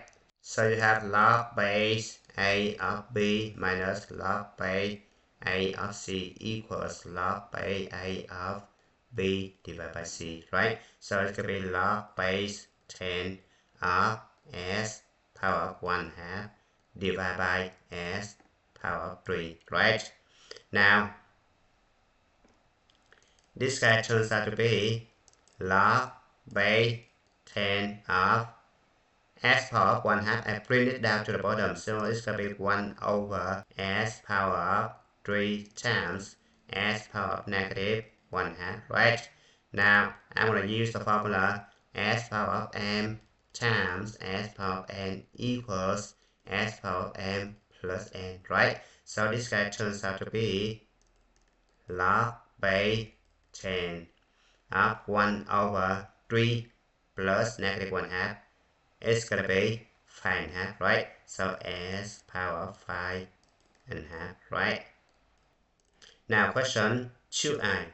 Rewrite h of s as an expression in which cosine s appears once and no other trigonometric functions involved, right? So h of s equals sine 2s over sine s, right? So I have h of s equals sine 2s over sine s, right? Sine 2s equals 2 sine s cosine s, right? Over sine s, right? Now sine s, right? Sine s cancel out. The answer equals 2 cosine s, right? Now let's move on to the next one right here for B right here. Alright, given j of s and k of s, we need to solve the function j of s equal root 10 for value of s in the domain of j, right? So we have j of s equals root 10, right? It's the same thing as 10 power of s times 10 power of 3 minus root 10 equals root 10, right? Now we need to add root 10 both sides, so it's going to be 10 power of s times 10 power of 3 equals root 10 plus root 10 it will be 2 root 10, right? Now 10 power of s times 10 power of 3, they have the same base, right? You just add exponent, right? So s plus 3 is going to be 10 power of s plus 3, right? Now this guy is the same thing as 2 times 10 power of 1 half, right? So I have 10 power of s plus 3 over 10 power of 1 half, right? Equals 2. Now I'm going to apply the formula a power of m over a power of n equals a power of m minus n, right? So it's going to be 10 power of s plus 3 subtract 1 half equals 2, right? So it's going to be 10 power of s, 3 subtract 1 half is going to be 5 half, right? Equals 2, right? Now I'm going to check log base 10 both sides, right? So I'm going to apply the formula log base a of b power of k. It's going to be k log base a of b, right? I just bring k to the front. And log base a of a equals 1, right? So right here, I have s plus 5 over 2 bring to the front, right? So I have s plus 5 over 2 times log base 10 of 10, right? Equals log base 10 of 2, right? Now, this guy right here equals 1, right? So I have s plus 5 over 2 equals log base 10 of 2, right? I subtract 5 over 2 both sides, right? So s equals log base 10 of 2 minus 5 over 2. And then you just leave the answer like this because you're not allowed to use calculator for this question. So it's going to be 5 if you leave the answer like this, right? Now let's move on to the next one. Question 2i right here. We need to solve k of s equals 5 pi over 3 in the domain of k, right? So we have k of s equals 5 pi over 3. This one is the same thing as 2 cosine inverse of negative root 4 of s equals 5 pi over 3.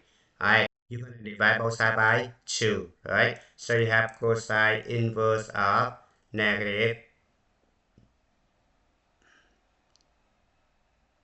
root 4 s equals 5 pi over 6, right? Now to eliminate cosine inverse right here, I need to take cosine both sides, right? And then this guy turns out to be negative root 4s equals cosine of 5 pi over 6 equals negative root 3 over 2, right? Now I'm going to divide both sides by negative 1, so I have negative 4s equals root 3 over 2, right? Now I need to square both sides, so I have 4s equals 3 over 4. So s equals 3 over 16, right? The function m is given by this guy, Find all input values in the domain of M that yield an output values of 2, right? So we have M of S equals 2. This guy is the same thing as 3 sine square of S plus cosine square of S minus sine S equals 2, right? Now, we need to convert every single thing in terms of sine, right? So we have 3 sine square of S. Cosine square of S can be replaced with 1 minus sine square of S by Pythagorean identity, right? And then I need to subtract sine S equals 2, right? Now 3 sine square of S subtract sine S could be 2 sine square of S, right? And then I need to combine this one, it could be negative sine S, right? Plus 1. And then I have 2 right here, so I need to subtract 2 both sides. So it turned out to be 1 minus 2, it could be negative 1 equals 0, right? Now I'm going to show you 2 different ways to solve this problem, right? The first way, you're going to use Fair theorem. Fair theorem say if you have equation as squared plus bs plus c equals 0, and then if you have a plus b plus c equals 0, then you have the first solution s equals 1. Second solution s equals c over a. Now if you have a minus b plus c equals 0, first solution s equals negative 1. Second solution s equals negative c over a, right? So I'm going to use this one right here. A equals 2, b equals negative 1, right? C equals negative 1, right?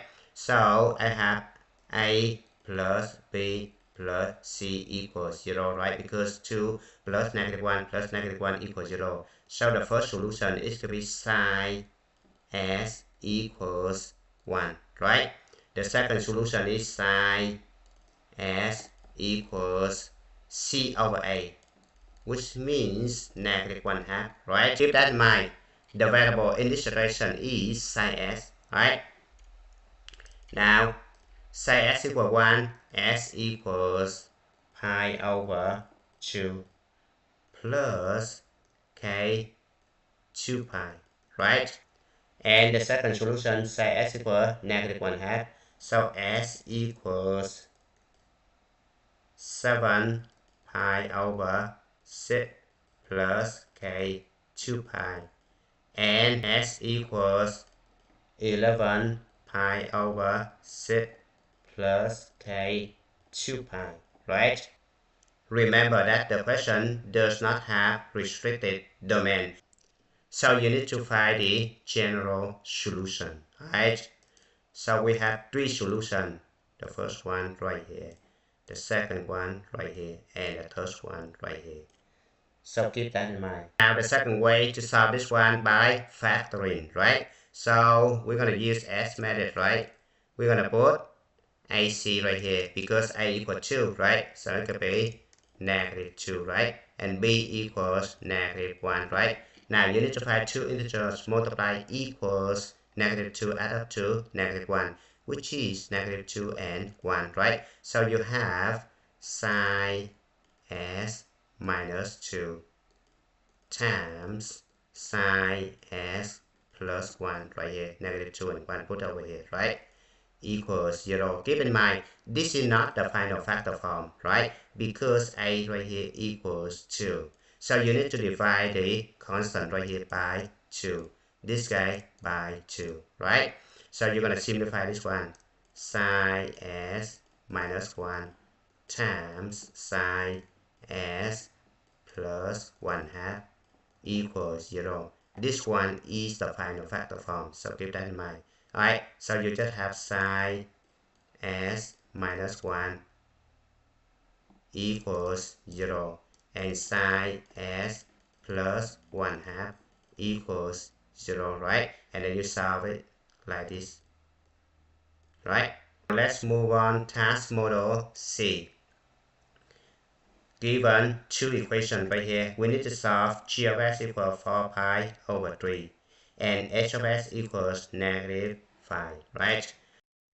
Now we have g of s equals 4 pi over 3. It's the same thing as 2 cosine of s equals 4 pi over 3, right? I need to divide both sides by 2. So I have cosine of s equals 4 pi over 6.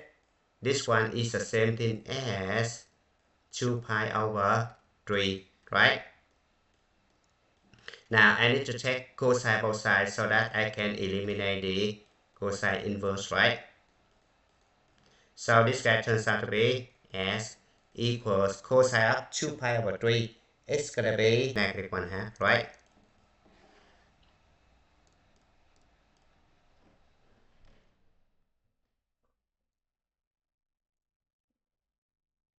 Now let's move on to question 2i. We need to solve h of s equals negative 5, right? So I have h of s equals negative 5. It's the same thing as 2 plus 3 natural log of s equals negative 5, right? Now subtract 2 both sides, so 3 natural log of s equals negative 7, right? So divide both sides by 3, so natural log of s equals negative 7 over 3, right? Now natural log of s is the same thing as log base e of s, right? So I just write this one as log base e of s equals negative 7 over 3. Remember that e is the constant, right? S is the variable, right? Now I have log base a of b equals c. Draw the arrow. So you have b equals a power of c. So keep that in mind. So this one I just draw the arrow. So I have s equals e to the negative 7 over 3. This is the answer, right? Because the domain of the natural log function right here, we have natural log function defined when s greater than 0, right? This one always greater than 0, right? Keep that in mind. Move on to question B right here. The function j in case are given by this one. Rewrite j of s as an expression involving secant s and no other trigonometric functions, right? So j of s equals cotangent s times sine s over sine square minus 1, right? So I have j of s equals cotangent s times sine s over sine square of s minus 1, right? Now we have the formula sine square of s plus cosine square of s equals 1, right? Now I need to subtract 1 both sides, right? So I have sine square of s subtract 1, and then subtract cosine square of s both sides, so it will be negative cosine square of s, right? So I just replace this one with negative cosine square of s, right? Cotangent s, it could be cosine s over sine s, right? Times sine s here over negative cosine square of s, right? Now this guy right here cancel out, right? So I have cosine s over negative cosine square of s, right? Now simplify this one, it's going to be negative 1 over cosine s, right? And 1 over cosine s is going to be secant s, right? So it could be negative secant s, right? Now let's move on to question 2a.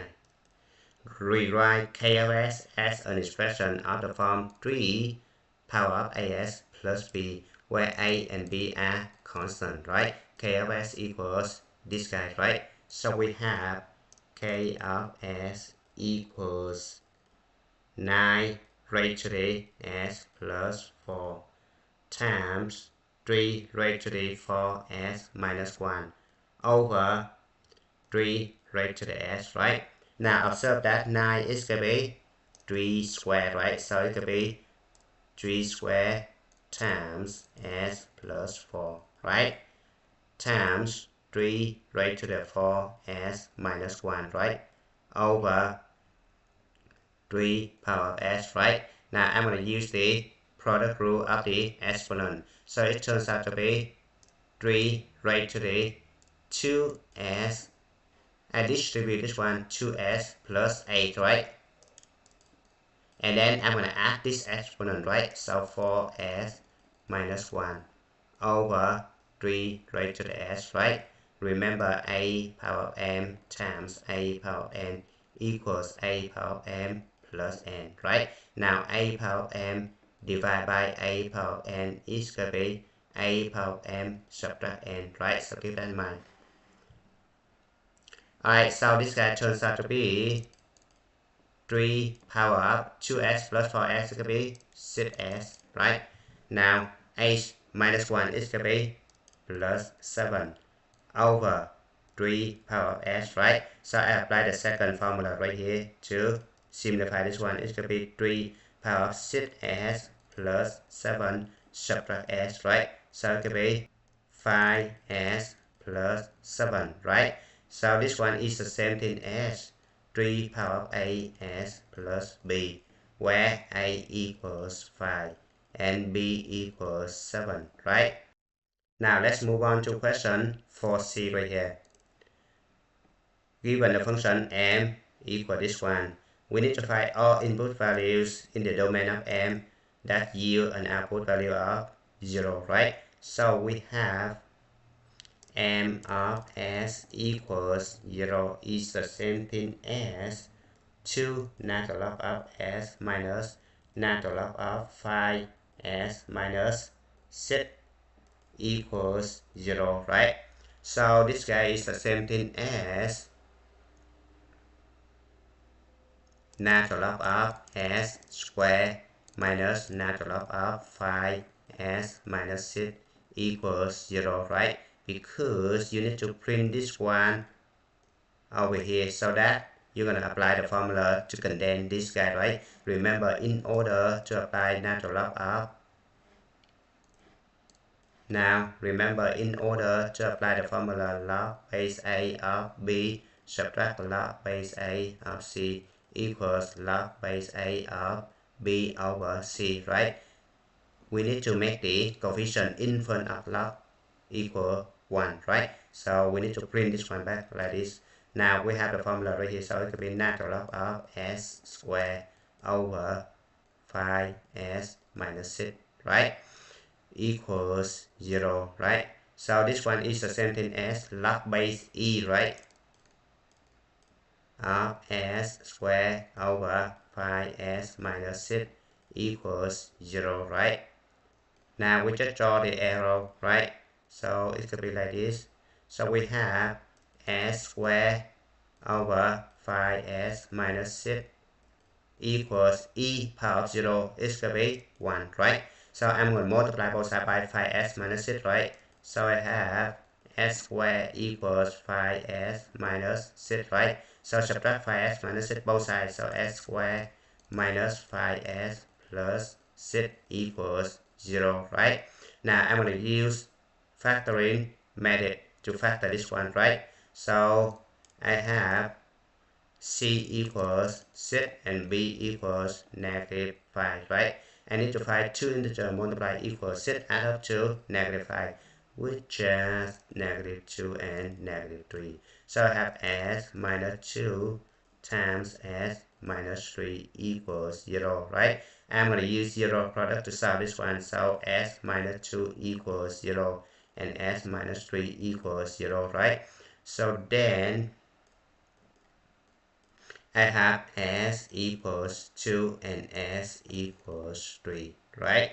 Now I'm going to check the domain to see if this guy inside the domain, right? So the domain right here, s greater than 0, right? 5s minus 6 greater than 0, right?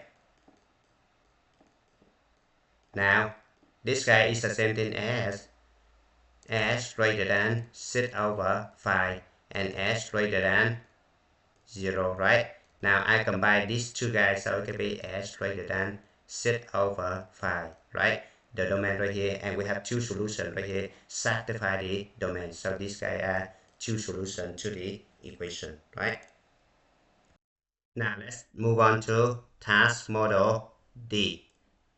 Question A, I, and A, 2I. Given two equations right here, we need to solve g of s equals 27 and h of s equals 5 within this interval, right? So we have 3 raised to the 2s times 3 raised to the s plus 4 equals 27, right? Now we need to combine this guy using the product rule for the exponent, right? So I have 3 raised to the 2s plus 4 equals, this one 27 can be written as 3 power of 3, right? Now we have this guy have the same base, right? We just equate exponent, right? So we have 2s plus 4 equals 3, right? Now it could be 3s plus 4 equals 3. Subtract 4 both sides, so 3s equals -1, right? Divide both sides by 3, so s equals -1 over 3, right?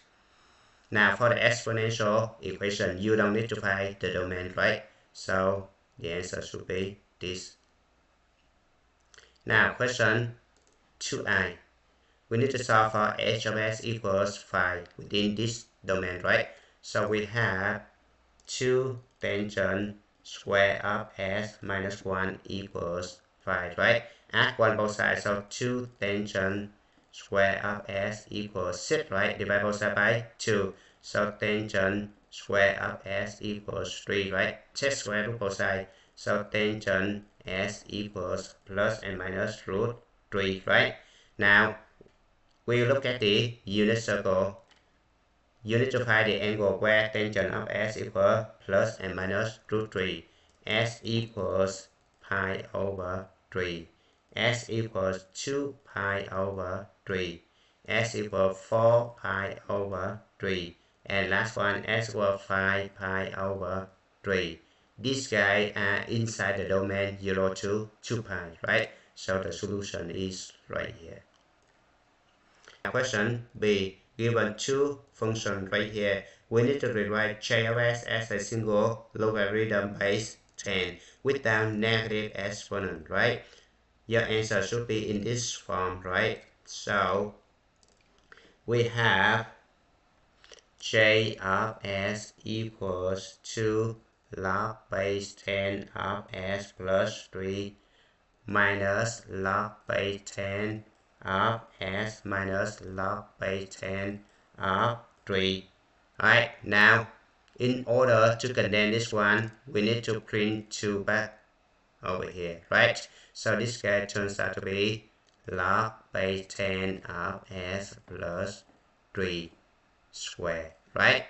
Minus log base 10 of s minus log base 10 of 3.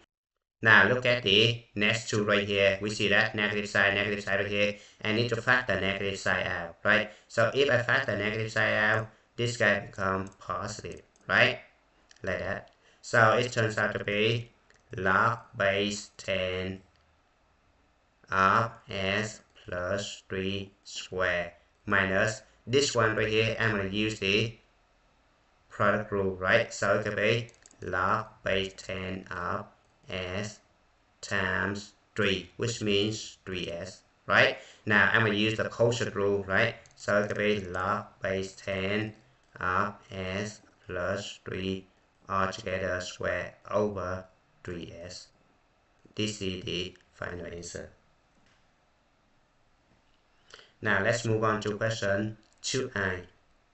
Rewrite k of s as a fraction involving secant s, right?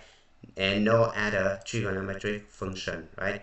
K of s equals this one. So we have k of s equals tangent square of s cotangent s over cosecant s, right? Now we know that tangent square of s plus 1 equals secant square of s, right? So I just subtract 1 both sides, so tangent square of s equals secant square of s, subtract 1, right? This is the formula you need to know. So this one turns out to be secant square of s, subtract 1 times, now cotangent s is going to be cosine over sine, right? So I have cosine s right here over, I write sine s right here, right? Now cosecant s, it could be 1 over sine s, like that, right? So this guy and this guy cancel out, right? Secant square of s minus 1, right? All together multiply by cosine s, right? Now cosine s, it could be 1 over secant, right? So this guy is the same thing as secant square of s minus 1 over secant s, right? And this is the final answer. Now let's move on to question C.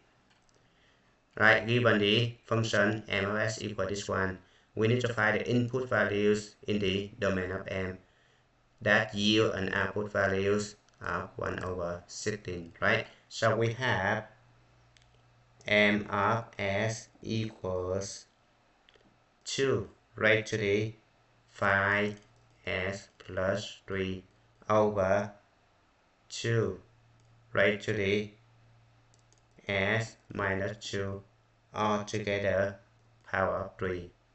This one is equals 1 over 16, right? So in order to solve the exponential equation, you need to bring every single thing into the same base, right? So this guy is the same thing as 2 raised to the 5s plus 3. The bottom right here, I'm going to apply the formula a power of m all together power of n is going to be a power of m times n, right? So this guy turns out to be 2 power of 3s minus 6, right?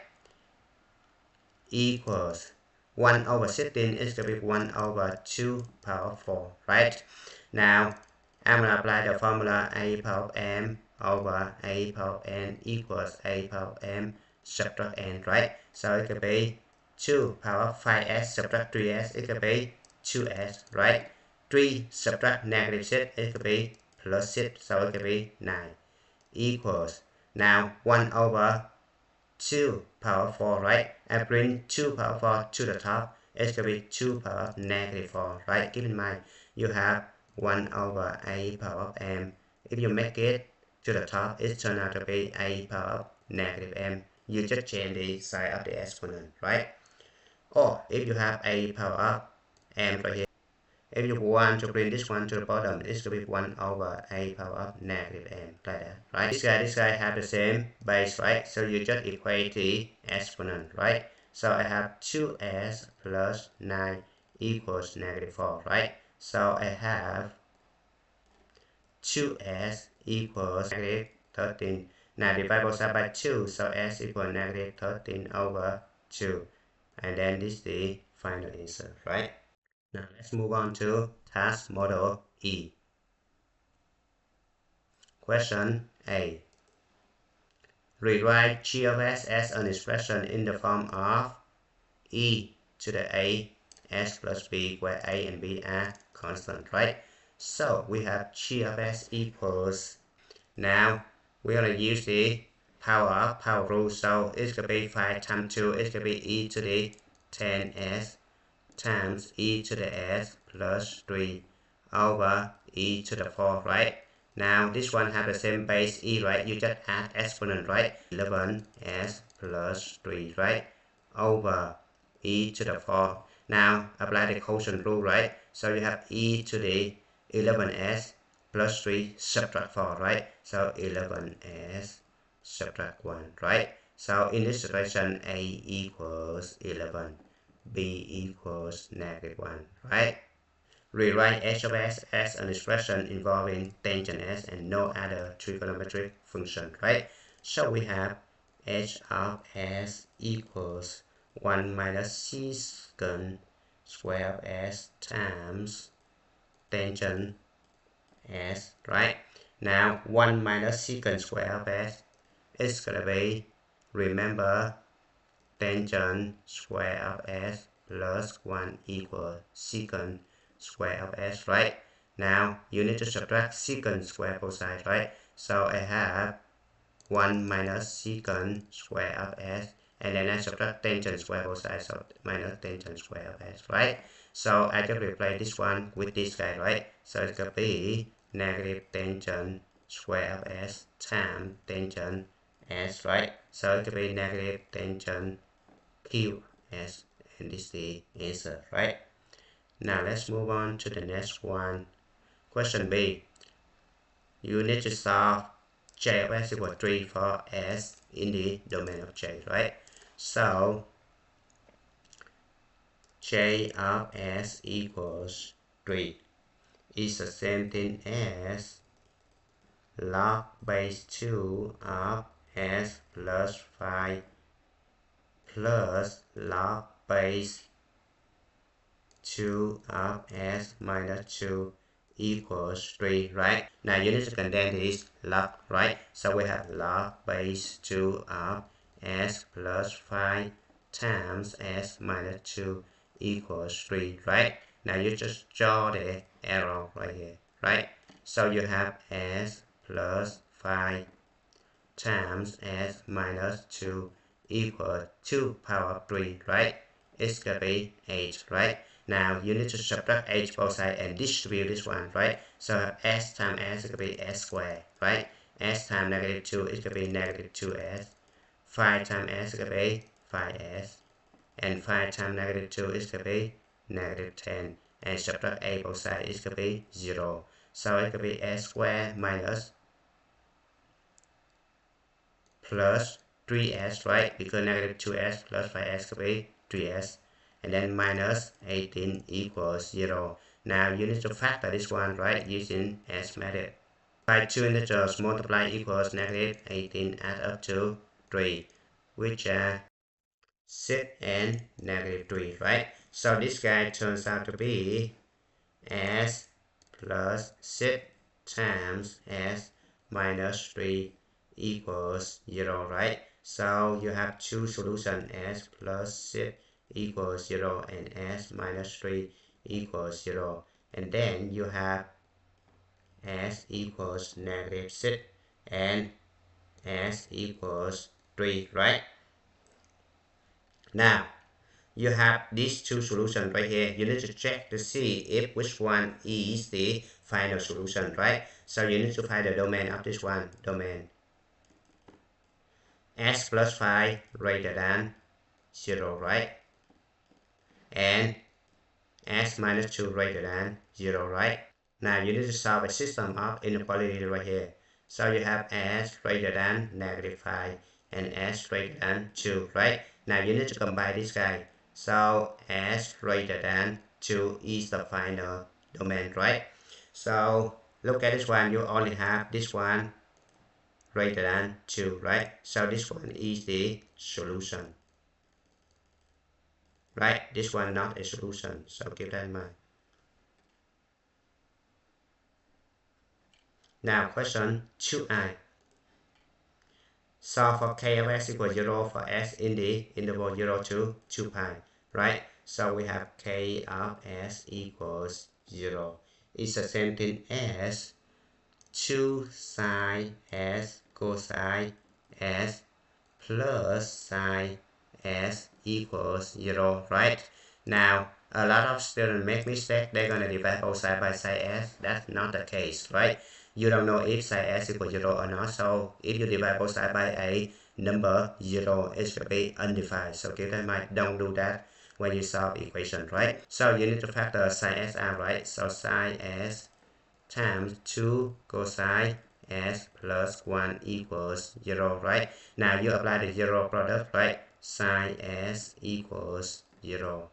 And then 2 cosine s plus 1 equals 0, right? So this guy turns out to be sine s equals 0 and cosine s equals negative 1/2, right? remember the domain is going to be 0 to 2 pi, so keep that in mind. And then you don't include 2 pi, right? So this guy turns out to be size s equals 0 within this interval is going to be s equals 0, s equals pi, right? And then cosine s equals negative 1/2, s equals 2 pi over 3, and s equals 4 pi over 3, right? So you have 4 solutions right here. Now let's move on to question C. Given the function m of s equals this one, find all input value of s in the domain of m that yields the output -3, right? So you have m of s equals -3 is the same thing as natural log of 2s all together square minus 4 natural log of 2s plus 3 equals 0. Alright, in this situation we need to use substitution. Alright, that is the best way so that you're not gonna confuse, right? So I let u equals natural log of 2s, right? So I substitute back over here. I have u squared minus 4u plus 3 equals 0. Now again, you can use a trick I showed you in the first model, or you can factor this one out, right? So if I factor this one, it's gonna be, I need to put c right here, which means 3. I put b right here, which means -4. I need to find 2 integers multiplied by 3 add up to -4, right? So which means -1 and -3, right? So I have u minus 1 times u minus 3 equals 0, right? So I have u equals 1 and then u equals 3, right? Now I substitute natural log 2s for u, right? So I have natural log of 2s equals 1 and natural log of 2s equals 3, right? Now natural log is the same thing as log base e, right? So I have log base e of 2s equals 1 and log base e of 2s equals 3. And then I just draw the arrow, right? Like this, right? So I have 2s equals e power 1 equals e, right? And the second one, 2s equals e power of 3, right? Now this guy is the same thing as divide both sides by 2, so s equals e over 2. The second one, divide both sides by 2, so s equals e power of 3 over 2. And these are 2 solutions, right? Now let's move on to the task model F. It's right here, right? So we need to solve for g of s equals 1, right? So I have g of s equals 1 is the same thing as h power of s times a power of 2s over h power of 5 equals 1, right? Alright, so I just apply the product rule for the exponent on the top right here. So it turns out to be h power of s plus 2s is going to be 3s, right? And then I multiply both sides by a power 5. So this guy turns out to be h power 5, right? And then this guy have the same base. I just equate the exponent, right? So this guy turns out to be 3s equals 5. Alright, so divide both sides by 3, so s equals 5 over 3. This is the final answer, right? Now let's move on to question 2i, right? h of s equals 2, h of s equals this one, right? So we have h of s equals 2. This one is the same thing as log base 4 of s plus log base 4 of 5 equals 2. Now I'm going to use the product rule for the log. So this guy turns out to be log base 4 of 5 times s, right? S times 5 is going to be 5 times s because they have the same base right here, right? Equals 2. Now I just draw the arrow, right? So I have 5s equals 4 squared, right? 4 squared equals 16. So s equals divide both sides by 5, so 16 over 5, right? So 16 over 5 is the equation because the domain of the log function right here, s right here, must be greater than 0, right? So 16 over 5 greater than 0, so this is a solution. Now let's move on to question bi and b2i, right? So bi given j of s right here, right? Rewrite this one as a fraction of, rewrite j of s as a fraction involving power of sin s and no other trigonometric functions, right? So we have j of s equals tangent square of s times secant square of s over cosecant s, right? Now tangent square of s is going to be sine square of s over cosine square of s, right? Now secant square of s is going to be 1 over cosine square of s, right? So this one turns out to be 1 over cosine square of s, right? Now cosecant right here is going to be 1 over sine, right? Put 1 right here. And then cosecant is going to be 1 over sine s, so keep that in mind. Sine square of s, I just rewrite this one, right? Now 1 divided by 1 over sine, which means 1 times sine s over 1, right? So it's going to be sine square of s times sine s for this guy and this guy right here, right? Now cosine square of s, I just rewrite this one as 1 minus sine square of s, right? And this one right here, it turns out to be 1 minus sine square of s, right? Because you know that sine square of s plus cosine square of s equals 1, right? Equals 1, right? So then 1 minus sine square equals cosine square, right?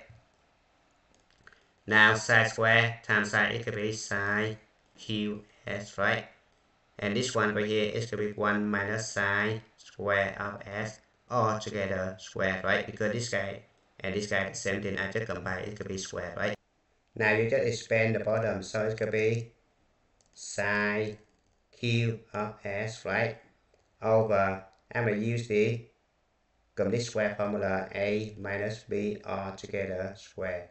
It's going to be a square minus 2ab plus b square, right? So this guy turned out to be 1 minus 2 sine square of s plus sine to the 4 of s, right? So this one is the final answer. Now question 2i. Rewrite k of s as an expression involving cosine s and no other trigonometric function, right? So we have k of s equals sine of 2s times sine of s, right? Now we know that sine of 2s is going to be 2 sine s cosine s, right? And then times sine s, right? So I just combine this one, sine s times sine s, can be sine square of s. So 2 sine square of s cosine s, right? Now sine square of s, it can be 1 minus cosine square of s, right? Times cosine square of s outside, right? So I just distribute this one. It's going to be 2 cosine s minus 2 cosine cube of s, right? Now let's move on to question C. Given the function m of s equal this one, we need to solve for s given the output 3.5, right? So we have m of s equals 3.5, right? So it could be cosine of s plus pi over 3 minus sine of s plus pi over 6 equals 3.5, right? Now we're going to apply this formula. Cosine of a plus b equals cosine a cosine B minus sine A sine B. Alright, so keep that in mind. If you have the minus side over here and then you have the plus side over here, right? Now if you have sine of A plus B, it could be sine A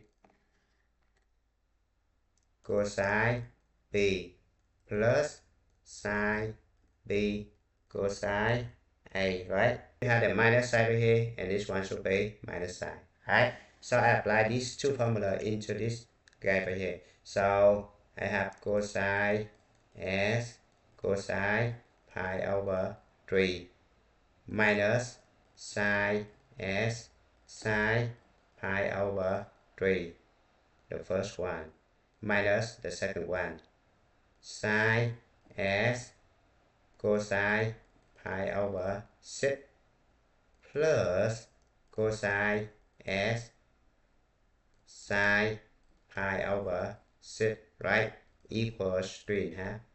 Now I need to simplify this one. Cosine pi over 3 equals 1/2, right? So it could be 1/2 cosine S, right? Sine pi over 3 equals root 3 over 2, right? So it could be minus root 3 over 2 sine S, right? Now cosine pi over 6 equals root 3 over 2, right? So I distribute negative 1 right here, so it could be minus root 3 over 2 sine S, right? Now sine pi over 6 equals 1/2, right? So this guy turned out to be 1/2 cosine S. And then I distribute negative 1 right here, so it could be negative 1/2 cosine S equals 3.5, right? This one and this one cancel out, right? Negative root 3 sine S, right? Equals 3.5, right? So it could be sine S equals negative root 3 over 2, right? Now we go back over here, we don't see any restricted domain, which means we need to write the solution in the general form, right? So this guy turns out to be S equals 4 pi over 3 plus K 2 pi, and S equals 5 pi over 3 plus K 2 pi, where K is the integer. So keep that in mind. You have these two solutions right here.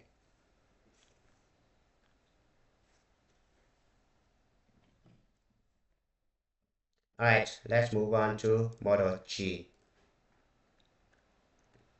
We need to rewrite G of S as a single natural logarithm without negative exponents.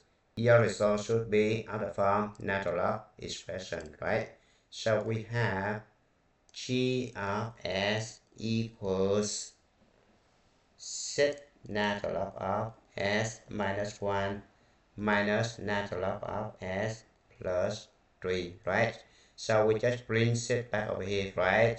So we have natural log of S minus 1 power of 6 minus natural log of S plus 3, right? This is subtraction becomes quotient rule, right? So it can be natural log of S minus 1 power of 6 over S plus 3, right? And this is the final answer. Now question 2i. We need to rewrite h of s as an expression involving psi s and no other trigonometric function, right? So we have h of s equals sine square of s times tangent square of s equals sine square of s, right? Tangent square of s equals sine square of s over cosine square of s, right? So this guy turns out to be sine square times sine square is going to be sine power of 4 of s over cosine square of s, it could be 1 minus sine square of s, right? And this is the final answer. Now question 4b right here. We need to solve for the function g of s equals 3 power of 2 fifths for all value of s in the domain of J, right? So this guy turns out to be J of s equals 3 power of 2 over 5, right? So it's gonna be 3 power of s altogether squared times 3 power of 1 over 5 over 3 power of -1 equals 3 power of 2 over 5, right? Now, we need to condense the left-hand side first, right? So, this guy turns out to be 3 power of 2 times s, right? Power, you need to multiply times 3 power of 1 over 5. Now, 3 power of -1, I bring it to the top, it's going to be 3 power of 1, right? Equals 3 power of 2 over 5, right? Now, this guy turns out to be, now you need to add all exponents up, right? Because they have the same base and it's a product, right? So it could be 3 raised to the 2s plus 6 over 5 equals 3 raised to 2 over 5, right? Now since this guy and this guy have the same base, right? You just equate the exponent, right? So we have 2s plus 6 over 5 equals 2 over 5, right? So you need to subtract 6 over 5 both sides. So you have 2s equals negative 4 over 5. Now you need to divide both sides by 2. So s equals negative 2 over 5. And this is the final answer, right? Now let's move on to question 2i. You need to solve for k of s equals pi over 12 for all value of s in the domain of k, right? So we have k of s equals pi over 12, right? So you have sine of pi s minus 2 over 6 equals pi over 12, right? Now you need to multiply both sides by 6, so it could be sine of pi s minus 2 equals pi over 2, right? Now to eliminate a sine, you need to take side both sides, right? So you have pi s minus 2 equals sine pi over 2 equals 1, right? Add 2 both sides, so pi s equals 3, right? So divide both sides by pi, so s equals 3 over pi. Now question 4c. You need to solve for s when m of s equals 0, right? So I have m of s equals, so you need to condense the left hand side, right?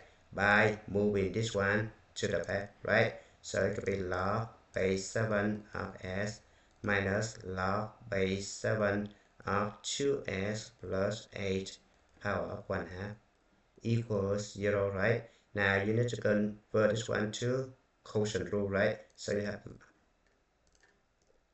now you need to apply the quotient rule. So you have log base 7 of s over 2s plus 8 power of 1/2 equals 0, right? So then you just draw the arrow, right? So you have s over 2s plus 8 power of 1/2 equals 7 power of 0 equals 1, right? Now you multiply both sides by 2s plus 8 power of 1/2. So it turns out to be s equals 2s plus 8 square root, right?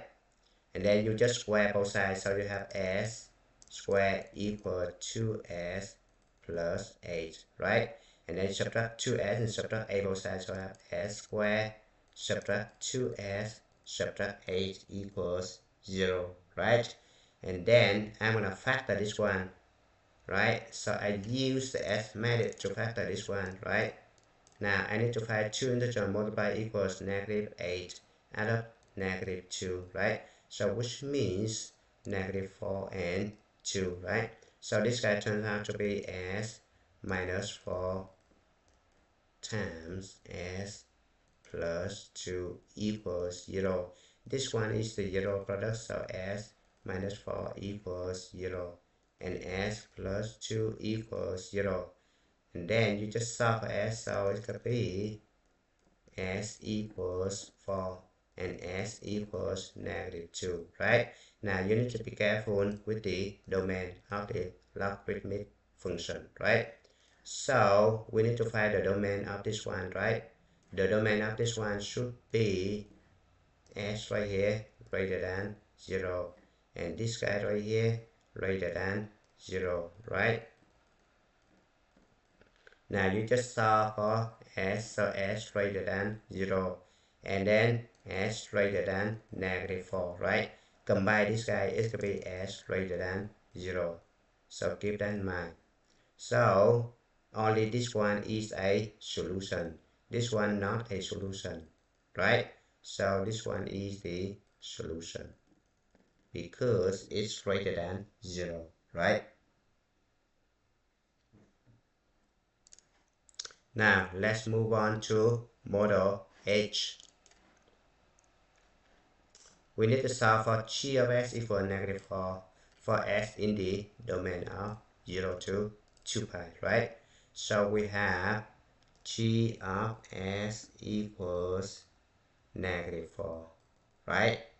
It's going to be 2 secant of s minus pi over 3 equals negative 4.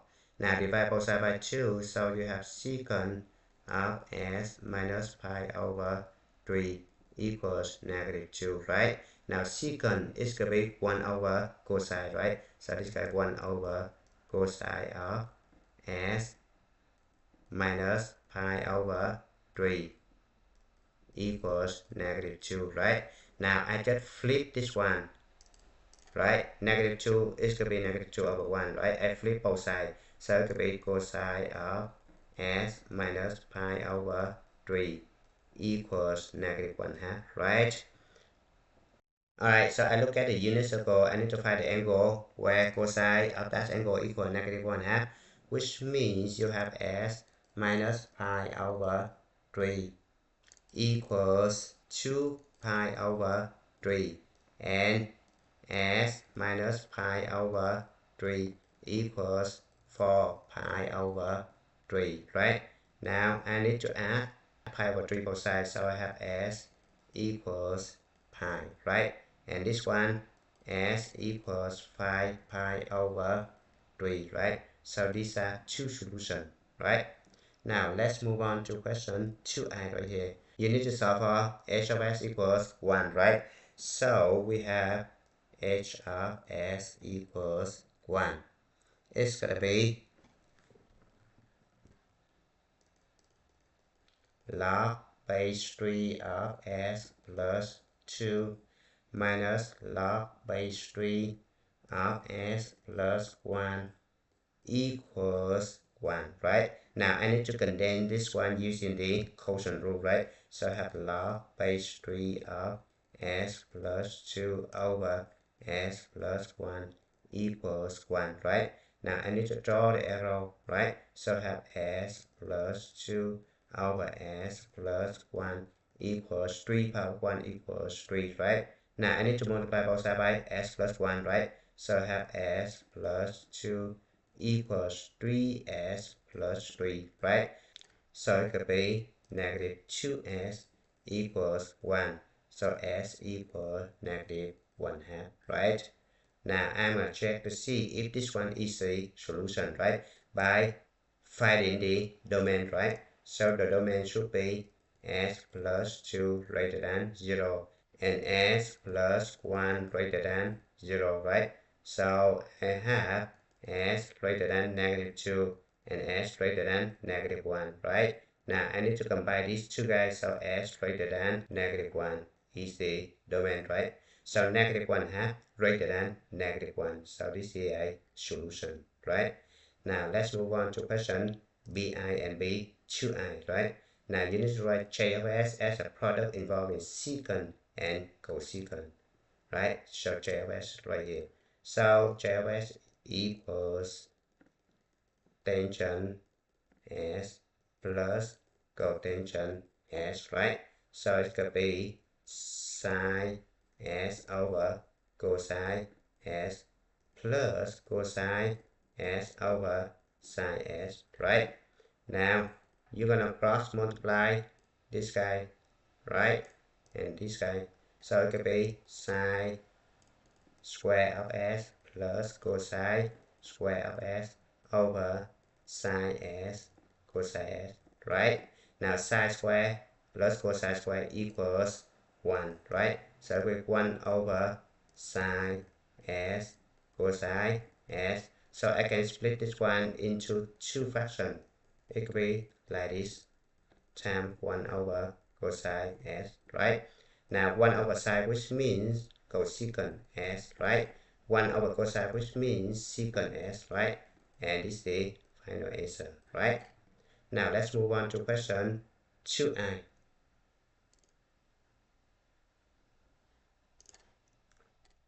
Rewrite k of s as a single natural logarithm with a negative exponent.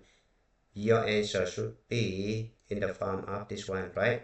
So we have k of s equals 3 natural log of s minus 1/2 natural log of s plus 4 plus natural log of 2s minus 1, right?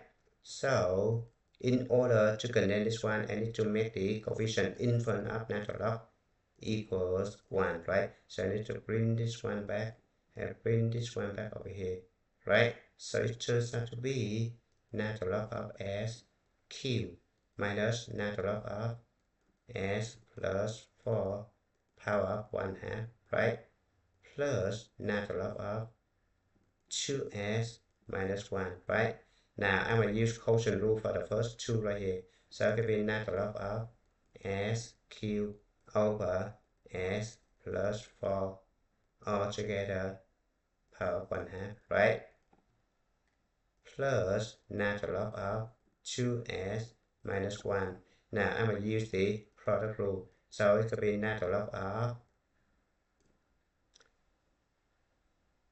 s cubed times 2s minus 1 over s plus 4 raised to the 1/2.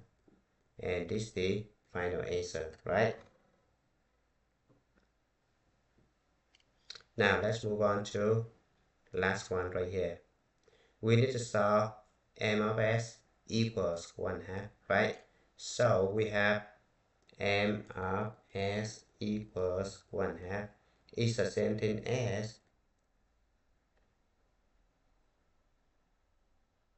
now the left hand side right here, you need to use complete square formula to expand this one. So you have sine square of s plus 2 sine s cosine s plus cosine square of s equals 1/2, right?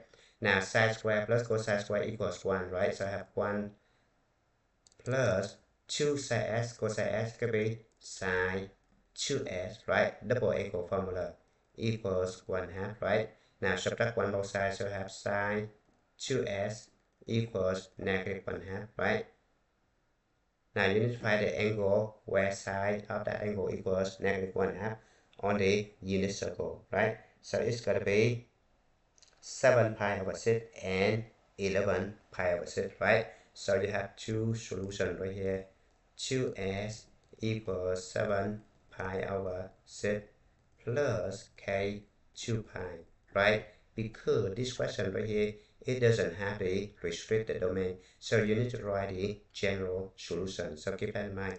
So this one, 2s equals 11 pi over 6 plus k 2 pi, where k is the integer, right? So you need to divide both sides by 2. So s equals 7 pi over 12 plus k pi, right?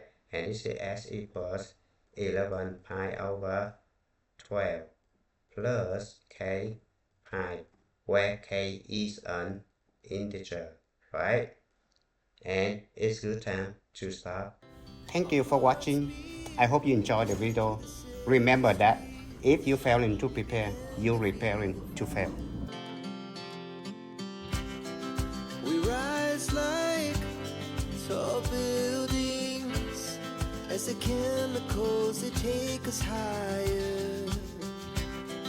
The night's young, it has just begun as she puts her hand in mine.